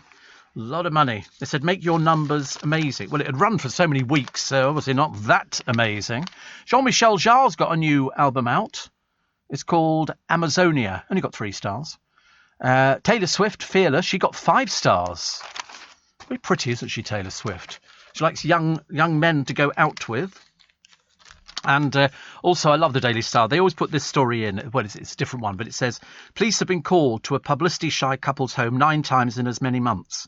The data obtained under the Freedom of Information law was released after the pair spoke of their security fears. Since moving to their mansion in California, the Santa Barbara County Sheriff's Office has responded to calls listed as phone requests, alarm activations, and property crimes. Justin Welby blamed the British public, saying, we expect them to be superhuman. No, we don't. Just expect them to be grateful. Just be grateful. I'm looking at this World War II aircraft hangar. 5 bedrooms it is. It's not the most attractive house from the outside, but it looks as though it would withstand, an absolute gale force wind. I mean, the bedrooms are huge. I love the idea of having a really big bedroom. You get out of bed and you could practically sort of throw a Zumba class at the bottom of your bed. I like that. Like that very much indeed. More on the all these cheap clothes you can get everywhere. Ray-Bans, were £112, now £56.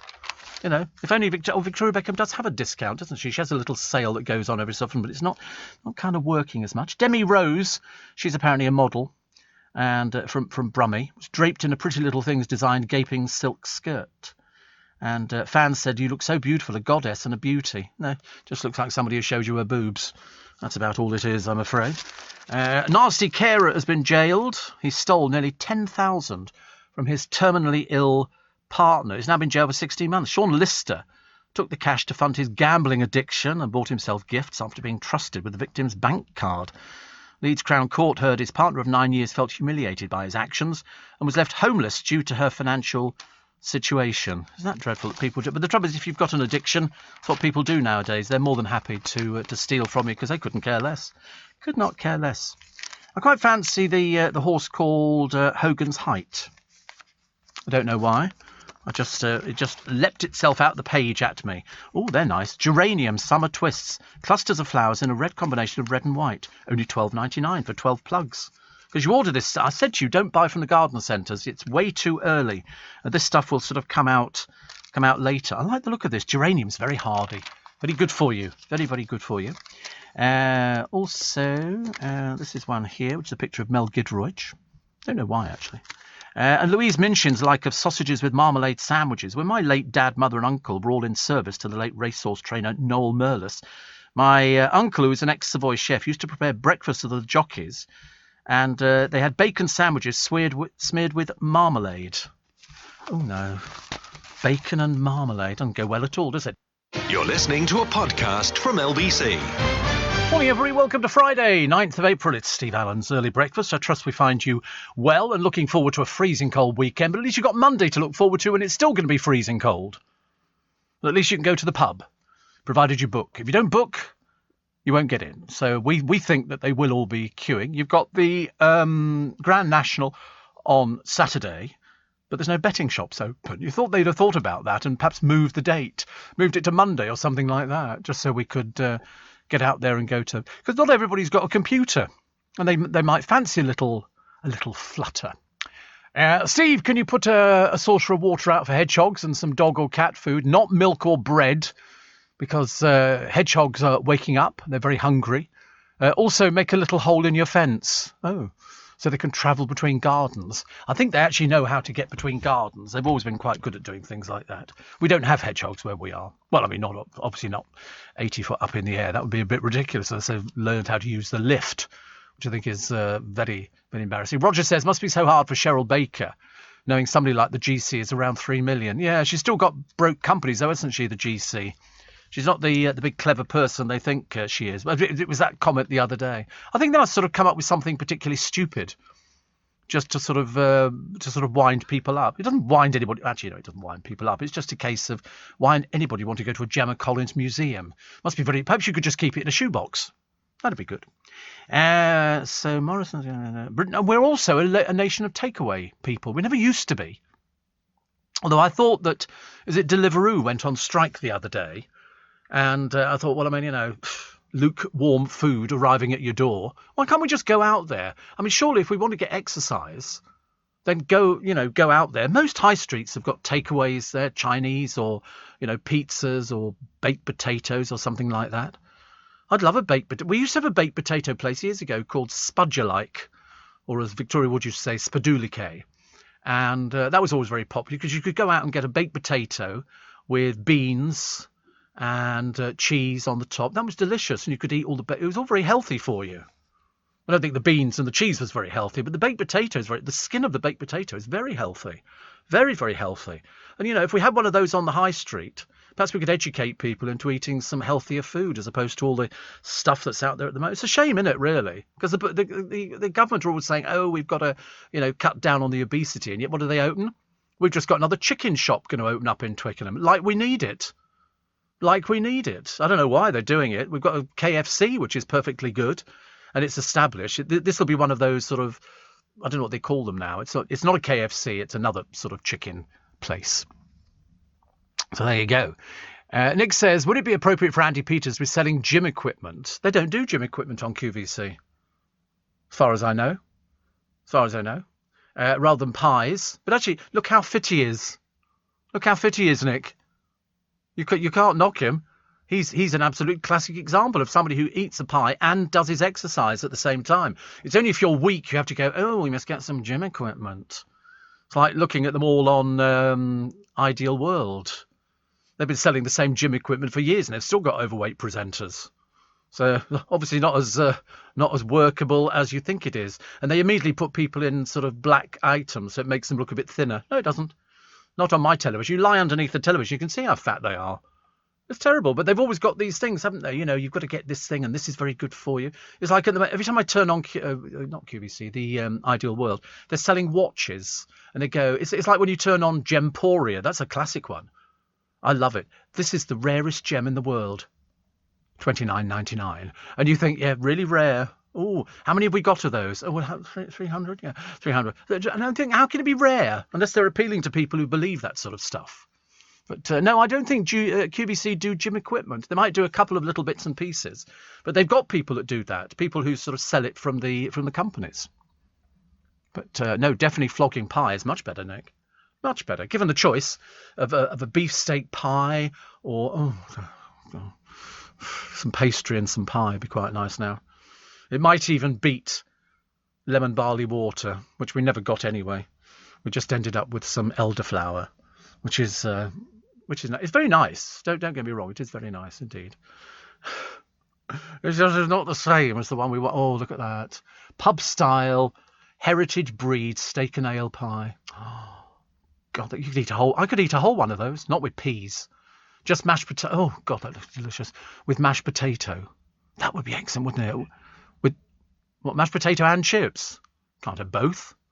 No, you wouldn't want chips with that, do you? Oh, right. Maybe you probably do. No, do you not want mashed potato? The reason you have mashed potato is because it soaks up the gravy. Whereas if you have chips, it's not going to soak up the gravy. Mashed potato, definitely. Or dauphinoise. They're very good, very posh. We have those a lot in Henley, dauphinoise potatoes, because it's such a posh area. I don't think they have anything else, apparently, apart from that.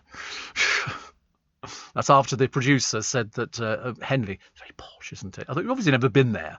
It's just like a little market town on the banks of the Thames, and it's very pretty.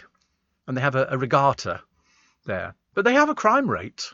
They have a crime rate. My auntie used to live there up at Peppard Common. Now there's posh. Oh dear. And you know who else used to live at Peppard Common? Mary Berry.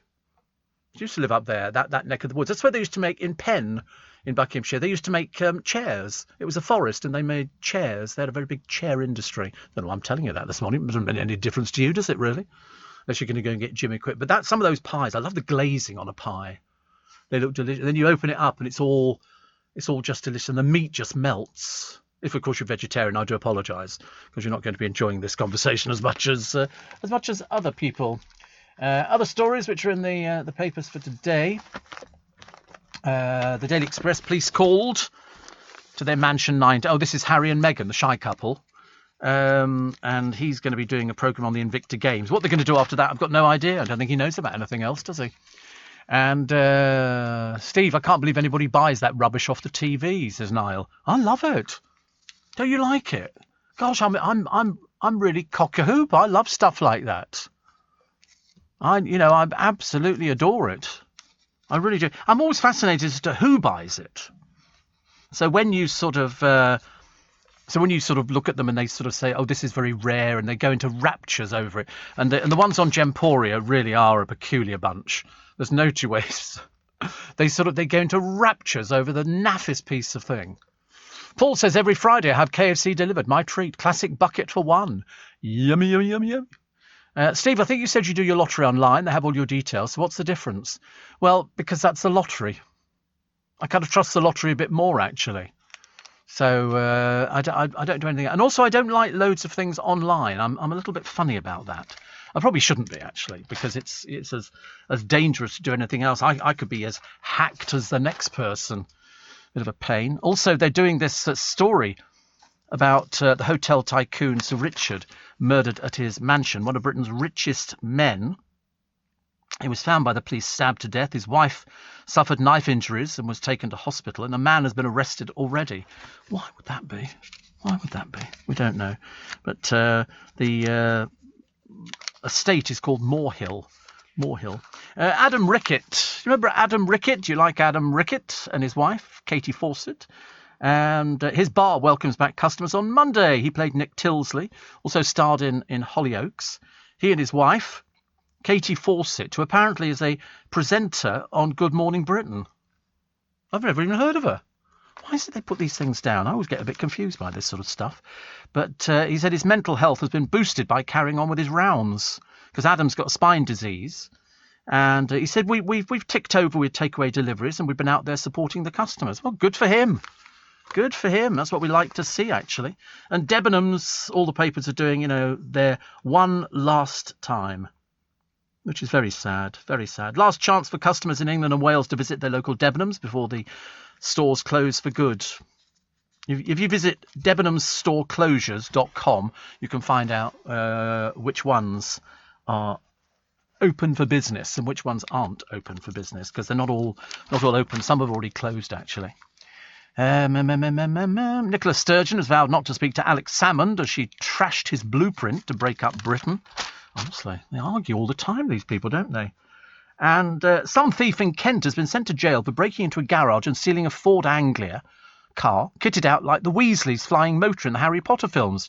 It's been lovingly restored in every detail. As the crook's only got 22 months, he'll probably, under present rules, be back out again in a couple of weeks. But so far, he's refused to say where he's put the car, to the ongoing distress of the... Well, leave him in prison. Well, so he nicked a car. As far as I'm concerned, it's a case of, well, tell us where it is. No. Well, we're not going to let you out of prison. Bye. And they just shut the door on them. Ridiculous. I've never heard anything like it. First girl to win the National. This is Rachel Blackmore, as we spoke earlier on. The Irish rider, the toast of Cheltenham last month, as its best rider with 6 incredible wins. Good for her. Good for her. So her odds have been slashed already. She's riding Minella Times. Odds gone down from 25 to 1 to 10 to 1. Don't ask me what that means. I've got no idea.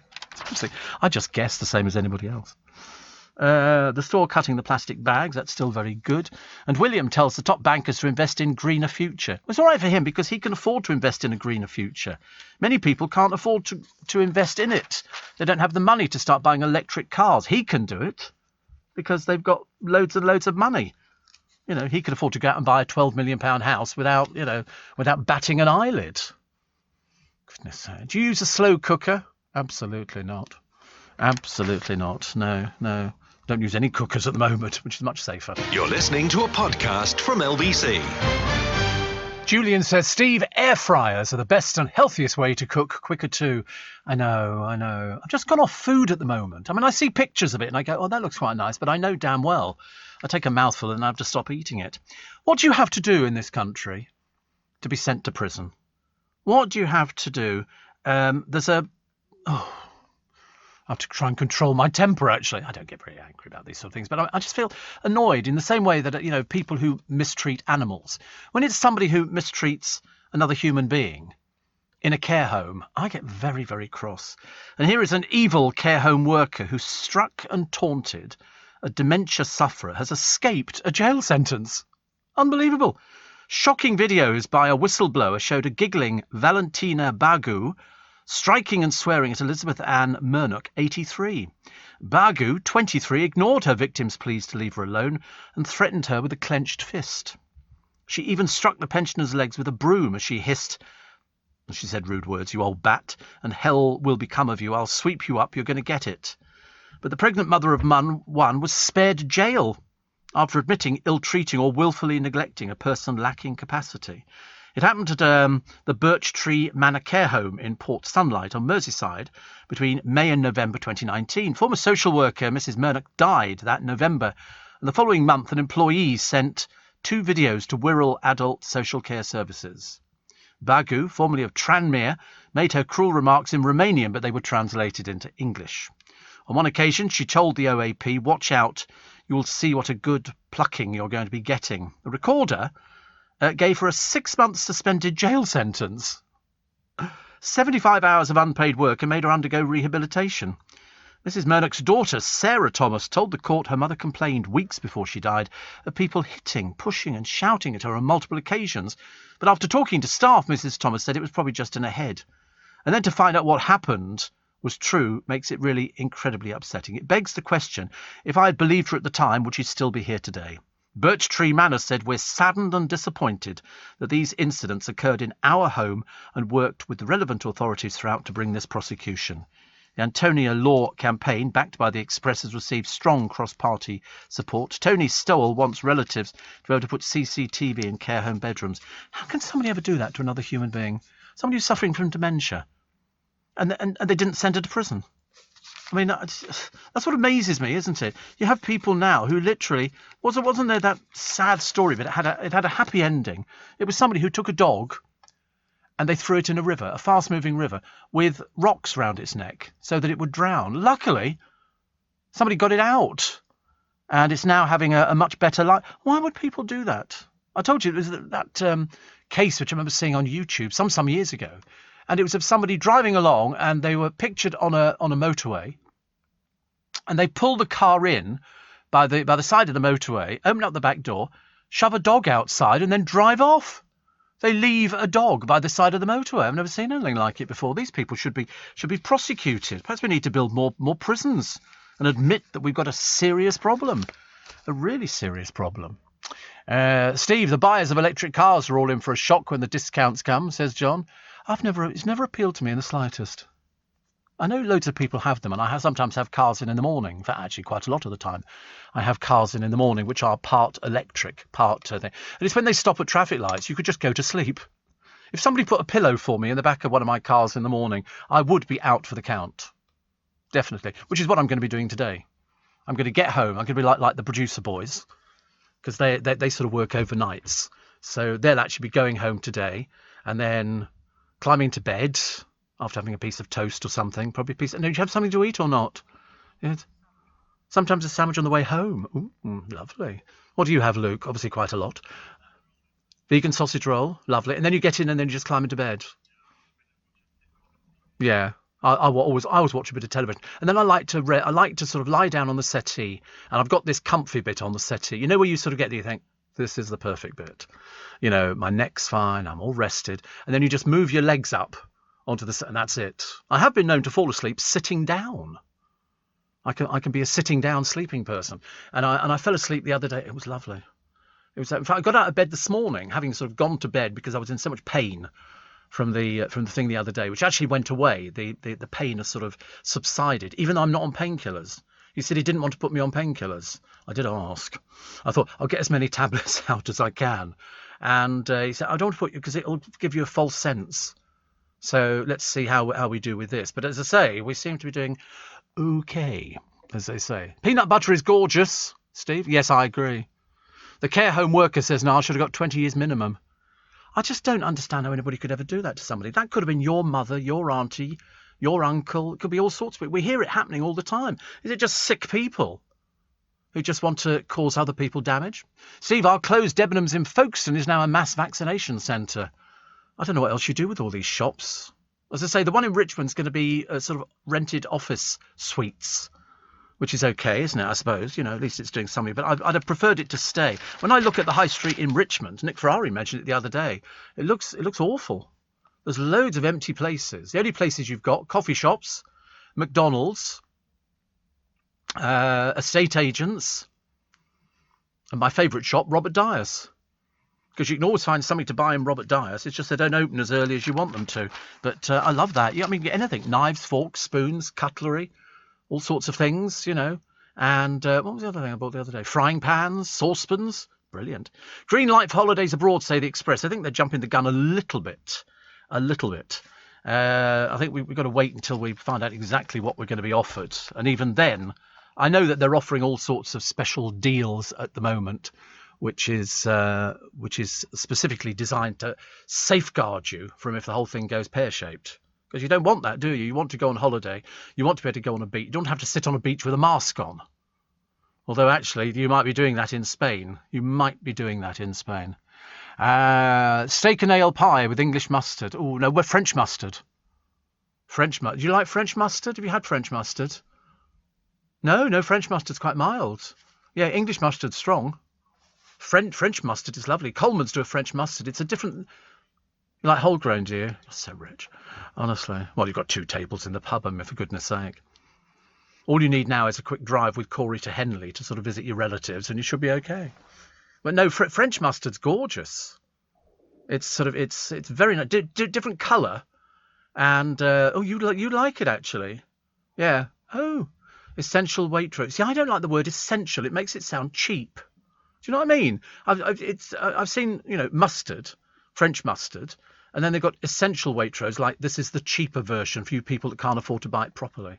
Coleman's do a French mustard, I'm pretty certain.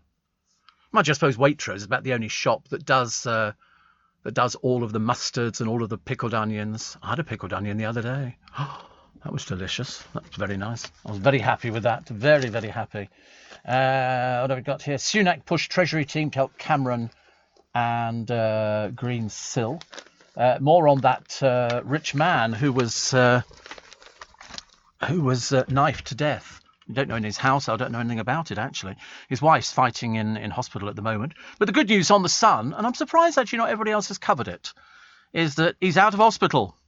Derek Draper, Kate Garraway's husband, is out after more than a year fighting COVID. He will continue to get round-the-clock care at the family's adapted property in North London. And Kate's waited for this for ages and ages. So I think that's the best bit of news that they could have for the weekend. I mean, if anybody exemplifies true British pluck, it would be Kate Garraway. I mean, she's only had nightmares. We've all been going, it'll be fine, it'll be fine. She was very stoically upbeat, desperate to keep the spirits of the family and those around her. Most of us would have crumbled. She didn't. She bounced into work every day, still does. And she says the children are so happy to have Dad home. There's been a lot of joyful tears. Well, that's lovely. I think that's fantastic. That means that they can... what What's his son? I can't work out what his son's got in his face. It looks like he's wearing a microphone. It's you know those microphones you have fitted on your ears and it comes round the side? The son looks like he's wearing one of...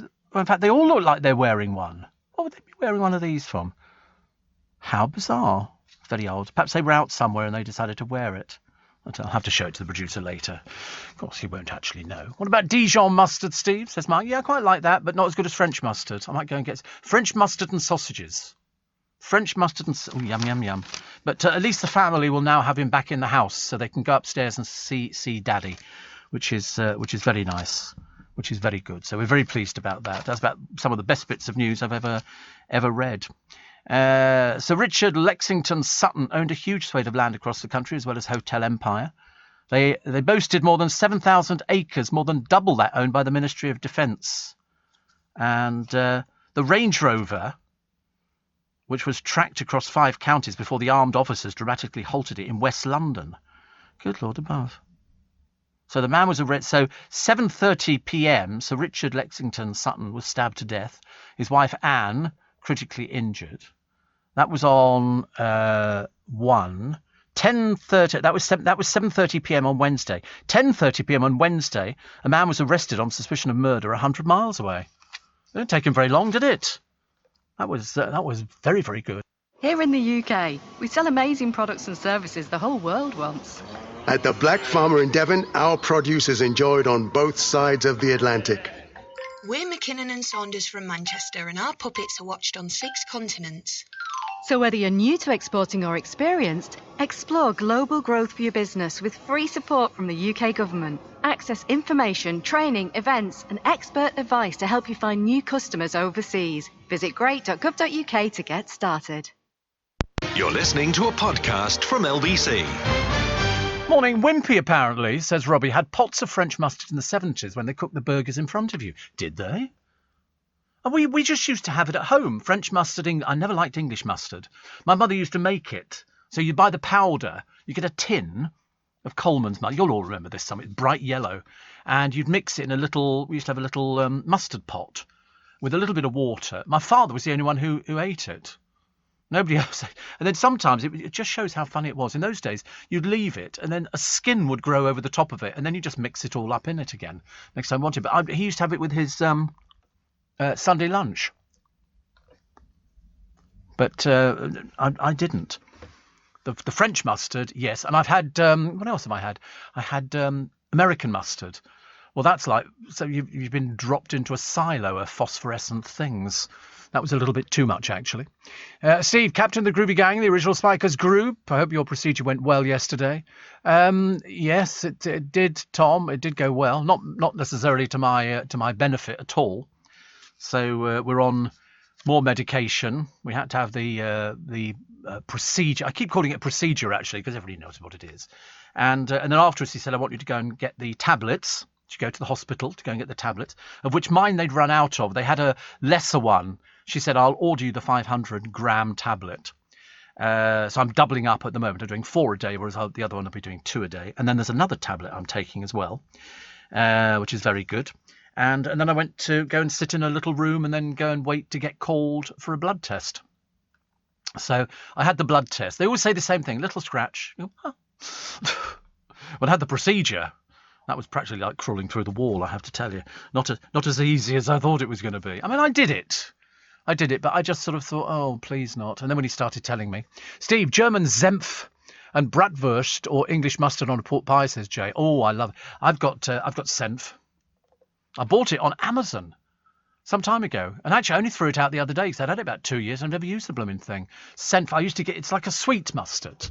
Sweet mustard, very, very nice. And Bratwurst, oh, I do like Bratwurst. I like sausages full stop, actually. They just take so long to cook. Why do they take so long to cook?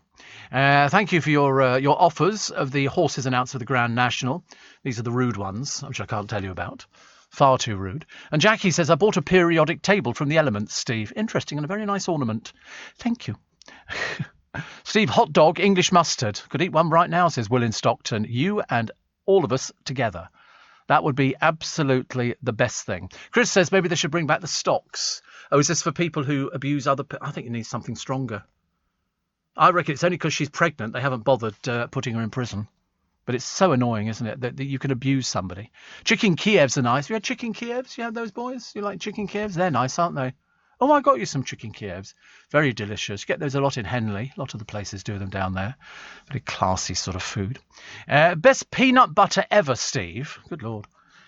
Is Cream Nut by Kievs in Virginia. Available at Partridge's. Good Lord, honestly. You get these things here, which I've never even heard of. Never even heard of. Partridge's, Chelsea. That's from Janice, my flake girl. Listen, Janice and I will grow old gracefully, and she'll always be my flake girl, because she used to advertise Cadbury Flake on the television. So that's why. You had all sorts of people listening. We used to see each other, not all the time, but sort of fair number of times, didn't we, really? Niall says, hope you meant milligrams, not grams. And try warming up some honey and mustard in a pan and pour over sausage. Well, that sounds quite nice. Honey and mustard over sausages. Which mustard, though? Which mustard? Waitrose do a lovely French honey mustard. Oh, Waitrose do one. It's already. You don't even need to mix it. Robin Tottenham says, I love the skin on custard. I just love custard. I bought some weeks ago. Little pots in Iceland. I think you got 6 pots for about £2, and it was Devon creamy custard. And you know, I ate 3 of them at one sitting. I'm really terrible. Really terrible. Eddie recommended the honey and mustard in a pan. That sounds nice. And Steve, in Victorian days, rich men used to go outside for an air bath as maids prepared breakfast. The whole surface of the body was exposed to morning air. Such exposure was assisted by friction of the skin with a loofah. Yes, I used to have a loofah, and I love a real sponge. I bought a couple actually from my chemist goods, and really, really nice. A real proper sponge. Somebody says a 500-gram tablet. You'll need plenty of water for that. I've definitely got the wrong size. Charlie says Dijon mustard is the same as French mustard. Oh, lost you. Come back again. She says, how have I not had this baby yet, Steve? I'm so bored with being pregnant. Send me baby vibes. Okay, here we go. We're all thinking baby vibes. It's gone on for ages. Little Julie says, glad you got some answers yesterday. Not the answers I was looking for, Julie. Not the answers I was looking for. I didn't. I've got 2 weeks of being on these tablets, and then I will go back, and then we'll go through the same procedure again to see whether or not I'm still retaining urine. And I'm hoping not. I'm certainly not eating. Everybody I keep bumping into, Lisa Aziz I bumped into the other day, and she said, you've lost weight. She said, why can't I lose weight like you? I said, do you think I've lost weight? Do you think I've lost weight? You don't know, do you? Yeah, you see the trouble. If you see somebody every day, you don't notice if somebody loses weight. But she's not seen me for ages and ages. So, what's the matter, Luke? I've lost weight. You're such a fibber, aren't you? Honestly, can't even lie properly, can I? I think I've lost a bit of weight, but not obviously as much as I'd like to lose. It's not easy though. But believe you me, I'd rather be sort of slightly overweight and healthy than ill and very thin, because that's not great. And Dolly says, is Mr. Charles still your chemist? Yes, of course. Best chemist in the entire universe. And Mr. Fazzino? No, he's not. He's moved on. He's retired, basically. Mr. Fazzino has moved on. So we have other people that used to work for him. They have a new contracts. Steve, you must have the most famous willy in London, and now you're talking about sausages. Well, it's certain. Of course, the thing I worry about is if somebody goes, "Oh, I do recognise your voice." God, my worst nightmare. So. 18 minutes to 7. I'm only mentioning it to you, not that I need it. And a jail drugs kingpin has wed his sweetheart after astonishingly being granted a 2-day release. 2 officers even drove Benjamin Connor on a 30-mile round trip to the registry office. The decision has left Justice Minister Robert Buckland absolutely furious. He managed to wed Adele Hunter on Tuesday, despite being just 7 months into a 6-year sentence for cocaine trafficking. The bride put pictures and videos online showing her in a dress and the groom suited. He was escorted from HMP Humber, East Yorkshire, to Goole Registry Office, and the 2-hour trip all paid for by the prison. But he was only a little way into a 6-year... I mean, I didn't think they were allowed to do this. I'm not surprised that Robert Buckland is absolutely furious. It's ridiculous. A senior Tory source says Mr. Buckland is furious. The governor thought this a sensible use of temporary release. The rule is, he's in for 6 years, this bloke. He's allowed out, wearing a suit and all the rest of it. I'm sorry, what's the point of going to prison? The rule is in place to visit dying relatives, not to go on a jolly. What next? Lags out for a game of golf? It's not government policy to let drug traffickers out for weddings. Adele says, the staff that escorted my other half was so understanding I'm on cloud nine. I bet you are. I bet you are. Pandemic restrictions mean there are an estimated 804,000 weddings in the pipeline. Connor, previously jailed for drug supply, had almost £7 of cocaine when stopped last July. The Leeds Crown Court, he admitted, he was jailed in September. And apparently the prison let him out after he said he had a right to marry under human rights. You're in prison, pal. You're in prison. Insiders say the governor overstepped the mark. Yes, wait to see him removed, I should imagine, next time. I've never heard anything like it. And the prison paid for it. Because he said, it's infringing my rights. You're in prison. You lose all your rights. You lose all your rights. Chris says, I'm assuming no Prosecco whilst on the tablets. Believe it or not, no Prosecco for months. No Prosecco for months at all. So I'm very good. Very good. Steve, enjoy your weekend, says Kim. And somebody says, I love currywurst sauce and curry powder over my sausages. That's David in Aviemore. Mind you, Aisha, any hot sausages in a frying pan. That sounds quite nice, doesn't it? If you're looking out the window and it's ghastly. Somebody said, is this the food show? Why do you keep repeating yourself? You sounded like a faded old parrot. Is it the food show? Yes. Well, sorry, are you not understanding it? Good God in heaven. Decent sausages are rare. I used to love the HP chili sauce on veggie sausages and a baguette. There used to be a place down here when I used to walk down to the station to get the underground home. The underground. There used to be a place on the left, and all it sold was sausage baguettes and bacon baguettes. And every morning I would go and have a sausage baguette. They'd go, red sauce, brown sauce. I should go ketchup. Mr. Neil says, wishing you better, Steve.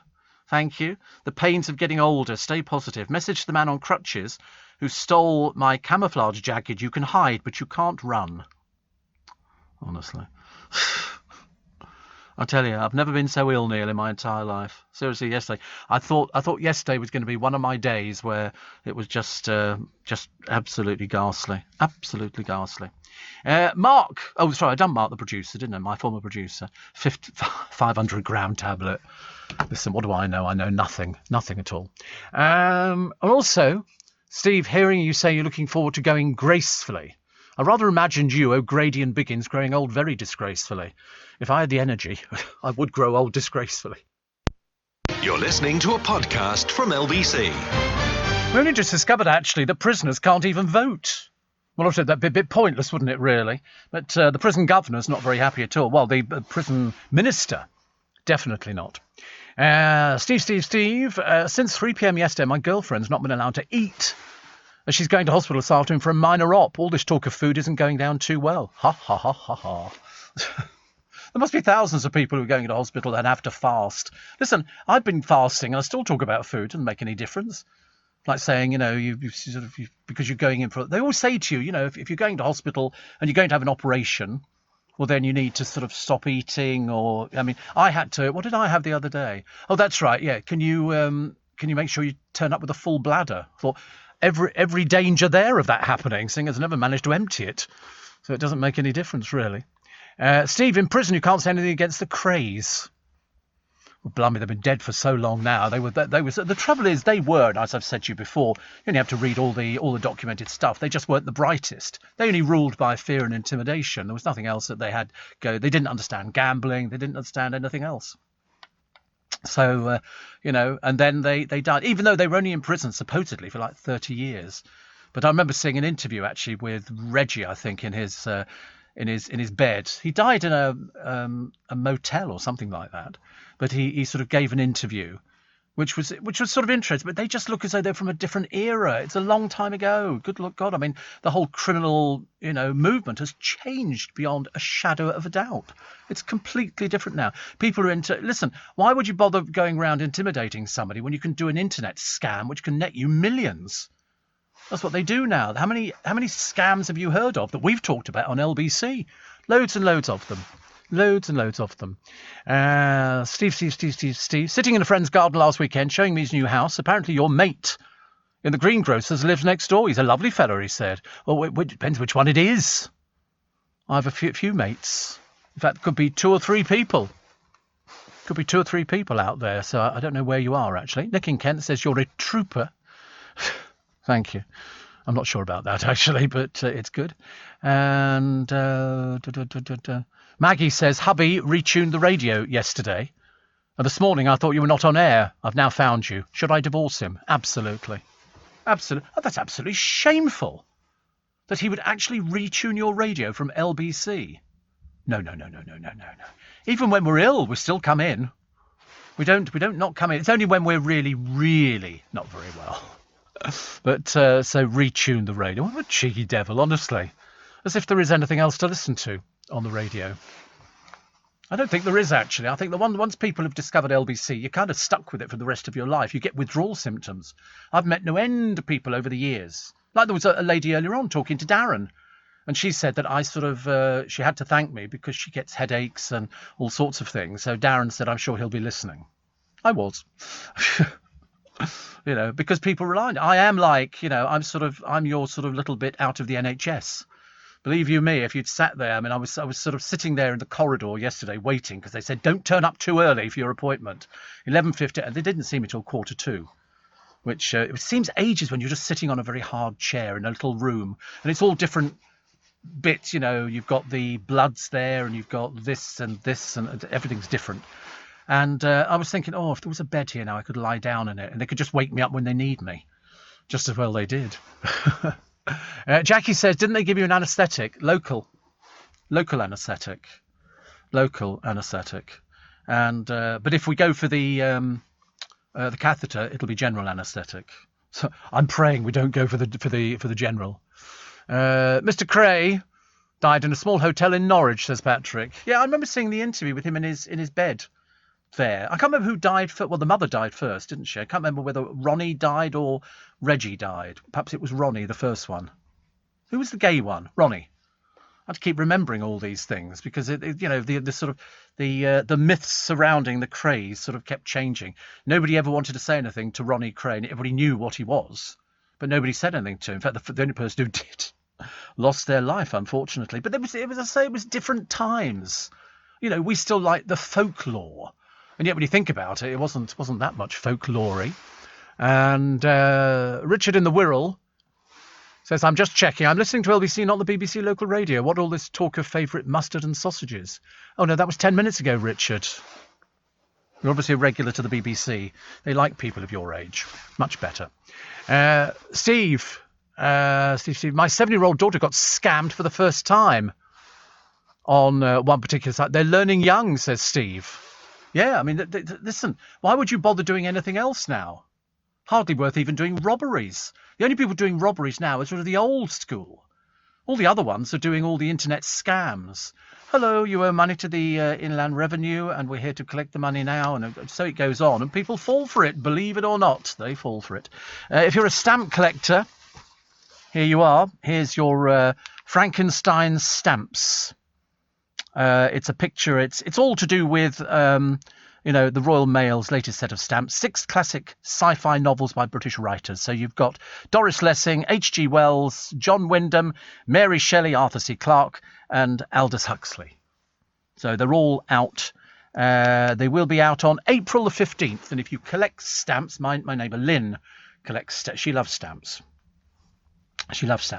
And she will be collecting those. They'll be arriving through the door. I did it for about a year. And to be honest with you, I lost the will to live, actually. 84850 steve@lbc.co.uk. So if you're going into hospital, then they'll treat you very well. I'm a big fan of the NHS, as you know. I always have my little bits of paper and everything else. I take them in there. I end up with so many bits of paper. I've suddenly discovered when I leave the hospital, I'll throw the paper away. screw it up, rip it up, do all the rest of it, because otherwise you end up with bits of paper like there's no tomorrow. I've still got to do the eyesight yet. We haven't got round to that bit. I've got too many other things to worry about at the moment. But we will get there. We will get there. Goodness sake, there's worse things in heaven and earth. Take my word for it. Listen, that's just about it for this morning. Thank you very much indeed for this week. It's been a very odd week as far as I'm concerned. I mean, a very... somebody says you're rustling again. Of course I am. I put my coat on. In fact, actually, I might have to start going out buying jumpers over this weekend. Oh, no, Monday. Can't buy them till Monday, can I? Oh, no, I could probably buy them. Yeah, I can go and get some jumpers. Because it's so cold. I might have to wear mittens in the studio just to make it more entertaining. Could be quite good fun, couldn't it? As you know, I have 2 podcasts every single day. 2 podcasts every single day, and you're more than welcome to them. My first one is the whole show. We take all the adverts out, the travel, all the bits and pieces. And so you just get the programme. And then my little bit extra podcast, which is where we have a gentle chide at minor celebrities. And today, on my little bit extra, Jacqueline Josser seen out with the family. Hubby Dan Osborne, nowhere to be seen, probably trying to get away. Scarlett Moffat has given a tour of a dream home. I wouldn't bother, actually. It does look quite dreary. It's obviously a very modern house. And some well-needed good news as Derek Draper returns home after a year in intensive care. Morning, everybody. Welcome to Monday. It's Magic Monday. So we're all supposed to get terribly excited. Everybody round here is booking pubs like there's no tomorrow. It's either pubs or haircuts. You don't know which one they're going to go for first. I suspect it'll be the pub. One of my producers has booked 3 different slots this week. Another one's got a slot today from 3 till 10. I mean, that's just for 2 tables. If you please. 2 tables. Sophie Wessex, as you heard, reveals that the Duke died peacefully, which is something we all live in hope of. But, we're still getting people writing in. Not very many. It's like sort of 1 or 2 complaining about the sycophancy about the Duke. I don't quite get it, actually. Somebody's saying, blanket sycophancy about the Duke of Edinburgh. It's just politeness, isn't it? He's the husband of the Queen, and he died at the age of 99. So it's not sycophancy, it's just reporting. That's all it is, and it's nice. A pill could help diabetics. That's a nice one. We like that. Actually, what it will do, it will take away having the daily injections. So that could be good. And here's a bit of memorabilia. Remember on the Titanic, the band played? Well, one of the violinists there, he strapped his violin to his body when he was then found later floating in the sea, and inside was a locket. So that's quite a nice thing, isn't it? I'm quite pleased about that, and it could go for about £20,000. £20,000. You see, even after all these years, stuff from the Titanic sells for a huge amount of money. Huge amount of money. Daniela Westbrook still trotting out the same old story because she's moved to the countryside. She thinks she can move into Emmerdale. Doesn't work like that, darling. It really doesn't. I've sat on buses a few times. Doesn't mean to say I could drive one of the things. This Saturday's FA Cup game will still go ahead. And I've got the complete list later on of what you can do today and what you can't do today. And there's quite a lot of things you can't do today because it's in three phases, but don't worry about it. Plus, Giles Brandreth says he wants to be mummified when he dies. Bit of an odd thing to want to be, isn't it, really? And Kerry Katona's daughter, did I mention this one? I can't remember. Kerry Katona's daughter, who's 13, takes her raunchy pictures that people buy. I mean, dear Lord above, honestly. There is one hell of a peculiar family. Very. More snow on the way today. Not in London, which is good news. And the family of Nikki Graham revealed she had anorexia her whole life. How did she get onto a television programme? I don't understand how that worked, really. That's really very sad. And after To the Man Aboard, what did the stars do next? When they brought it, strange enough, I was only watching it last night. It was absolutely brilliant. Absolutely brilliant. Plus, what was the other one I quite liked? Oh, yes, people asking about whether or not the Queen will hand over the reins to Charles. I think she probably will. I think she will cut back on, the flying and stuff like that. She's 94. 94, is she? I think. Yeah, we'll just check. But, no, why shouldn't she? For goodness sake, she's given a lifetime of servitude to the country, or as Hillary will probably call it, sycophancy. Some people are so peculiar, aren't they? 94. I mean, she must want to sit down and put her feet up and watch Emmerdale a few times. Have a piece of cake. A nice thing to do, isn't it? Definitely. But this morning, I'm not drinking tea or coffee. I did have a tea earlier on. It wasn't very nice. So I'm having peppermint tea. Only because the producer said, oh, peppermint tea worked for you last time. I thought, yeah, whatever. I don't believe a word of it. I can't remember it. It tastes horrible. Why is it all these things that are supposed to be good for you taste dreadful? The blind date contestant teased for turning down Amanda Holden. This was like 30 years ago.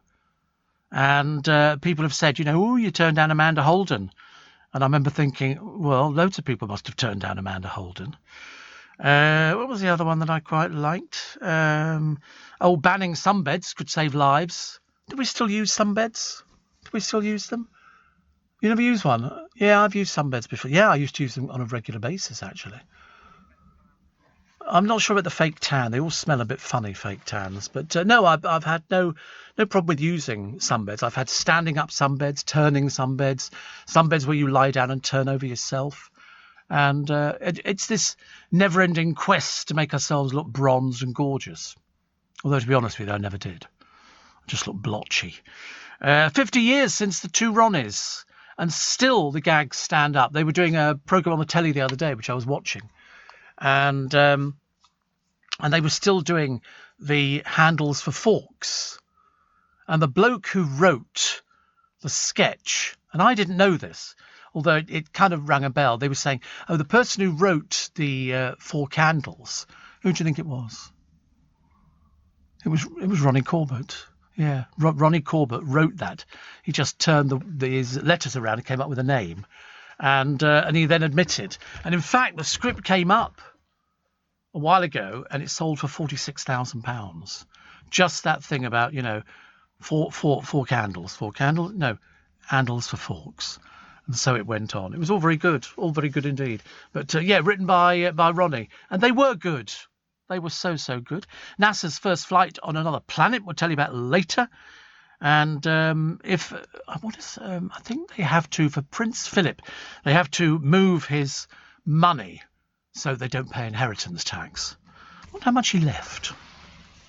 How much? Do you think he was worth a lot of money? Do you think he's left any to us? I shouldn't think so, no. What do you think, Keith? Thanks, honey. But I wonder... Oh, you put milk in it? You put milk in the tea? Yeah. You don't put milk in the tea. You don't put milk in the tea. It's supposed to look like that. Oh. Looks like a sample. You have to throw it away. I'll make another one. Yeah. Just a tea bag and the hot water. Right. I thought it looked a bit odd. You never had peppermint tea before? Never. No, I could tell. Looked like a sample. Honestly. When I looked at it, I thought that's a bit of an odd one, isn't it? Strange coloured tea for peppermint. And it turns out he's added milk to it. It's like when you go get China tea in a restaurant. You just get the tea. You don't get milk in or anything else. He looked aghast. I'm trying to convince myself it's good for me. Shade says, hope the boys enjoy their beers. Yes, I'm sure they will. Petra says, do you have a mild cold? No, I've just got this. It must be like a little chest infection at the moment. It's you know why? It's so blooming cold outside. It is absolutely. I walked out the door this morning. I thought, bloody hell, it's freezing cold. And Big Andy says, voice sounds a bit croaky. It is a little bit, but don't worry. We'll get there slowly. If you can bear with it, I'll bear with it. Don't want to take any more time off. Goodness sake. More BAFTAs. Anthony Hopkins misses the gong. And the butcher who wins his battle over parking tickets. Like 20,000 quid's worth of parking tickets. And he's been fighting them for donkey's years. Do you know, I'm very uncomfortable watching Prince Andrew being interviewed. I know his father's died. I'm well aware of that. But we've not interviewed him up until now about anything. All of a sudden now you can't stop him singing like a canary. Tom Jones wants to be singing at the age of 90. I'd quite like to be broadcasting at the age of 90, but at this precise moment in time. Happy birthday to Alan Ayckbourn and David Letterman. So many happy returns to them. And if you're celebrating your birthday today, many happy returns. There's an Emmerdale star who will sell you a spell. She's very much into witchcraft and stuff like that. And who it is will surprise you. So I'll tell you about that one a little bit later on. And The Night in Belfast, which shows how fragile peace really is. So all of that and your texts and emails, 84850 steve@lbc.co.uk. Roger says on Bangers and Cash, they sold a beautiful Bentley for a low price of $7,500, and unusually it was red. Yes. Pam in Worcester Park says, Steve, milk in peppermint tea. And well, listen, could have knocked me down sideways. Oh my goodness. And Mother says, how are you this Baltic Monday? Bloody freezing down here. But pubs open up here on the 26th of April. Personally not bothered. Hair appointment 30th April, which is good. Here we go. Try a second one. Should be perfect. That's it. That's what it's supposed to look. I know. Who'd have known? Who'd have known? No milk. It's like China tea. You don't have milk in China tea or anything like that as well. I don't know whether it's better for you or not. Try turmeric and ginger. Do you know, I've got turmeric at home. I should have actually thought about that, actually. Alan Tooting says, hope you get better. Yeah, it's not sore. It's a little bit stressful. But probably just for you. So bear with me, please. You're listening to a podcast from LBC.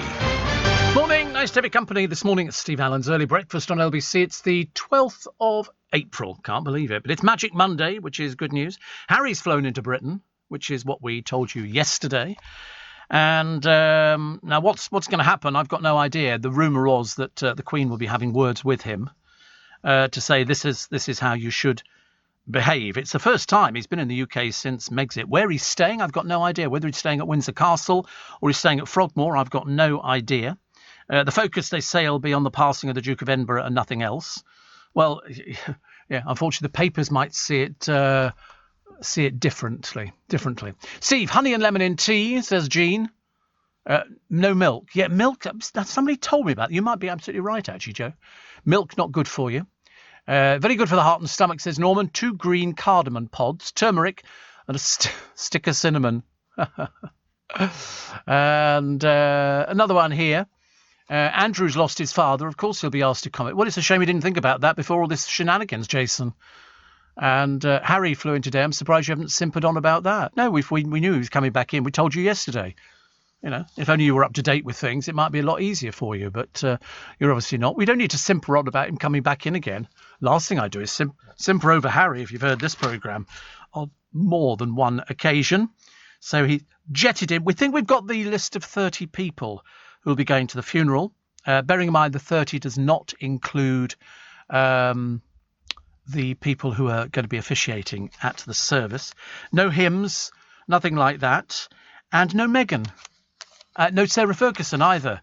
Mind you, that would please the Duke of Edinburgh. He couldn't stand her. Absolutely couldn't stand her. She was never allowed at Sandringham if the Duke of Edinburgh was there.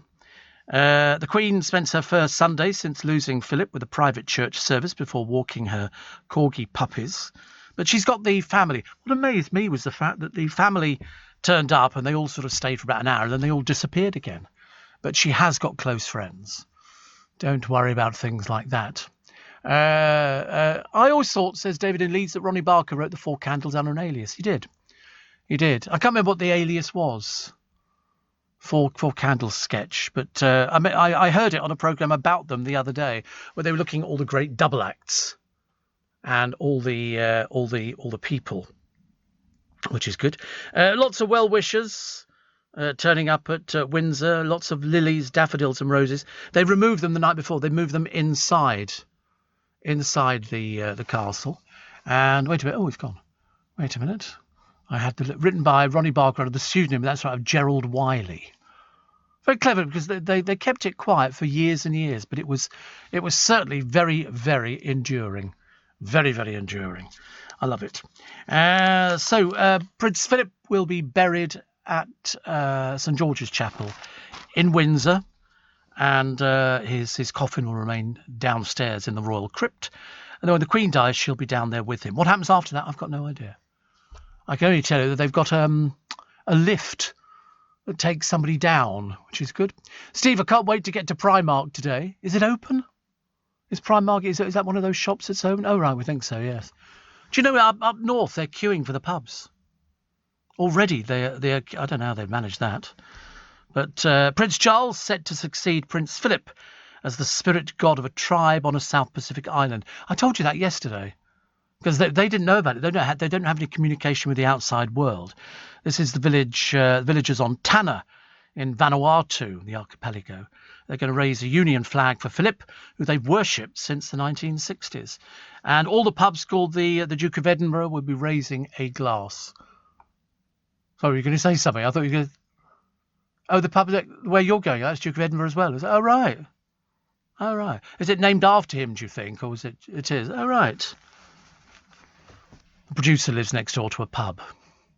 I mean, if that doesn't give you an indication of where we're heading on this programme, there ain't no justice at all. I shall not be going anywhere near the pub, mainly because I'm not remotely bothered about drinking at the moment. But the producer can't wait. His entire life is geared around booking these 2 tables. About 10 of them apparently going. 10 people. Oh, the other thing which I was going to tell you about is that the Duke of Edinburgh's coffin is made out of wool. Made out of wool. Three different fleeces, and he'll be carried in a hybrid Land Rover. It's not the most exotic thing, is it? I've looked at a picture of it, and it's something that he'd had modified, and they'll just drive that down the hill from the castle. He'll be at the state entrance, and they'll just move him into there, then take him down, and then it'll be private. But the coverage will be from about 2 o'clock. That's better. The coverage will be from 2 o'clock, and they have requested, and I keep reminding people, please don't go down to Windsor. There won't be anything to see. There'll be nothing. The gates will be closed of Windsor Castle. You won't be able to look in or peer in or see anything at all. It'll all be very private. So you're better off at home, listening to the radio or watching it on the television, which is much better. But the amount of people who've got nice things to say about him, or as Hillary says, sycophants. Honestly, what's the matter with being nice about somebody because they did a lot of good in their life? I don't know. Having a big nose apparently helped prehistoric humans become the dominant primate. I wish they'd do that again. I wish you could bring back, all these sort of T-Rexes and stuff like that. I suppose one of these days they might actually get round to it. Trevor Kavanagh talking about for a fugitive prince holed up in Hollywood's Billionaire Row. Harry's tribute to his grandfather was just a tad rich. He had to come back, though, didn't he? I don't think there was any shadow of a doubt in anybody's mind that Harry would come back. There was never any chance that she was going to come back. Having just embarrassed the royal family, there was no chance. And I think that was probably the best decision. Stay over there. I don't know where he's staying. He could be at Windsor Castle. He could be at Frogmore. I've got no idea.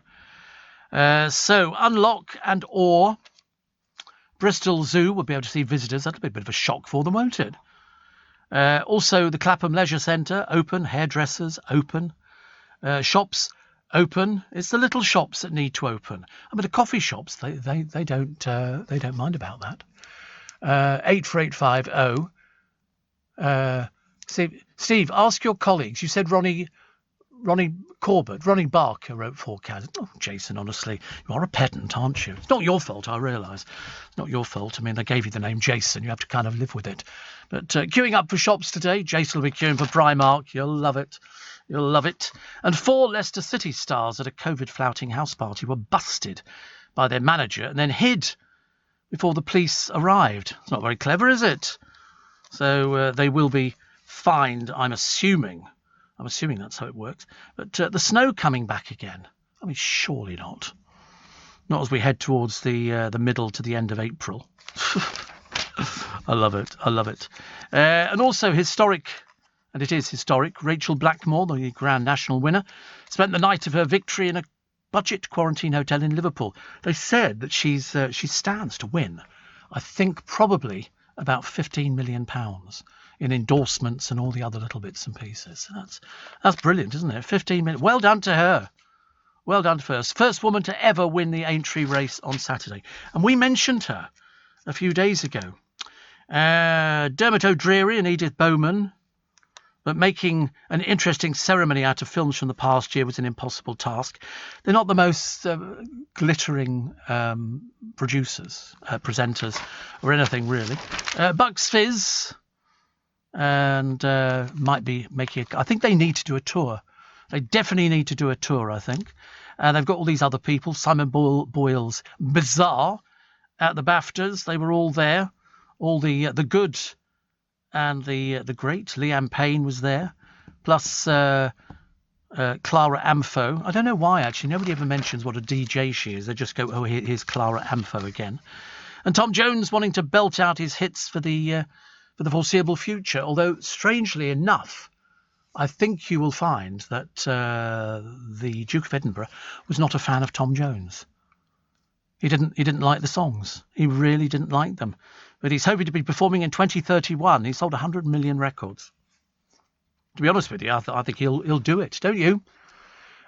Steve, on Bang. Oh, a lot of people. Do you know, I do like this Bangers and Cash program.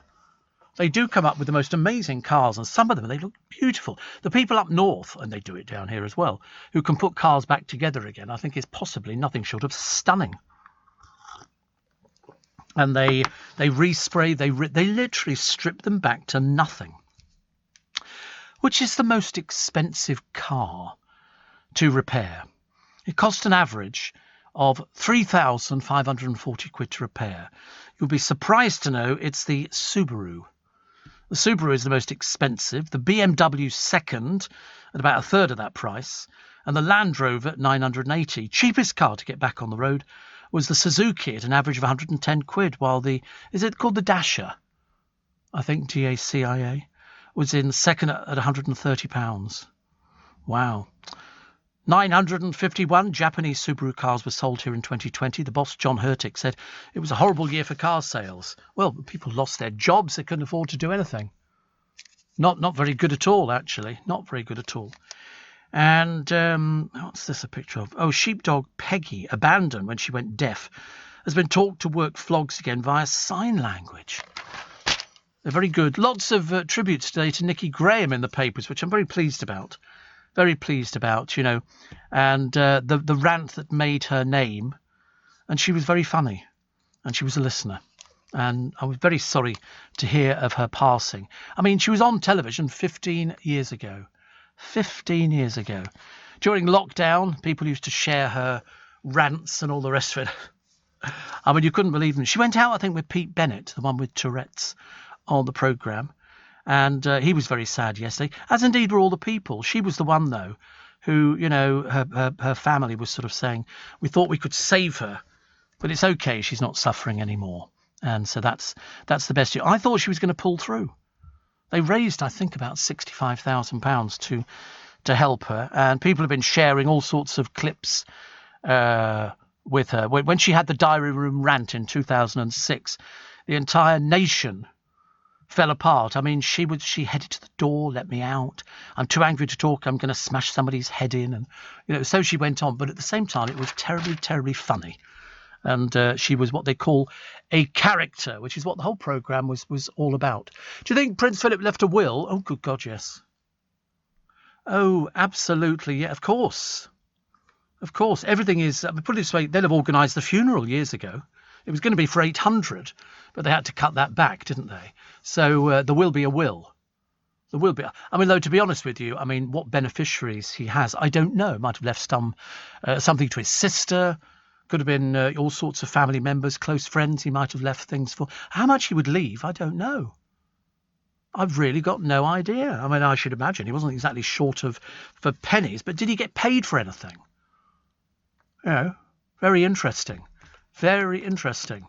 So, will he leave everything to Quick? Well, obviously, as she's his widow, she inherits everything. But there might be, as I say, different other little bits and pieces. Hopefully, over the course of this week, we shall find out more. But no, it's all been organised.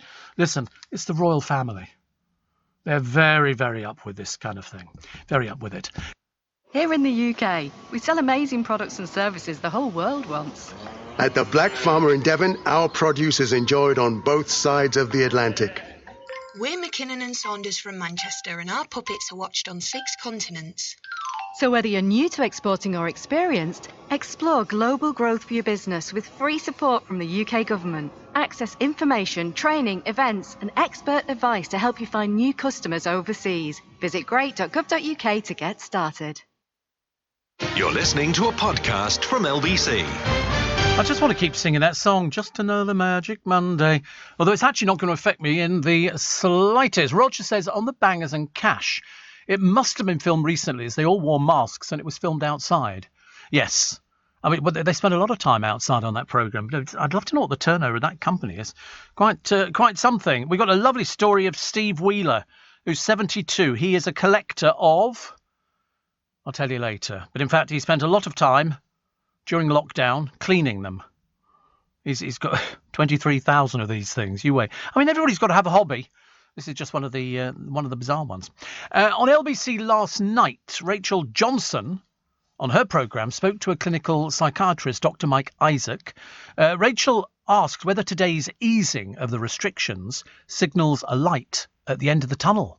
Possibly. I mean, I think it's very complicated issue in lots of ways because people have got very mixed feelings about renewed freedom. I've been quite struck. A number of the people that I've seen have had a relatively good pandemic, if that's the right term, because they are normally restricted to their houses. They don't go out very much because they've got mental health problems and other things.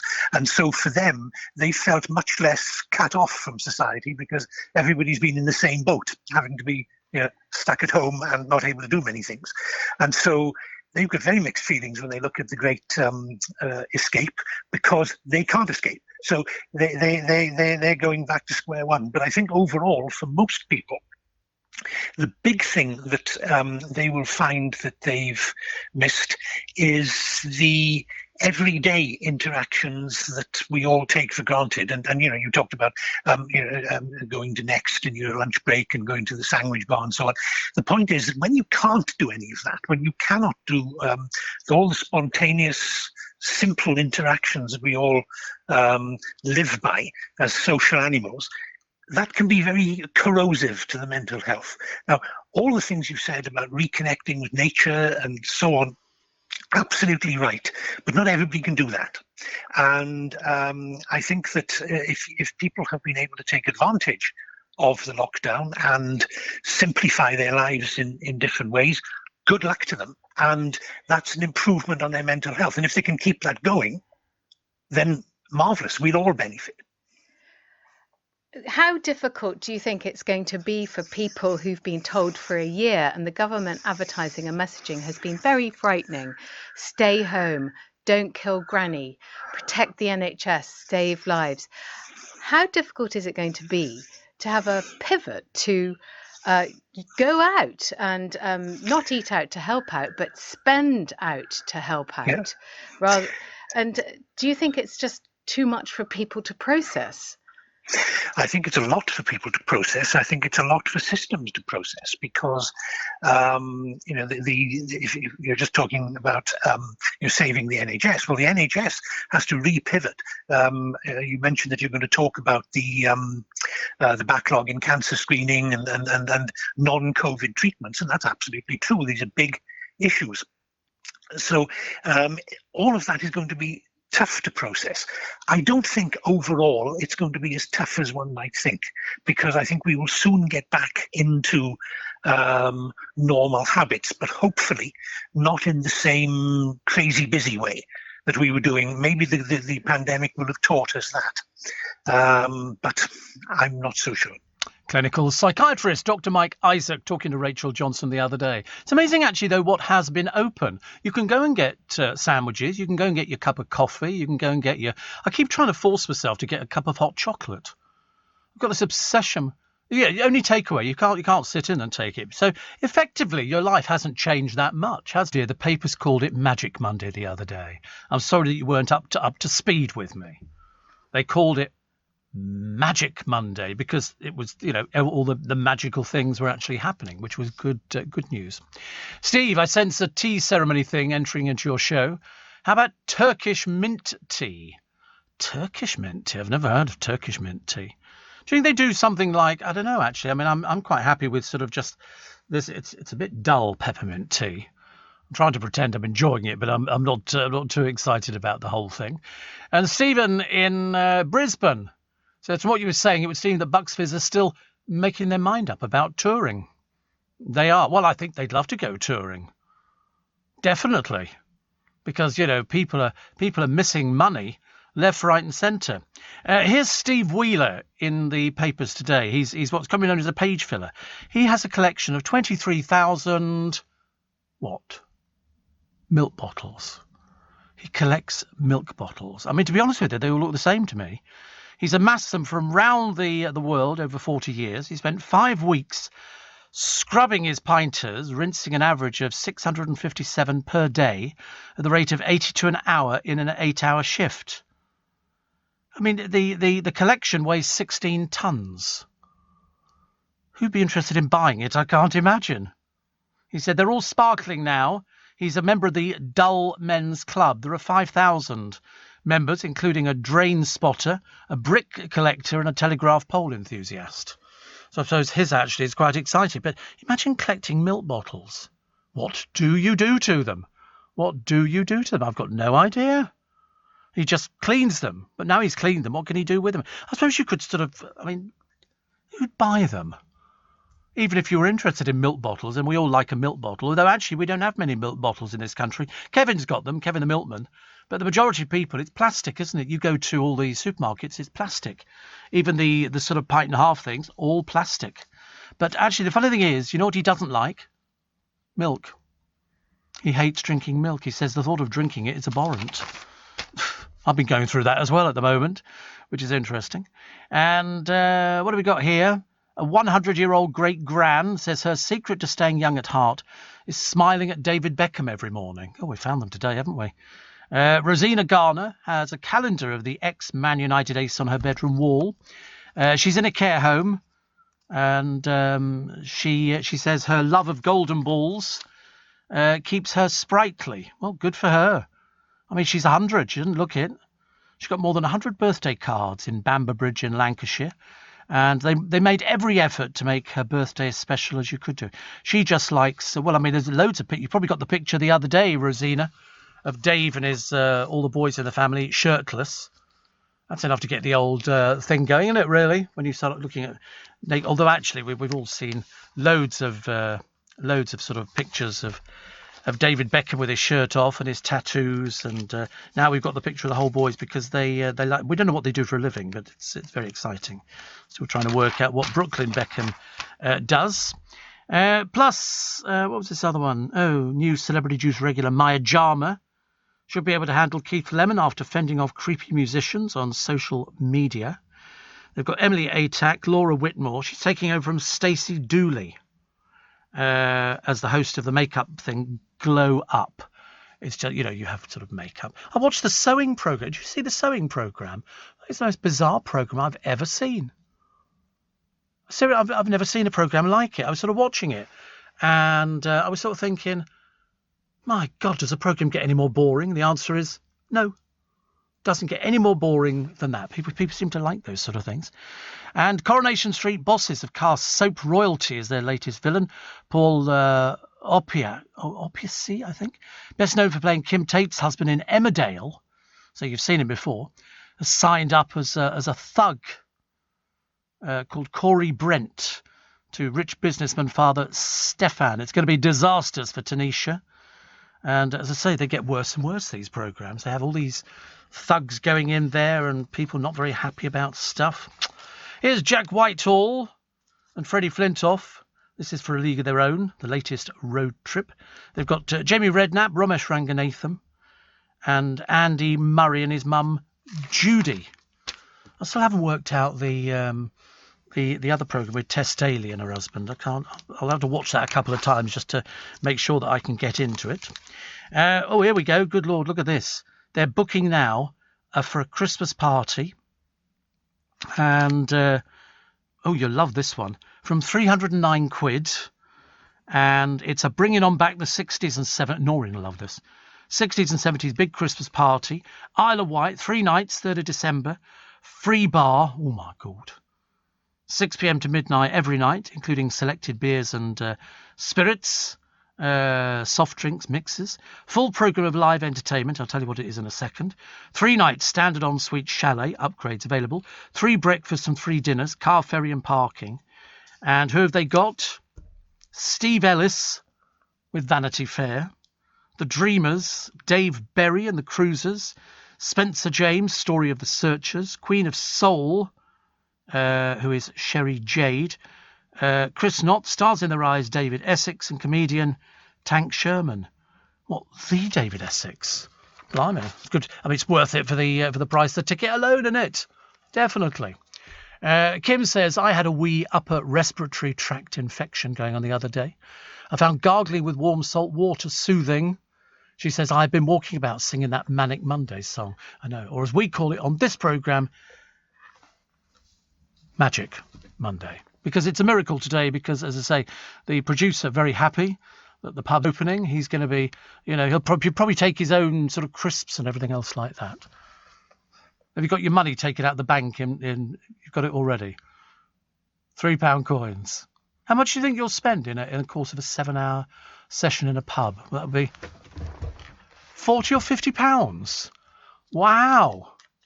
Blimey, somebody's a bit loaded round here. I need to go and check my contract again. Somebody said to me the other day when we were sort of because of Philip, we did a retrospective of all the best interviews that LBC had over the past nearly 48 hours, and somebody said, "Are you being paid for this?" I thought, "Of course I'm being paid for it." That's like writing to Trevor McDonald and going, "I'm sorry, are you being paid for what you do on the television?" Of course he is. You don't have to do the interviews. He's linking them all together. People watch him and people listen to me. Giles Brandreth wants to be mummified when he dies. Could be arranged, Giles. Could be arranged. A bit like Jeremy Bentham. And if you don't know who he is, you'll have to read up. You'll find him all over YouTube. You see pictures and everything else. And he died years ago. You're listening to a podcast from LBC. Morning. Do you know who the Queen's closest friend is? It's her dresser. She's the one who looks after all her clothes and everything else. They've been close for years and years, and I think she will be turning to her, I think, over the next few days, and probably has been for ages and ages. So they're rallying round the Queen, which is what we were predicting. And I suppose the big question is, well, for the papers, how soon before she hands over the reins to Charles? I mean, she's said that she won't. As long as she's compos mentis, she said she will carry on doing her job, because that's what she said she was going to do. Earlier this morning, Darren, if you heard him, was discussing the reopening of pubs and restaurants, outdoors at least, with the founder of the Beautiful Pubs Collective, Sam Hager. The Beautiful Pubs Collective have 3 pubs in Leicester, and Darren asked if Sam had been looking forward to today's easing of restrictions. Yeah, absolutely. Extremely excited. Still a little bit frustrated that it's only a partial reopening, meaning that we can only open 1 out of 3 of our pub businesses today, but it's still very excited. We're going to be opening our flagship pub, The Forge in Glenfield, which has now got a capacity for over 200 people outside. So weather permitting, we're looking forward to showing people what great Leicester hospitality is all about today.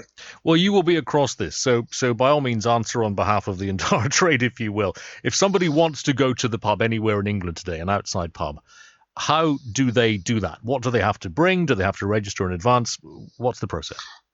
Well, lots of operators doing things differently, and ironically, lots of local councils are doing things differently. But the information that I'm given from the body that I look to is certainly make it as easy and as safe and as accessible for people to come and join us as possible. Our pubs won't be taking bookings. We'll just be encouraging people to come on and come and visit us. I think with the perils of the British weather, it seems more sensible just to allow people to come down to us. But no, you can come down. We suggest that you do bring a mask with you, although it's not law to have a mask outside.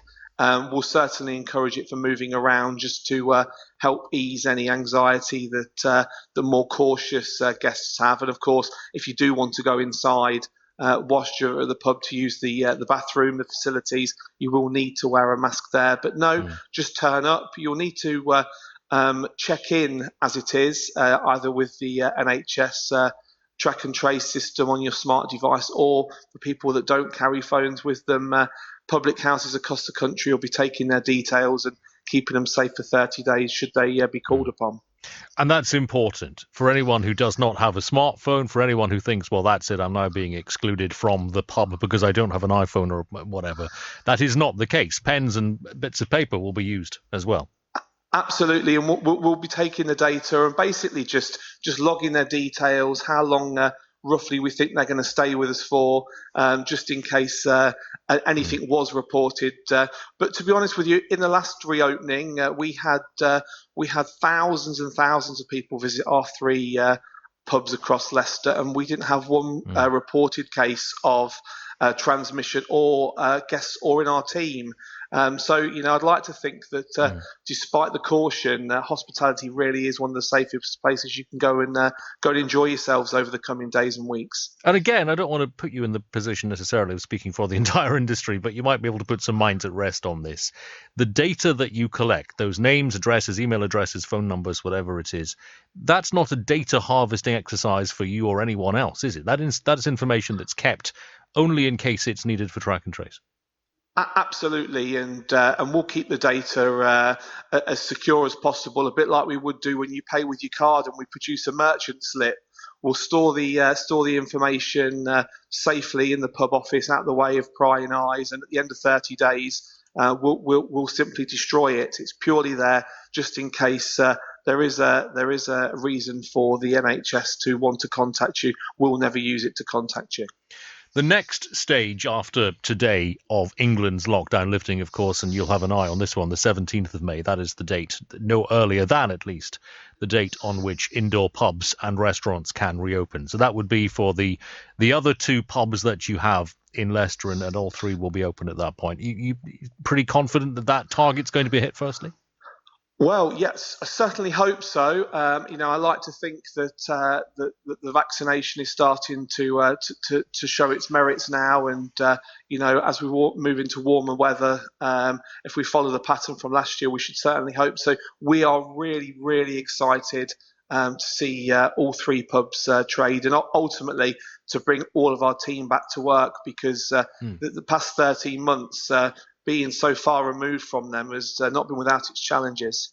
Sam Hager, who's the founder of 3 pubs in Leicester. So let me just get this right. So when you go to your pub later on today, obviously very excited, do you have to wear a mask? They ask you to wear it. So if you're sitting outside, you've still got to wear a mask. Oh, right. So obviously, when you're drinking, you could take the mask off. Right. Interesting, isn't it? So very shortly, are we going to be doing away with masks, or are we not doing away with masks? Because I'm not sure where we can go with this thing. If they're sort of unlocking the pubs and all the rest of it, I'm beginning to wonder whether or not eventually they'll say, well, because he was talking about putting a mask on if you're going inside to use the bathroom. So you could sit outside with all these other people who might be infecting everybody, but you don't need to wear a mask. I think it's good to wear a mask. I think that's what we've sort of got used to. Susie says, I believe you collect theatre posters. What's the oldest one?